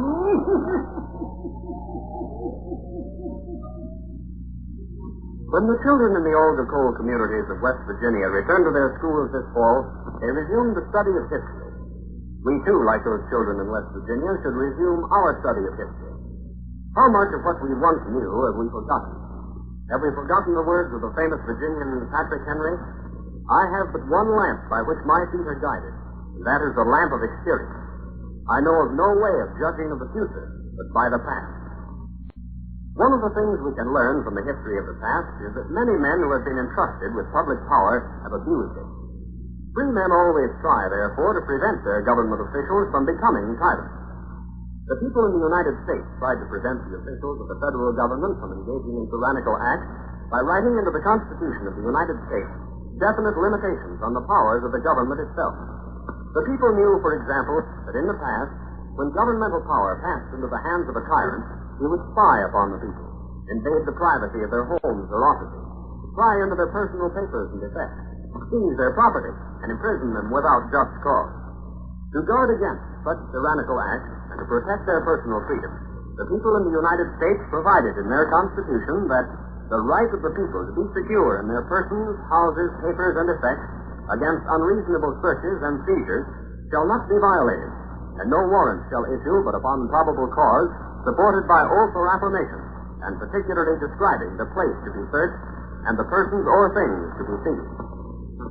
The men and women in the Republic of the United States and the Dominion of Canada, where that good Olga coal is sold, will retain the personal freedom they rightfully possess, only so long as they are ready and willing to defend it against any influence which would curb or do away with it.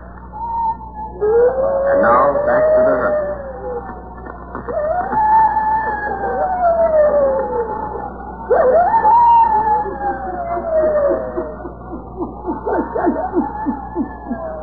It is a few minutes later.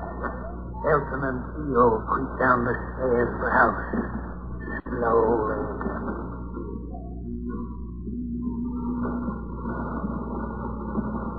Elton is shaking, not only from fear, but with a fever that grips him. And Theo's eyes are bright. She's too on the verge of the malady that has attacked them all. Now they have reached the foot of the stairs. They stand for a moment, hesitant as they reach the parlor door. Listen.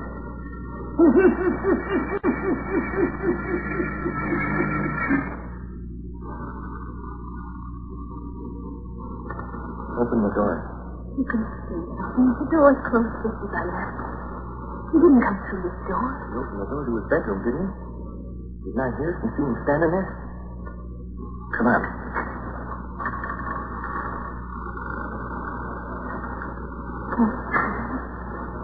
The corner of his room just like I left him. When he's lying there, I can see from here. We gotta make sure. Go on. Move closer. I can see him from here. Gotta make sure. All right.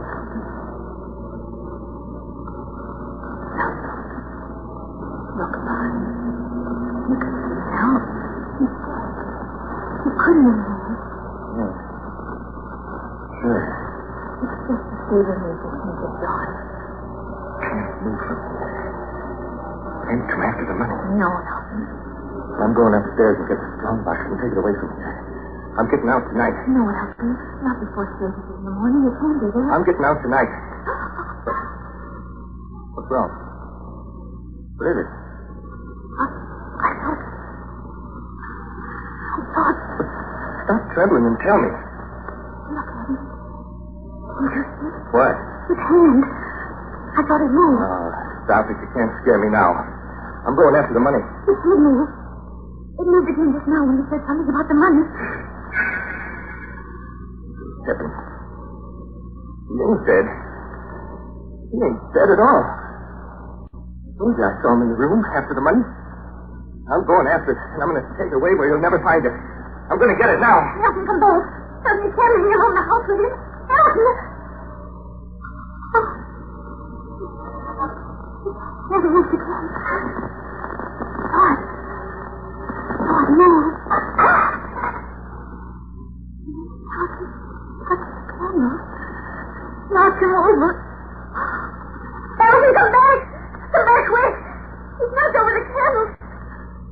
The curtains are all afire. Elton! Elton, the house is afire! Elton! Elton, the house is on fire!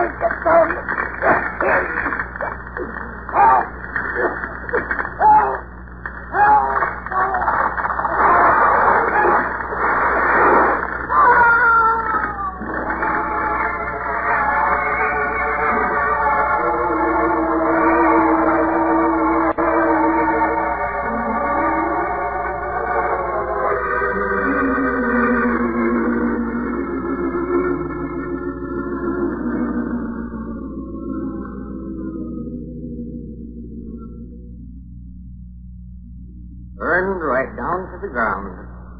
Not a sticker of stone left. Never heard such a terrible thing. Man in his coffin burned to a crisp. Did you find the others? They found Elton in the house. Where there was what there was left of him. Beside him there was an open strong box.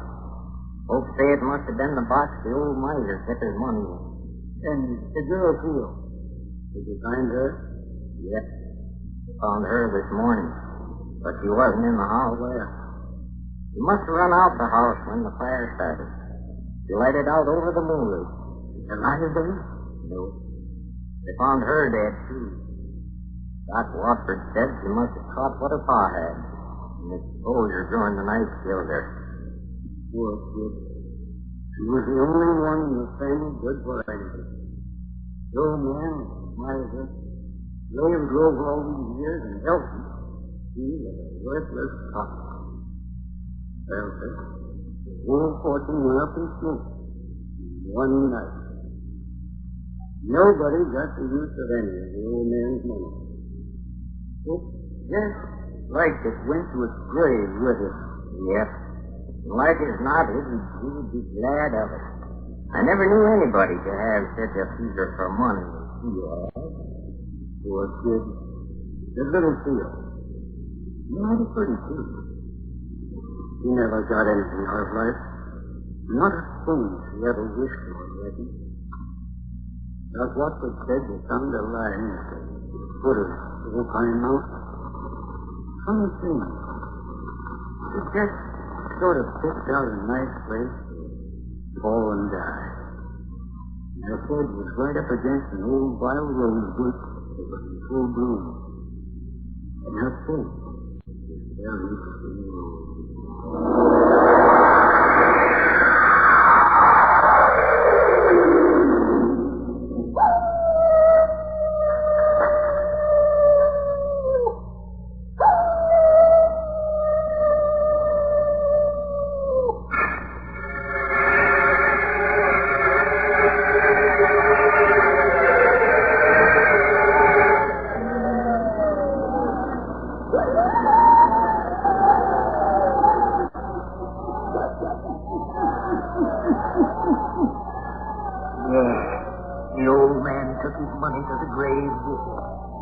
The fever for money that killed the soul of his son. Only Theo had a wish before she died. To cross the moors in the moonlight where the wind made music, and to have a wreath of roses twined in her hair. And the moon.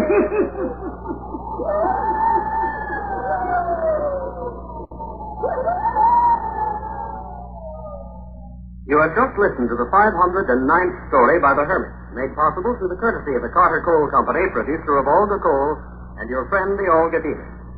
This year, with the prices of many things rising, the brand of coal you buy is more important than ever. Coal isn't just coal. There are many different kinds and grades. Olga is one of the better grades, and is one of the smokeless coals. It has a higher heat content than ordinary coal, more heat-producing ingredients, and fewer ingredients which produce smoke. Therefore, it pays you to ask for Olga by name. Olga responds readily to the thermostatic controls now on the market again, which can help keep your home at a more even temperature. And for coal stokers, Olga Stoker Coal is specially sized and prepared. Because householders know there's no fuel quite like coal, and no coal quite like Olga, deliveries are still a bit behind the unprecedented demand. That is why it will not only pay you to ask for Olga Coal by name, but to place your order well in advance with your friend, the Olga dealer. To locate him, look in the classified section of your telephone book under Olga, spelled O-L-G-A. He'll appreciate your cooperation in giving him extra time to make delivery, having your bin all ready, and being at home to accept delivery when it is made. If his delivery to you is delayed, it's because delivery to him has been late. But remember, Olga is worth waiting for. And so is the money that United States savings bonds or Canadian savings loans will bring you at maturity. That's why it will pay you to keep on buying and keeping them.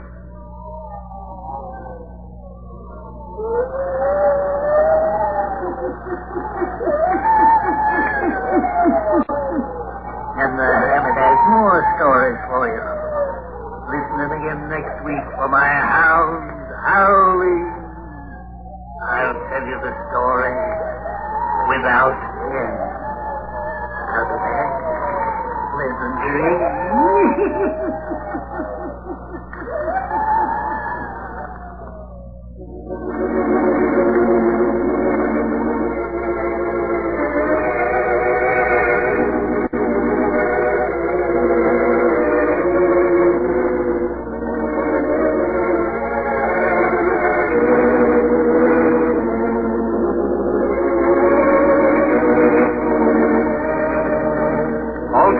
Places, and occurrences mentioned in the Hermits Cave are fictitious, and similarity to persons, places, and occurrences is purely accidental. This is Ron Gamble speaking.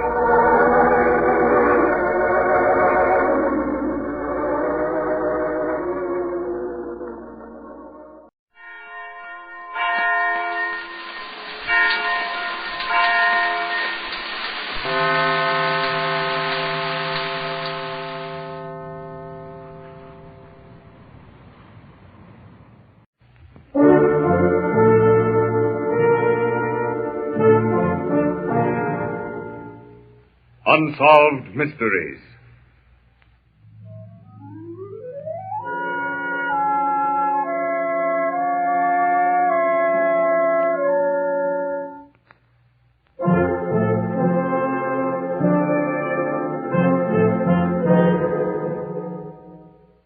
Out of deference to persons who may still be living, character names in some of these true unsolved mysteries have been changed. Most mysteries, whether they be an unsolved crime or the disappearance of a person, are a 9 days' wonder and are promptly forgotten. Tonight's mystery is 127 years old, is important enough to be recorded by historians in history books, and deals with the disappearance of Mr. Bathurst, one of the King's messengers, the forerunners of our modern Secret Service.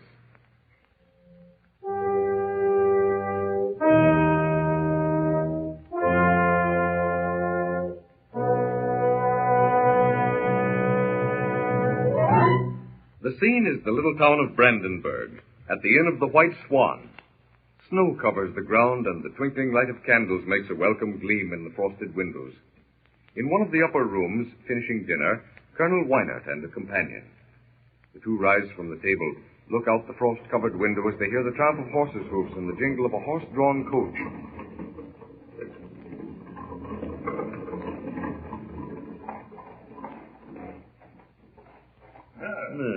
Who can be coming to the inn at this time of night and in this weather? A tall man in a heavy sable coat. He's getting out of the coach. Two others with him. He must be English. They wear hats like that in England. Well, I suppose it is none of our business. There's so little to do here in Brandenburg that one finds interest in such little things. Yeah, come in. Yeah, mein host. Oh, I ask your pardon for disturbing you, mein Herr, but the gentleman who has just arrived desires to speak with you, sir. Huh? Desires to speak with me? How does he know I'm here? Oh, excuse me, he does not know you are here, but he wishes to speak with the officer commanding the local soldier. Then let him come up. Have dinner for him. Set it here. That is, if he has not dined. Oh, no, mein Herr, he has not dined. His groom told me that they have not stopped but for a change of horses since they left Vienna. Have him come up at once. At once, mein Herr. You, Marie, sit in the shadows and we shall hear what he has to say. This way, sir. In this room. This is Colonel Weinert in command of the troops. My credentials, sir. Yes. Serve dinner at once, mein Host. I shall have dinner served upon the instant. Bathurst, King's messenger from Greater Britain. Yes, sir. I have just returned from an interview with the Emperor of Austria. Yes? Yes, England is desirous of finding Austria's feelings in regard to the stupendous strides made by this Napoleon. Yes? I have to report, sir, that Napoleon is sweeping everything before him. Within the year, unless some unforeseen force stops him, he will have completely swallowed up all Europe, from the frozen north to the Mediterranean. He will be Emperor of all Europe. And England? Yes. His plans include that as well as India, Egypt. And according to our information, America also falls into his scheme of things. I see. Then I take it you have accurate but secret information of his plan. Yes. And it is because of them that I have come to you. I must have a guard placed over my secretary, my carriage and horses. I must reach England with these papers. They will convince my government of the necessity of enlisting every man to fight this crazed Napoleon. Yeah? The gentleman's dinner, sir. Yeah. Bring it in. Sit down, Mr. But, Colonel... Nonsense, man. You cannot go to England without eating. Set it here, wench. Yes, sir. See that end of the board, Merton. Yes, Miss Lucy. The gentleman will have his wine warmed. Yes, if you please. It is the best wine the country affords, although, sir, it is hard to get. Stop your chatter, Merton, and serve the gentleman's dinner. Yes, Miss Lucy. That will be all now. You may go. Yes, sir. Come, Merton.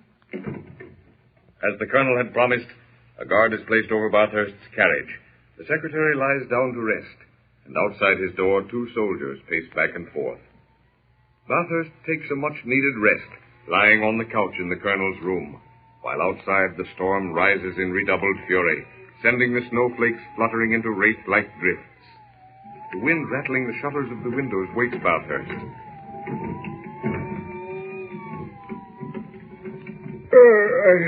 I hope I haven't slept too long. No. Not a bit of it. You will kill yourself if you keep on at this pace. Myself? What am I? It is the others we must think of. Napoleon isn't sleeping. At this very moment he may be, who knows, planning another advance, another attack, another country to add to his growing empire. But I waste time in talk. I must be off. I have already rung for the servants. Come in. I am ready to leave. Please see that my secretary and groom are round. Your secretary, sir, is paying the landlord. And your groom is at the stables getting the horses. Good. Then take this portmanteau, please. Place it in the coach. Yes, sir. You will take some wine on the journey, sir? That has been looked to, Merton. Take the gentleman's portmanteau. And to you, sir, thank you 1,000 times for your assistance. I will accompany you to this. Indeed, you must not. And you, madame, I am ashamed to have used your couch for resting, but needs... Oh, no. It was nothing, sir. I hope your mission is successful, and England throws her whole force with Austria in the struggle against Napoleon. Then, goodbye. Goodbye, Mr. Goodbye, mon Herr.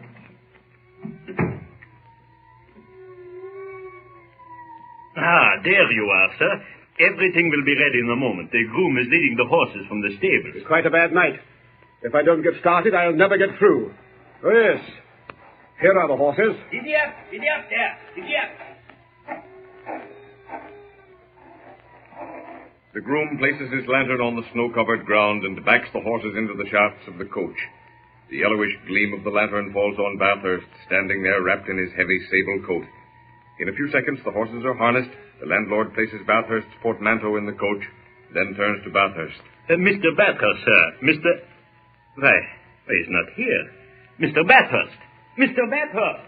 Mr. Bathurst! But neither calling nor searching revealed any sign of Bathurst. One moment he had been seen standing there in the light of the lantern. The next moment he was gone. So enraged were the people of England over the affair that even the great Napoleon had to take time off from his campaigns and issue a formal denial of his having any part in the mysterious disappearance of the King's messenger, Mr. Bathurst. In just a moment, you will hear a solution to the Bathurst Disappearance mystery.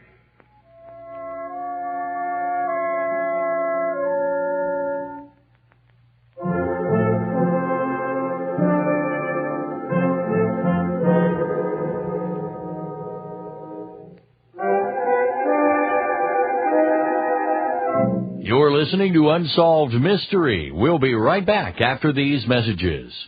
And now let's get back to Unsolved Mystery on When Radio Was. Ladies and gentlemen, inasmuch as any solution must of necessity be supposition, liberties of time, place, and character have been taken in the solution for which you have been waiting. The scene is the White Swan Inn at Brandenburg. Mertens, the serving man, has finished serving dinner, and slipping down the back stairs, he knocks on one of the inn doors. Come in. Yes. What is it, Mertens? The man who just came to the inn.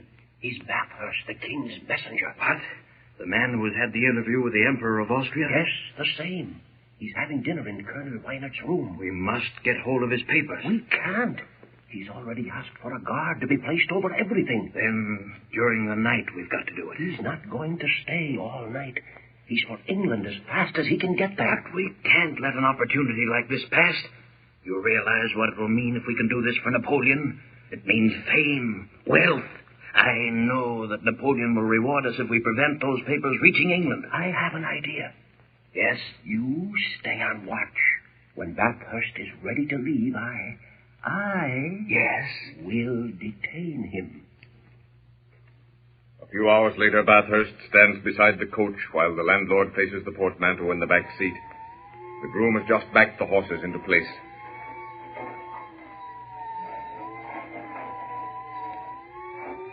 Mr. Bathurst, sir. Yes? Quiet, sir. I've got information for you. Yes? What is it? An English gentleman, sir. He says he cannot come out in the open where he would be recognized. He has information that he says must be taken to England. Where is he? Right this way, sir. At the side of the inn, sir.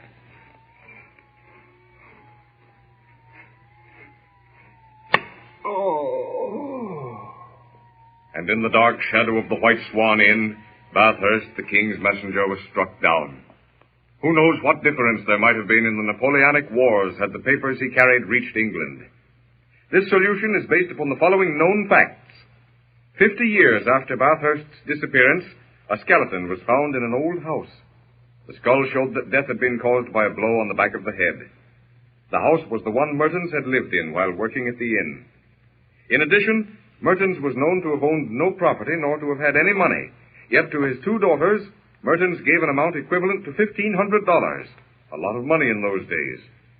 Several years later, Mertens' wife, when dying, showed that she wished to confess something, but died before she could speak, and her death left the disappearance of Bathurst still an unsolved mystery.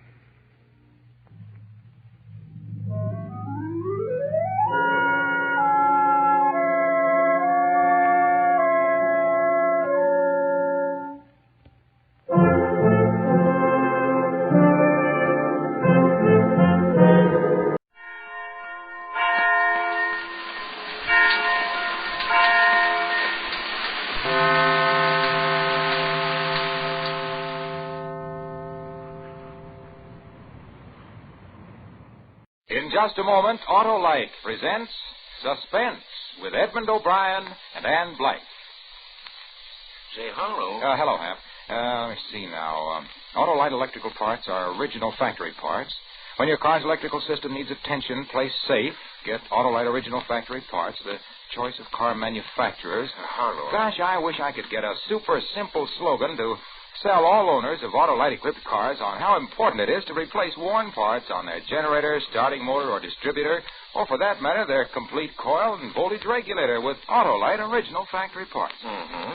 You see, Hap, me hearty, here's the point. Whenever your car needs attention, whenever you need replacement parts, the smartest, safest thing you can do is drive down to your nearest Autolite service station or the dealer who sells your make of car and ask for Autolite original parts and service. Well, naturally, Arnold. Let's hear some more about it later. Here's Suspense.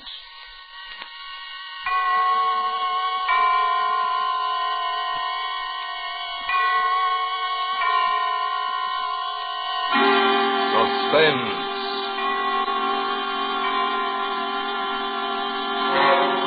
Autolite and its 60,000 dealers and service stations bring you radio's outstanding theater of thrills.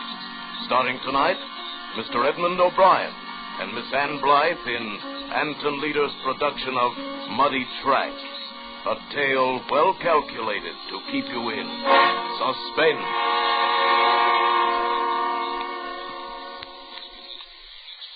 They say to me, don't be bitter, Harry. Well, I'm not bitter. They say, forget it, Harry. That I can't do. I'll never be able to forget it. Or her. How did it happen? Well, like practically every important thing that ever happens to anybody, it just happened. I was in the bar, see? Got a match? I said got a match. Who, me? What's the matter? Girl shy or just match shy? I thought you were talking to the bartender. Here you are. Well, glad you got that straightened out. What are you drinking? Coke. At this hour?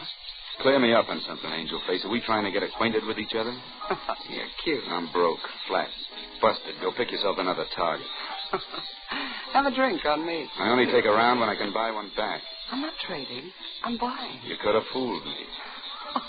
I repeat, you're cute. Eddie, give my friend a bourbon. What's the matter? Been playing the nag? Oh, you read minds, too, huh? Simple. Tracks open. That's a good suit you got on, and you've been nursing that coke for 20 minutes. Besides, your racing form's showing. Oh, that's pretty good. How's my future look? Depends. What do you do for a living? I'm glad you waited for me, Brandy. Augie. I like you to wait for me. When you don't wait, it makes me unhappy. Now, there was a guy I wouldn't want to see unhappy. He was friendly, all right, but he was overdoing it. Everything about him was too set, too sharp. Clothes, manicure, even his eyes, like two blue marbles. But, Augie, you said you wouldn't be here till 10. So? Who's this guy? The name's Clark, Harry Clark. Brandy, go powder your nose. Okay, Augie, you don't have to get in an uproar. You're always getting so... What were you talking to Brandy about? No kidding. Is that her name? What were you talking about? Believe it or not, a job. Oh, so you're looking for a job. Where are you from? Out of town. Tell me. You particular what you do? Why, what's the job? Answering the phone. That can't pay much. 5% of the take? What take? I'm Augie Persian. I run the books in this town, and I've got a new setup. For you, if you want it. Ah, a bookie, huh? It's a new one for me. Well, I don't know if... Say, why would you want to give me a job? You want the job, or don't you? Well, since you put it that way, Persian, we're in business. Eddie, a couple more drinks. What are you drinking? Bourbon? On second thought, I think I'll switch to brandy. Not a good idea. Brandy lovers die young. I'll take that chance. You've got a lot of nerve, ain't you? That's all I've got. I'm flat broke. How do you feel about advances? I don't mind them at all, so long as you keep them in cash. I should have walked out then. It was too easy, but I couldn't kick too much. I had 25 of Persian's bucks in my pockets. I guaranteed he'd pick me up in the morning like he said. It was punctual. At 10:30 a.m. sharp, a big black sedan pulled up in front of my rooming house. Persian was all smiles as we drove across town to a small apartment house. He took me up to the third floor to apartment 3B, opened the door, and handed me the key. Well, this is where you work. Here's the scratch sheets, and there's the phone. Ah, nice place. By the way, who's Eleanor Grayson? Why? Well, that's the name over the bell. Oh, she lives in this apartment. She know you're using the place? You just answered the phone. Yeah, but suppose you came in. Look, you get here at 11 and pull out at 4. She'll never see you. That's the way I want it all the time, understand? But how do I... She thinks Brandy uses the apartment. Does she? You're too nosy, and you talk too much. Is that advice?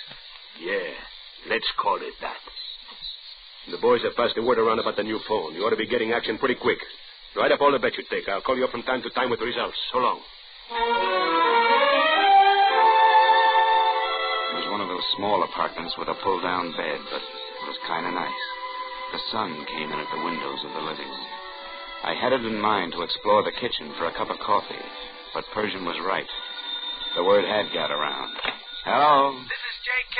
Give me 5 win, 5 show on oatmeal in the third at Pimlico. 5 win, 5 show, oatmeal. Okay, J.K. By the way, how's the track there? Let's see. Pimlico? Raining, but still fast. Okay, thanks. I was in business. I still had the coffee on my mind, but I had something else on my mind, too. The picture of a girl smiling at me alongside the telephone. It was good to have company, even if it was only a picture frame, because I was beginning to develop a queer, creepy feeling. And again I thought, maybe I ought to get out. But they kept me too busy. It was almost 1 o'clock, and I still hadn't had that cup of coffee. The phone kept ringing, and the girl in the picture kept smiling. I felt kind of cold all of a sudden. Maybe because I hadn't eaten all day. I headed for the kitchen thinking there'd be some eggs at least, maybe some bacon. There was one of those swinging doors to the kitchen. I pushed it open. She was lying at the end of the kitchen, near the sink, all lumped up, her blonde hair matted with blood. I grabbed the stove to keep my legs from buckling. I was glad I hadn't eaten, but I turned her over just the same. It was Brandy. She was dead. So that's why Augie Persian hired me. And I'd called him a sucker.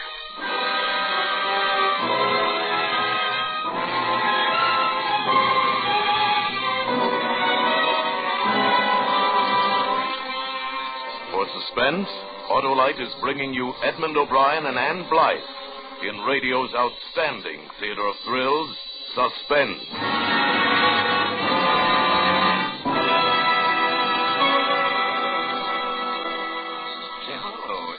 As important as Autolite says to replace worn-out electrical parts in my car with original factory parts? Important? Why, by Cornelius, the Autolite people are the world's largest independent manufacturers of original factory parts for automobiles.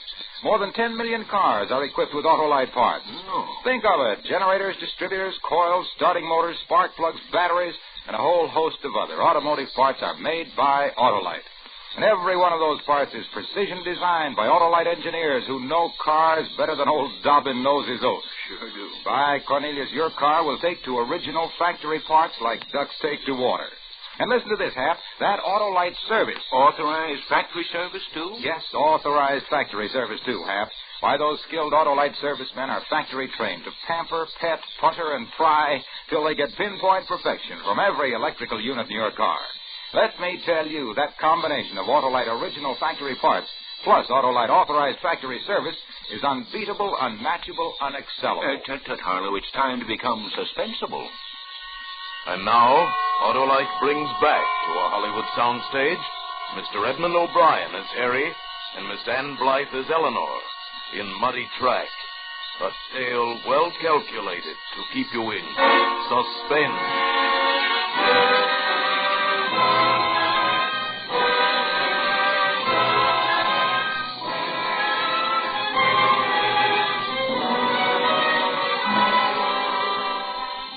Brandy looked a whole lot different than she had last night.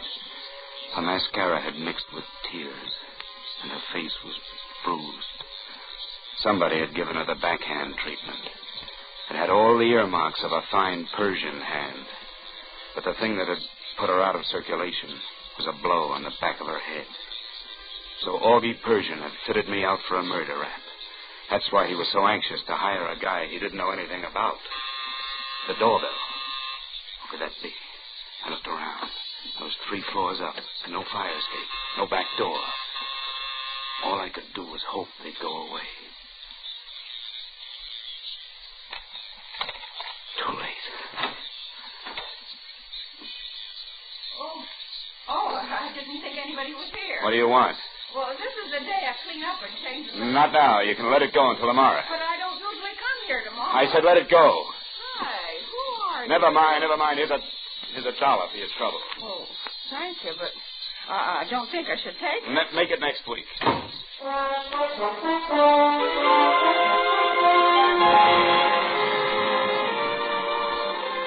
had to force myself to wait there till I could be sure she'd gone away to clean another apartment. Finally, I let myself out, carefully. It was good to get out on the street again. People, kids. And somewhere, somebody laughed. If I hurried, I had a fair chance of getting out of town. I could keep out of Persian's way. I walked all the way to my rooming house, and the thought hit me. Stop me cold. Fingerprints. I'd left them all over the place. I started back on the double, ran all 3 flights up to the apartment, opened the door with the key Persian had given me. Fingerprints. I had to get rid of them all. I picked up the phone, wiped it clean. The kitchen. I tried to keep my eyes away from her, but I couldn't help it. She looked so pitiful there on the floor. And then I noticed something clutched in her hand, a pasteboard. I carefully forced her hand open. It was a pawn ticket. I put it in my pocket and started to get up. Oh! It was the girl in the picture. She was leaning against the kitchen door, her face white with shock. Is she dead? Yes. Who are you? What are you doing here? How did you get in this apartment? I live here. Oh, and you're Eleanor Grayson. Yes, who are you? I'll ask the questions. Come on, I'm a detective. Let's get out of here. I herded her out of the apartment. She thought I was taking her down to the station, but I steered her into a chop suey joint. I ordered some tea for her. She looked like she was going to faint. She drank it. Feel better? Oh, yes. Yes, thank you. I'm sorry to be such a bother. I guess it was quite a shock. No. No, not really. What do you mean? Brandy was a strange girl, always getting into trouble. Always getting mixed up with the wrong sort of men. You've known her long? All my life. We're from the same town. Came here together. Shared the apartment for a while. Uh-huh. She worked on the elevator next to mine in the Broadway building, but she hated it. And then one day a photographer rode in her car, and the next day she was a model. That's when she took the name of Brandy. Her real name is Evangeline. She has the face of a Madonna, but... I know. I met her. Looked like uptown, talked like downtown. That must be... Yeah. Now, take it easy. Take it easy. Now, tell me, what was she doing in your apartment today? She paid half the rent. Well, she said she needed to use the phone for modeling appointments, but I never really believed that. I needed the money. I shouldn't have let her. Now I'll get into trouble. She was killed in my apartment. Now they'll blame it on me. Look, why don't you go away and stay with a friend? You're in no shape to go back there. You're very understanding for a policeman. You'd be surprised about us policemen. You'll help me. Well, I'll do what I can. You promise? Yeah, sure. Don't bank on it too much, but everything I can. It was a lousy trick to lie to her like that. Poor kid. She'd be all right. And I needed time. That siren meant that the chase had started. It was my skin I had to worry about. I put her on a streetcar, then I headed in the opposite direction on another one. I had to transfer twice to reach the spot I was bound for. The safest way to get out of town. About an hour later, in a diner on the outskirts of town, I found my boy. Yeah, I'll give you a ride, Mac, but I ain't highballing out till midnight, and I can't pick you up here. Insurance spotters around. Know where Fremont turns into Kelso by 101? Yeah, I'll find it. Well, look, be there by the signal a little after 12. I'll pick you up. I went back to my rooming house to get my stuff. My rent was paid. I wouldn't have to see anybody. I'd sure be glad to get out of this town. You made me lose a bet, Clark. He was a fat man. He was holding a cigar. He put the cigar in his mouth, and I was conscious of dimples. 3 of them. 1 in his chin, 1 in each cheek. I had never seen him before. Yeah, I bet you wouldn't be fool enough to come back here. What do you want? I'm the contented type. I hardly ever want nothing. But Augie does. Augie Persian. He wants to see you. Bad.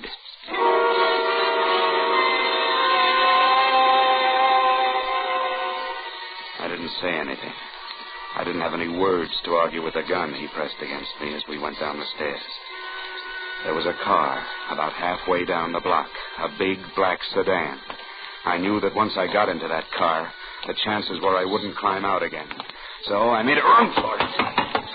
Ducked into an alley. Don't be a sucker, Clark. I hid behind a bulge of a chimney. As he came around, I let him have it. Right in the stomach. He went down like a paper sack filled with water. He just sat there and grinned, holding onto his belly, sucking in air like an asthmatic.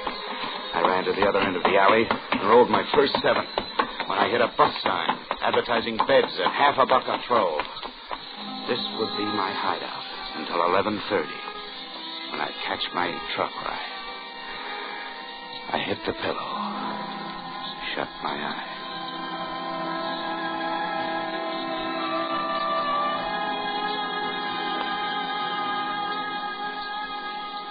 When I woke up, the sun was coming through the dirty windows. There were 2 old men talking close by. No, sir. You don't catch me leaving town with that dragnet the cops got spread. What time is it? About 7 o'clock. 7 o'clock in the morning? Well, that ain't the moon shining out there.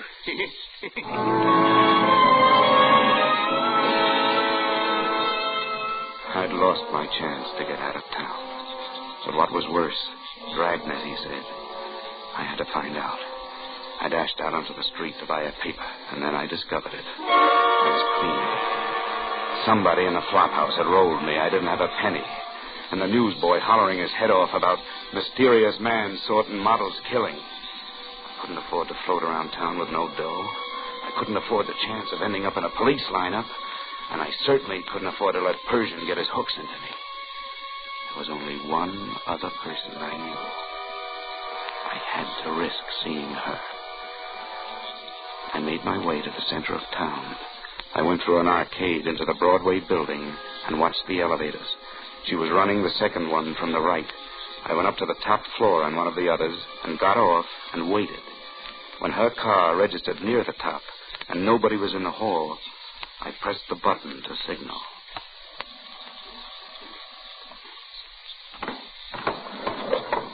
Down, please. I've got to talk to you. You're not a detective. You didn't fool me for long. I know, I'm sorry about that, but... Did you kill her? What? Why would I want to kill her? I just met her last night in a bar. But you were in the apartment leaning over. I know it looks bad, but you got to believe me. That's the starter signal. I have to go. Please, wait. Wait, I haven't got anybody to turn to but you. They're looking for you. I know. The cleaning woman told. I wouldn't want you to think that I'll lose my job. Please. Police have been in the building all day. You'll get caught here. You gotta believe me. I didn't kill Brandy. I've got to go. Please, they'll catch me. Look. I'm broke. I haven't got a nickel. You gotta help me.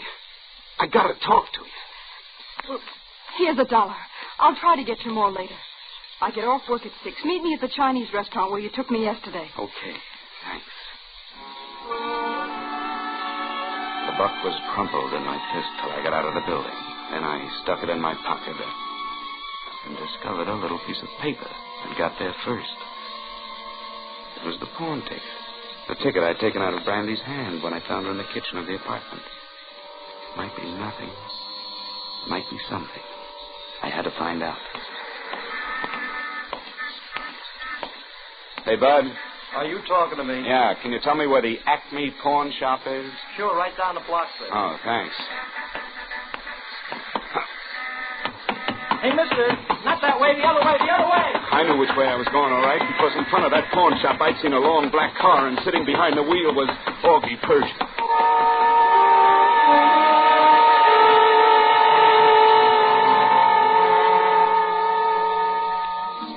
I spent the next 2 hours in a movie, but I don't know what the picture was about. The pawn ticket kept bothering me. And Eleanor, was she really on my side? Could I depend on her? I decided to go to the Chinese restaurant, all right, but I wouldn't go in. I'd wait a few doors down the street. If she was on the level, she'd come alone. Here I am. What? You said the restaurant. Hi. Are you hungry? No. Let's walk. It won't be safe to walk. They're looking for Oh, you. come on. We can't stand here. Well, there's the park across the street. It'll be dark soon. All right.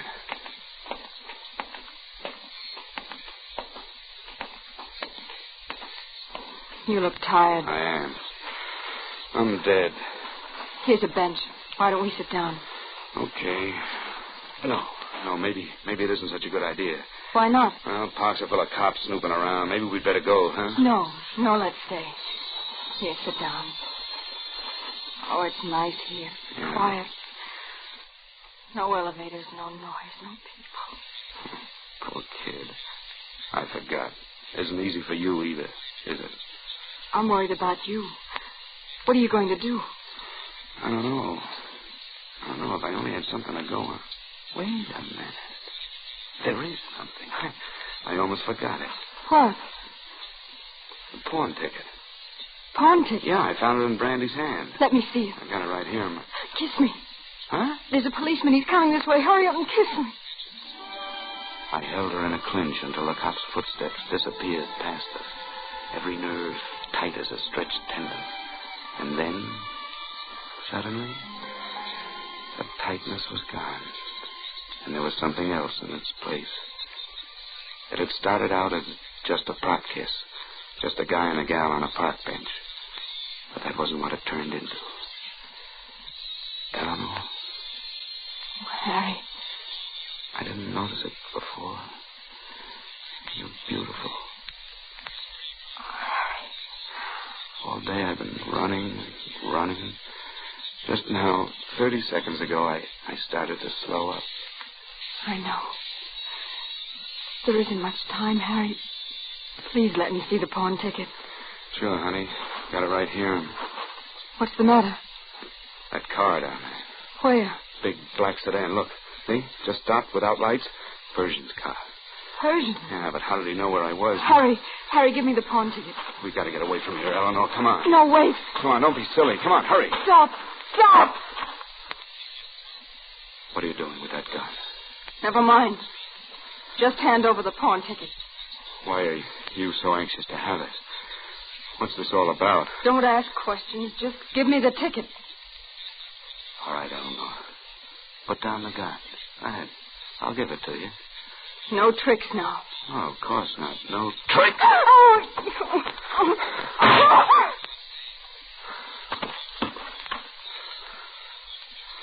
Don't move, Clark. This is the gun I got, too. See if she's dead, Dimples. Okay, Augie. We were fighting for the gun. It went off. I don't understand why Don't ever trust a dame, Clark. Any dame. Eleanor told us you'd be here. In the Chinese restaurant or the park. She called me. What? She called you? She ain't dead, Augie. But she ain't gonna live very long. Hey, looks like crime doesn't pay, Eleanor, huh? Don't kill him, Persian. Me kill Harry? Oh, no, Eleanor. You were the target for tonight. Me? Yes. But you saved me the trouble. Persian, you're crazy. You're crazy. No, you are, Clark, for trusting her. Why don't you tell him, Eleanor? Tell him why you killed Brandy. How you'd been hacking her clothes, her jewelry. How she finally caught up with you. I didn't mean to kill her. She found the pawn ticket. threatened to have me arrested. She slapped me and we had a fight. She fell and hit her head on the sink. I didn't know what to do. Ran away. And just then a perfect fall guy turned up. Friend Harry here. Oh, that's why she needed this pawn ticket. What pawn ticket? This one. Huh? Well, this ties it all up. She had to have this. Even if I had fallen for a double cross and rubbed you out, this ticket would still point to her. Harry. What, Eleanor? Tell me. I didn't want to. If only we'd met before,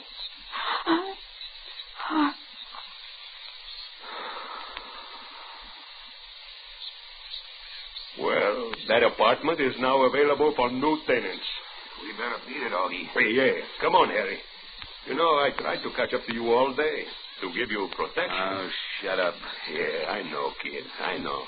I had a girl, too. Leave me alone. Now, look, kid. Leave me alone. I said shut up. Shut up.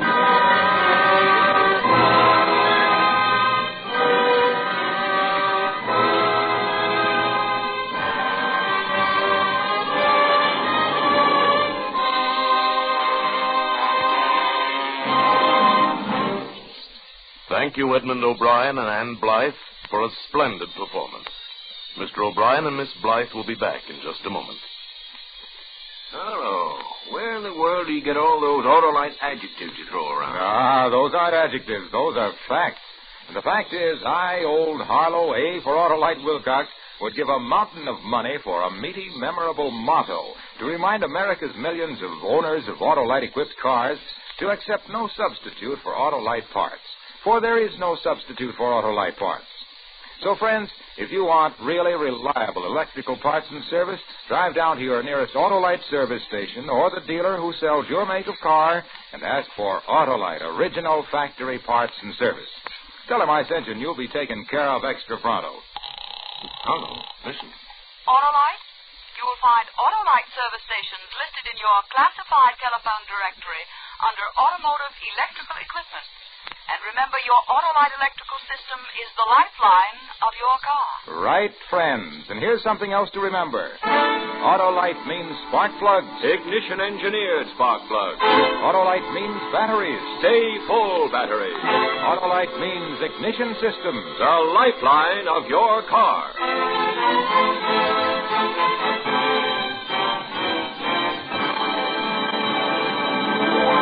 And now here again is Mr. Edmund O'Brien. I'd like to say for Ann Blythe and myself that it's been a pleasure to appear on Suspense tonight. That's right, Eddie. And next week we'll be listening to one of the most famous of all suspense shows, Agnes Moorehead in Sorry, Wrong Number. And that is really tops in Suspense. Ann Blythe appears through the courtesy of Universal International and can now be seen in Mr. Peabody and the Mermaid, released by Universal International. Edmund O'Brien may soon be seen in Warner Brothers' Technicolor production, Fighter Squadron. Tonight's suspense play was written by Bob Shelley and Buckley Angel, with music composed by Lucien Moraweck and conducted by Lud Gluskin. The entire production was under the direction of Anton M. Leader. In the coming weeks, Suspense will present such stars as Ronald Colman, Rosalind Russell, James Cagney, Margaret O'Brien, Claude Rains, and Peter Lorre. Make it a point to listen each Thursday to Suspense, radio's outstanding theater of thrills. And next Thursday, same time, hear Agnes Moorehead in Sorry, Wrong Number. This is the Autolite Suspense Show. On this Armistice Day, Autolite is proud to join all America in a salute to the United States Marine Corps on its 173rd anniversary. Good night. Switch to Autolite. This is CBS, the Columbia Broadcasting System.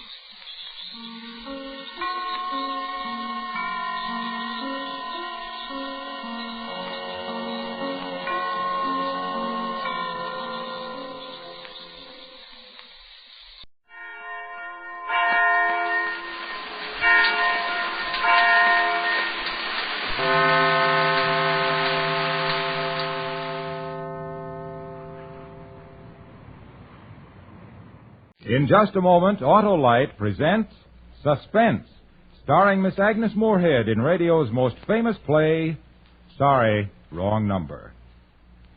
Say, Harlow, have you seen State's football team? They're terrific. Speaking of terrific teams, Hap, my friend, the one that ignition engineered those Autolite resistor spark plugs is tops.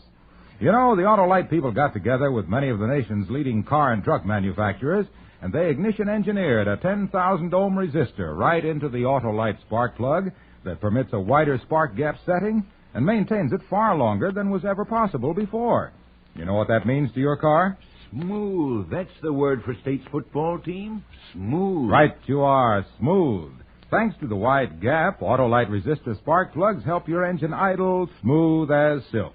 And that's only one of the simple, sound, solid, splendid advantages of those sensational Autolite resistor spark plugs. Got it all off your chest, Arno? Sure have, Hap. You're not going to hear one more word out of me till we've heard the whole Suspense show. No? No middle commercial tonight, Hap. Autolite doesn't want us to interrupt Agnes Moorehead's performance in that famous drama, Sorry, Wrong Number. Okay, Harlow. Let's hear Suspense.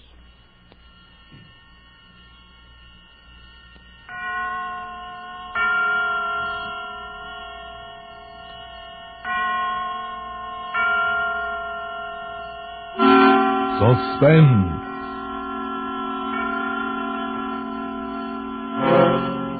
Autolite and its 60,000 dealers and service stations bring you radio's outstanding theater of thrills.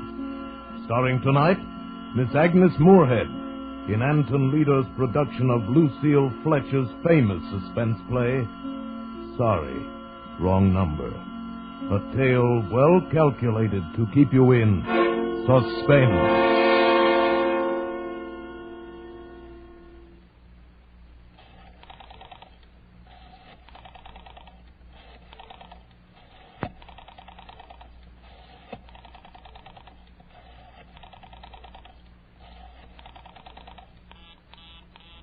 Oh, dear.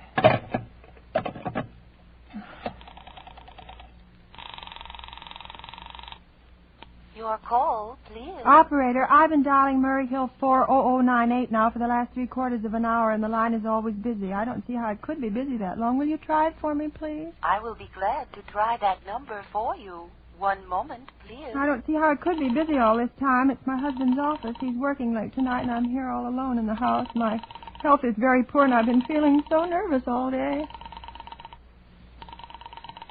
Ringing Murray Hill 40098. Hello? Hello? Hello, is Mr. Stevenson there? Hello? Hello? Hello, George? Yes, sir. This is George speaking. Hello, who's this? What number am I calling, please? I'm here with our client, George. Oh, good. Is everything okay? But, the coast is clear for tonight? Yes, George. He says the coast is clear for tonight. Okay.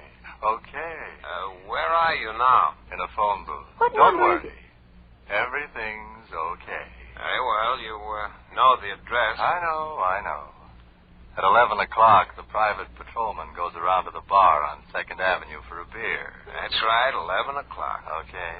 Now, be sure that all the lights downstairs are out. There should be only one light visible from the street. Okay.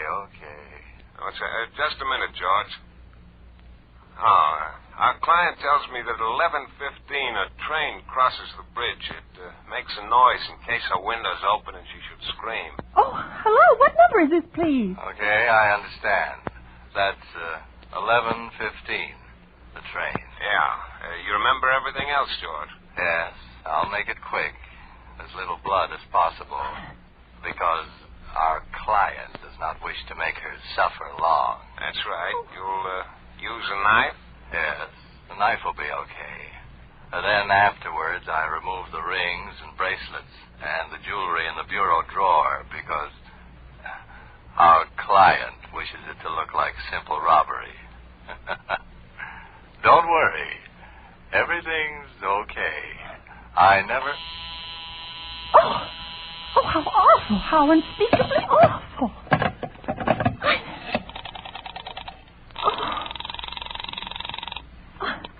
Your call, please. Operator, I've just been cut off. I'm sorry. What number were you calling? Why, it was supposed to be Murray Hill 40098, but it wasn't. Some wires must have got crossed. I was cut into a wrong number, and I've just heard the most dreadful thing, something about a murder, and... Operator, you simply got to retrace that call at once. I beg your pardon.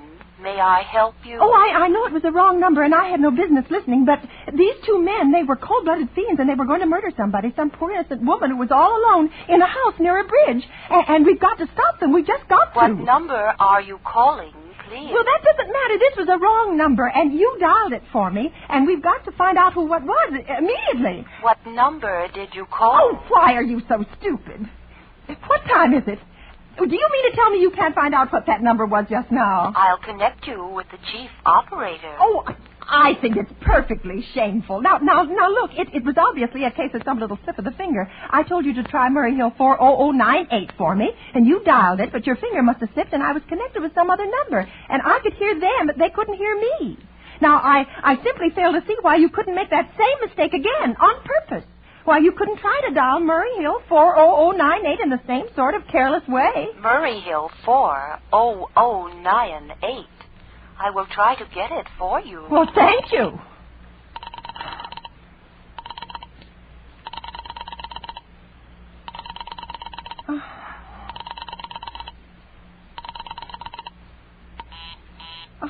I am sorry. Murray Hill 40098 is busy. I will call you in 20 minutes. Operator! Your call, police. You didn't try to get that wrong number at all. I asked you explicitly, and all you did was dial correctly. I am sorry. What number are you calling? Well, can't you for once forget what number I'm calling and do something for me?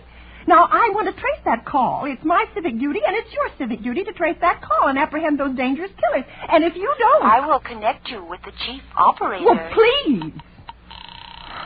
This talk can't make everyone understand you.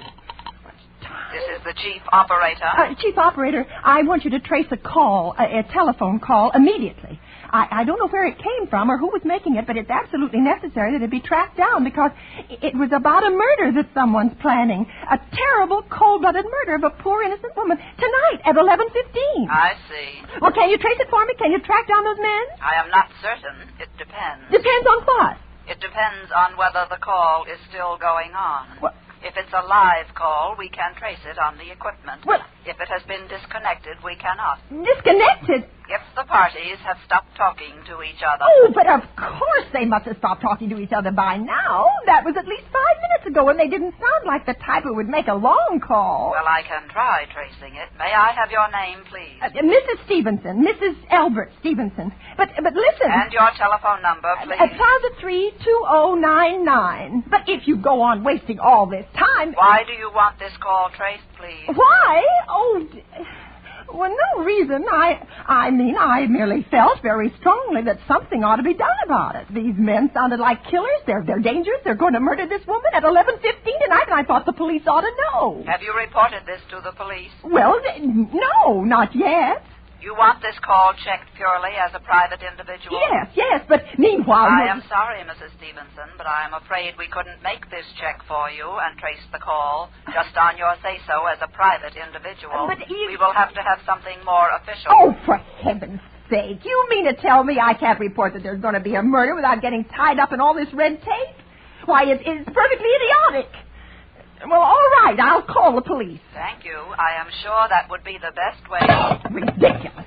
I never heard of such nonsense.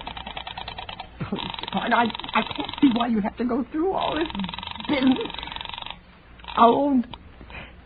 Your call, please. The police department. Get me the police department, please. Thank you. Ringing the police department. Oh, dear, do you have to dial? Can't you ring them direct? All this time wait. Police Department, Precinct 43. Sergeant Martin speaking. Police Department, this is Mrs. Stevenson, Mrs. Albert Smythe Stevenson of 53 North Sutton Place. I'm calling up to report a murder. Huh? I mean, the murder hasn't been committed yet, but I just overheard plans for it over the telephone, over a wrong number that the operator gave me. I've been trying to trace down the call myself, but everybody is so stupid. And I guess in the end, you're the only people who could do anything. Yes, ma'am. It was a perfectly definite murder. I heard their plans distinctly. 2 men were talking, and they were going to murder some woman at 11:15 tonight, and she lived in a house near a bridge. Are you listening to me? Yes, ma'am. And there was a private patrolman on the street. He was going to go around for a beer on 2nd Avenue, and there was some third man, a client, who was paying to have this poor woman murdered. They were going to take her rings and bracelets and use a knife. Well, it's unnerved me dreadfully, and I'm not well. I see. Now, when was all this, ma'am? About 8 minutes ago. Oh, then you can do something. You do understand. What is your name, ma'am? Mrs. Stevenson, Mrs. Albert Stevenson. And your address? 53 North Sutton Place. That's near a bridge. The Cleansboro Bridge, you know, and we have a private patrol in our street. And 2nd Avenue is the next what street. What was that number you were calling? Murray Hill 40098. But that wasn't the number I overheard. I mean, Murray Hill 40098 is my husband's office. He's working late tonight, and I was trying to reach him to ask him to come home. I'm an invalid, you know, and it's the maid's night off, and I hate to be alone, even though he says I'm perfectly safe as long as I have the telephone right beside my bed. Well, we'll look into it, Mrs. Stevenson, and see if we can check it with the telephone company. But the telephone company said they couldn't check the call if the parties had stopped talking. I've already taken care of that. Oh, you have? Yes, and personally, I feel you ought to do something far more immediate and drastic than just check the call. Well, what good is checking the call do if they stop talking? By the time you tracked it down, they've already committed the murder. Well, we'll take care of it. Don't you worry. I'd say the whole thing calls for a search, a complete and thorough search of the whole city. Why, I'm very near the bridge, and I'm not far from 2nd Avenue, and I know I'd feel a whole lot better if you sent around a radio car to this neighborhood at once. And what makes you think the murder is going to be committed in your neighborhood, ma'am? Why, I don't know. Only the coincidence is so horrible. 2nd Avenue and the patrolman and the bridge. Well, 2nd Avenue is a very long street, ma'am, and you know how many bridges there are in the city of New York. Well, I know. Not to mention Brooklyn, Staten Island, Queens, and the Bronx. Now, how do you know there isn't some little house on Staten Island, on some little 2nd Avenue you've never heard about? Well, how do you know they were even talking about New York at all? But I heard the call on the New York dialing system. Well, maybe it was a long-distance call you overheard. Oh, Telephones are funny things now. Now, look, lady, why don't you look at it this way? Supposing you hadn't broken in on that telephone call. Supposing you'd got your husband the way you always do. You wouldn't be so upset, would you? Well, I know. I suppose not. Only it sounded so inhuman, so cold-blooded. A lot of murders are plotted in this city every day, ma'am. We manage to prevent almost all of them. The clue of this kind is so vague, it isn't much more use to us than no clue at all. But surely you... Unless, of course, you have some reason for thinking this call was phony or that someone may be planning to murder you. Me? Oh, well, no, I hardly think so. I mean, why should anybody? I'm alone all day and night. I see nobody except my maid, Eloise, and she's a big girl. She weighs 200 pounds. She's too lazy to bring up my breakfast tray, and the only other person is my husband, Albert. He's crazy about me. He just adores me. He waits on me hand and foot.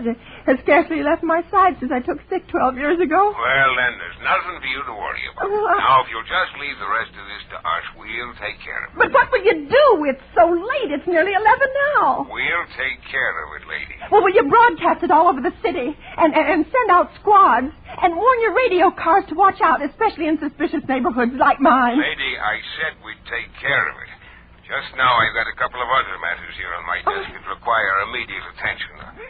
Good night, ma'am, and thank you. Oh, you idiot! Oh, no. Why did I hang up the phone like that?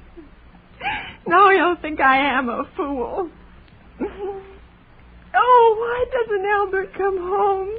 Why doesn't he? The operator.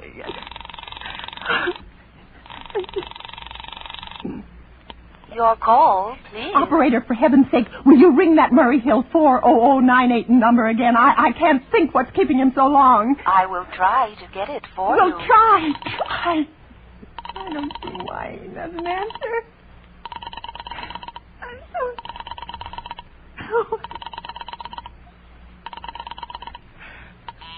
Oh. I am sorry. Murray Hill 40098 is busy. I will call you. I can hear it. You don't have to tell me. I know it's busy. Oh, if I could only get out of this bed for a little while. If I could get a breath of fresh air and just lean out of the window and see the street. Hello, Albert? Hello? Hello?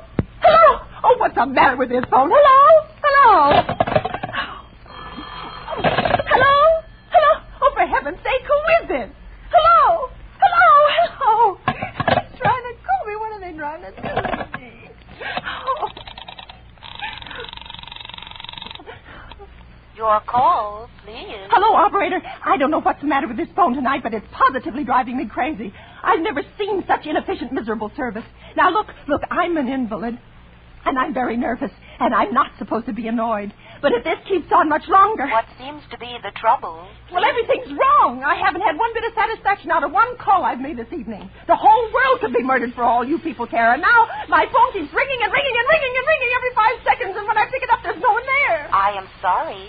If you will hang up, I will test it for you. I don't want you to test it for me. I want you to put that call through, whatever it is, at once. I'm afraid I cannot do that. You cannot? Well, why? Why, may I ask? The dial system is automatic. All right. If someone is trying to dial your number, there is no way to check whether the call is coming through the system or not, unless the person is trying to reach you, complains to his particular operator. Oh, of all the stupid...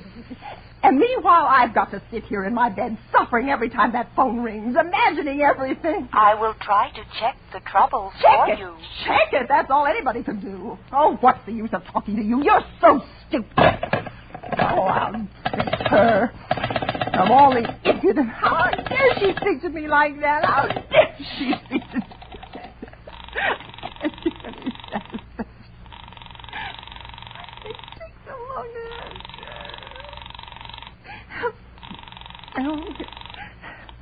Your call, please. Young woman, I don't know your name, but there are ways of finding you out. And I'm going to report you to your superiors for the most unpardonable rudeness and insolence it has ever been my privilege. Give me the business office at once. You may dial that number direct. Dial it direct? I'll do no such thing. I don't even know the number. The number is in the directory, or you may secure it by dialing information. Listen here, you... Oh, what's the use? Oh, dear. Oh, for heaven's sake, I'm going out of my mind. I'm going out of my mind. Hello? Hello, stop ringing me. Do you hear? Answer me. Who is this? You realize you're driving me crazy? Who's calling me? What are you doing it for? Now, stop it, I say. Hello? If you don't stop ringing me, I'm going to call the police. You hear? The police. Oh, Albert would only come home. Oh, let it ring. Let it go on ringing. It's a trick at some night. I won't answer it. I won't, even if it goes on ringing all night. Just ring all night. I don't...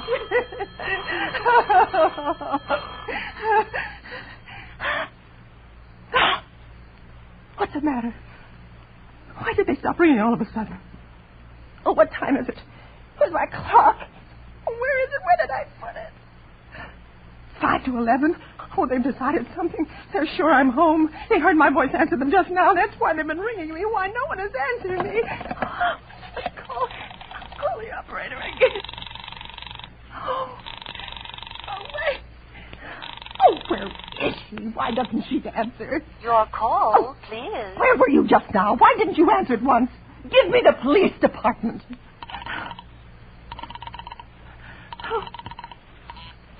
I am sorry. The line is busy. I will call you. Busy? But that's impossible. The police department can't be busy. There must be other lines available. The lion is busy. I will try to get them later. No, I've got to speak to them now, or it may be too late. I've got to get to someone. What number do you wish to speak to? Well, I don't know, but there must be someone to protect people besides the police department. Detective agencies. You will find detective agencies listed in the classified directory. But I don't have a classified. I mean, I'm too nervous to look it up, and I don't know how to use it. I will connect you with information.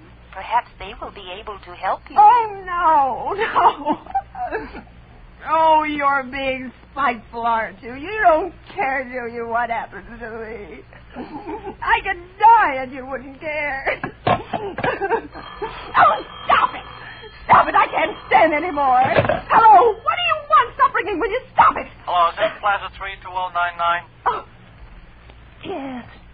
Yes, I'm sorry. This is Plaza 32099. This is Western Union. I have a telegram here for Mrs. Elbert Stevenson. Is there anyone there to receive the message? I am Mrs. Stevenson. The telegram is as follows. Mrs. Elbert Stevenson, 53 North Sutton Place, New York, New York, darling. Terribly sorry. Try to get you for last hour, but line busy. Leaving for Boston 11 p.m. tonight on urgent business. Oh. Back tomorrow afternoon. Keep happy. Love, signed Elbert. Oh, no. You wish us to deliver a copy of the message? No. No, thank you. Thank you, madam. Good night. Good night. No. No, I don't believe it. He couldn't do it. He couldn't do it, not when he knows I'll be all alone. It's some trick, some fiendish trick. It's some... Oh. Your call, please. Operator, try that Murray Hill 40098 number for me just once more, please. You may dial that number direct. Oh. M-U. Oh. Oh. 9.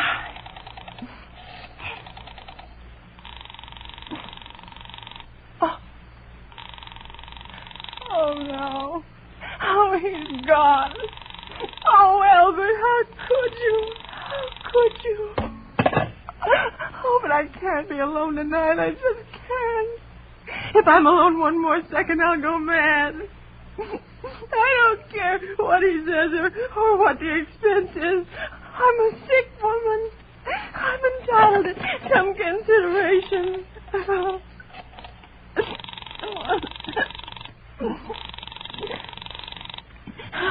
This is information. May I help you? I want the telephone number of Henchley Hospital. Henchley Hospital. Do you have the street address? No, it's somewhere in the 70s. It's a very small, private, and exclusive hospital where I had my appendix out 2 years ago. Henchley, Hench. 1 moment, please. Please hurry. And please, what is the time? You may find out the time by dialing Meridian 71212. For heaven's sake, I've no time to be dialing. The number of Henchley Hospital is Butterfield 89970. You. 8, 9, 9, 7. Oh.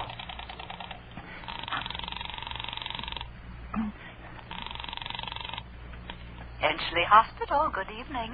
Give me the nurse's registry. Who was it you wish to speak to, please? I want the nurse's registry at once. I want a trained nurse. I want to hire her immediately for the night. I see.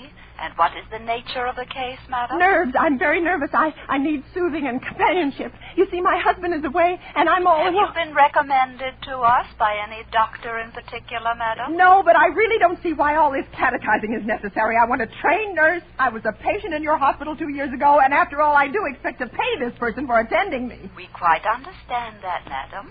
But registered nurses are very scarce just now.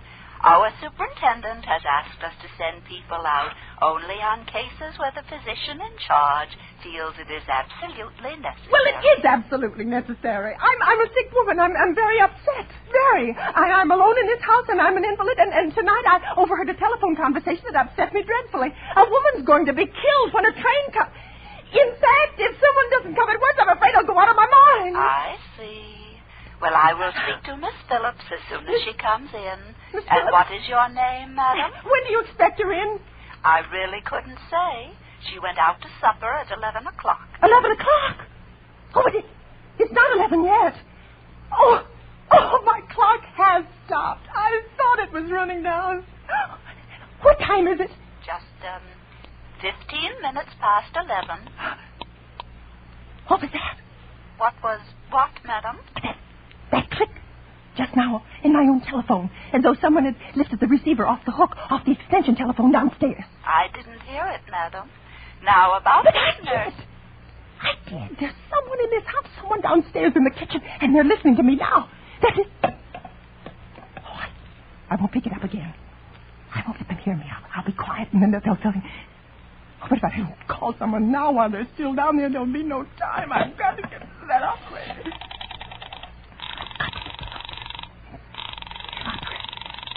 Oh, your call, please. Operator, I'm in desperate trouble. I am sorry, I cannot hear you. Please speak louder. I don't dare. There's someone listening. Can you hear me now? I am sorry. Oh, but you've got to hear me. Oh, please, you've got to help me. There's someone in this house. Someone who's going to murder me. And you've got to get in touch with the police. Oh, there it is. Did you hear it? He's put it down. He's put down the extension phone. He's coming up the stairs. Oh, give me the police department. Give me the police department. One moment, please. I will connect you. Hurry. Oh, hurry, I can hear him.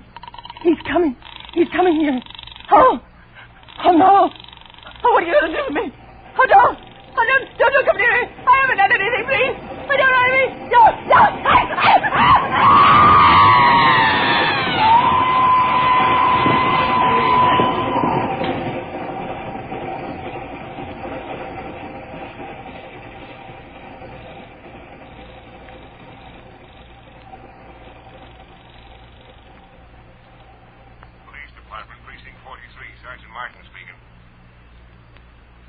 Police Department, Precinct 43, Sergeant Martin speaking.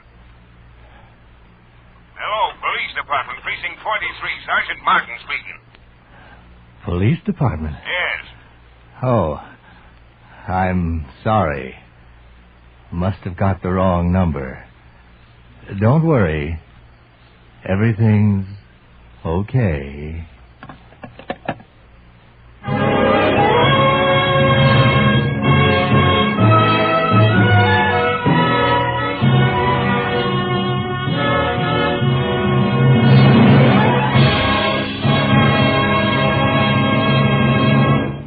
Thank you, Miss Agnes Moorhead, for another memorable performance.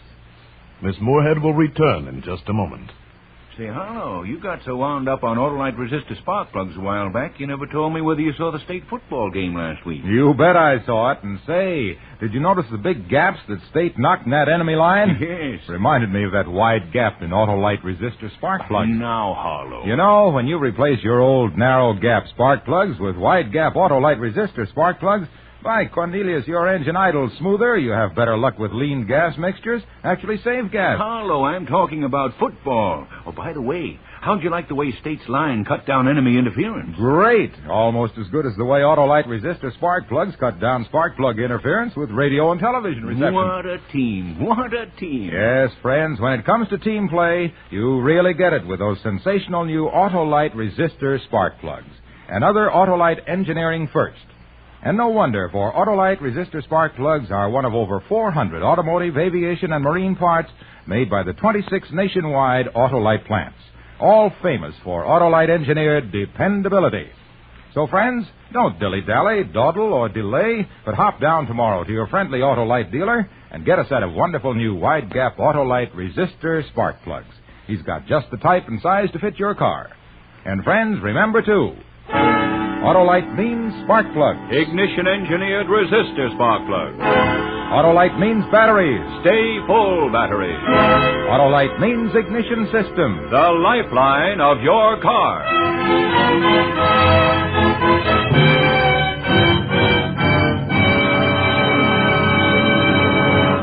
And now here again is Miss Agnes Moorhead. My thanks to producer Tony Leader for affording me this opportunity to play Lucille Fletcher's wonderful story once again. And my thanks to the cast and the musicians and sound men who helped make it successful. The Suspense program will always hold a special place in my affections, and I'll be listening with great interest next Thursday when radio's outstanding theater of thrills brings us little Margaret O'Brien starring in Ray Bradbury's story, The Screaming Woman. Another gripping study in Suspense. Agnes Moorhead has recorded Sorry, Wrong Number in album form. Miss Moorhead may currently be seen in the Warner Brothers picture Johnny Belinda. Music on tonight's Suspense play was composed by Lucien Morawek and conducted by Lud Gluskin. The entire production was under the direction of Anton M. Leader. In the coming weeks, Suspense will present such stars as Ronald Coleman, Rosalind Russell, Claude Rains, and William Bendix. Make it a point to listen each Thursday to Suspense, radio's outstanding theater of thrills. And next Thursday, same time, hear Margaret O'Brien in The Screaming Woman. This is the Autolite Suspense Show. Volunteers are needed for the armed forces of the United States. Your nearest recruiting station will have complete information. Good night. Switch to Autolite. This is CBS, the Columbia Broadcasting System.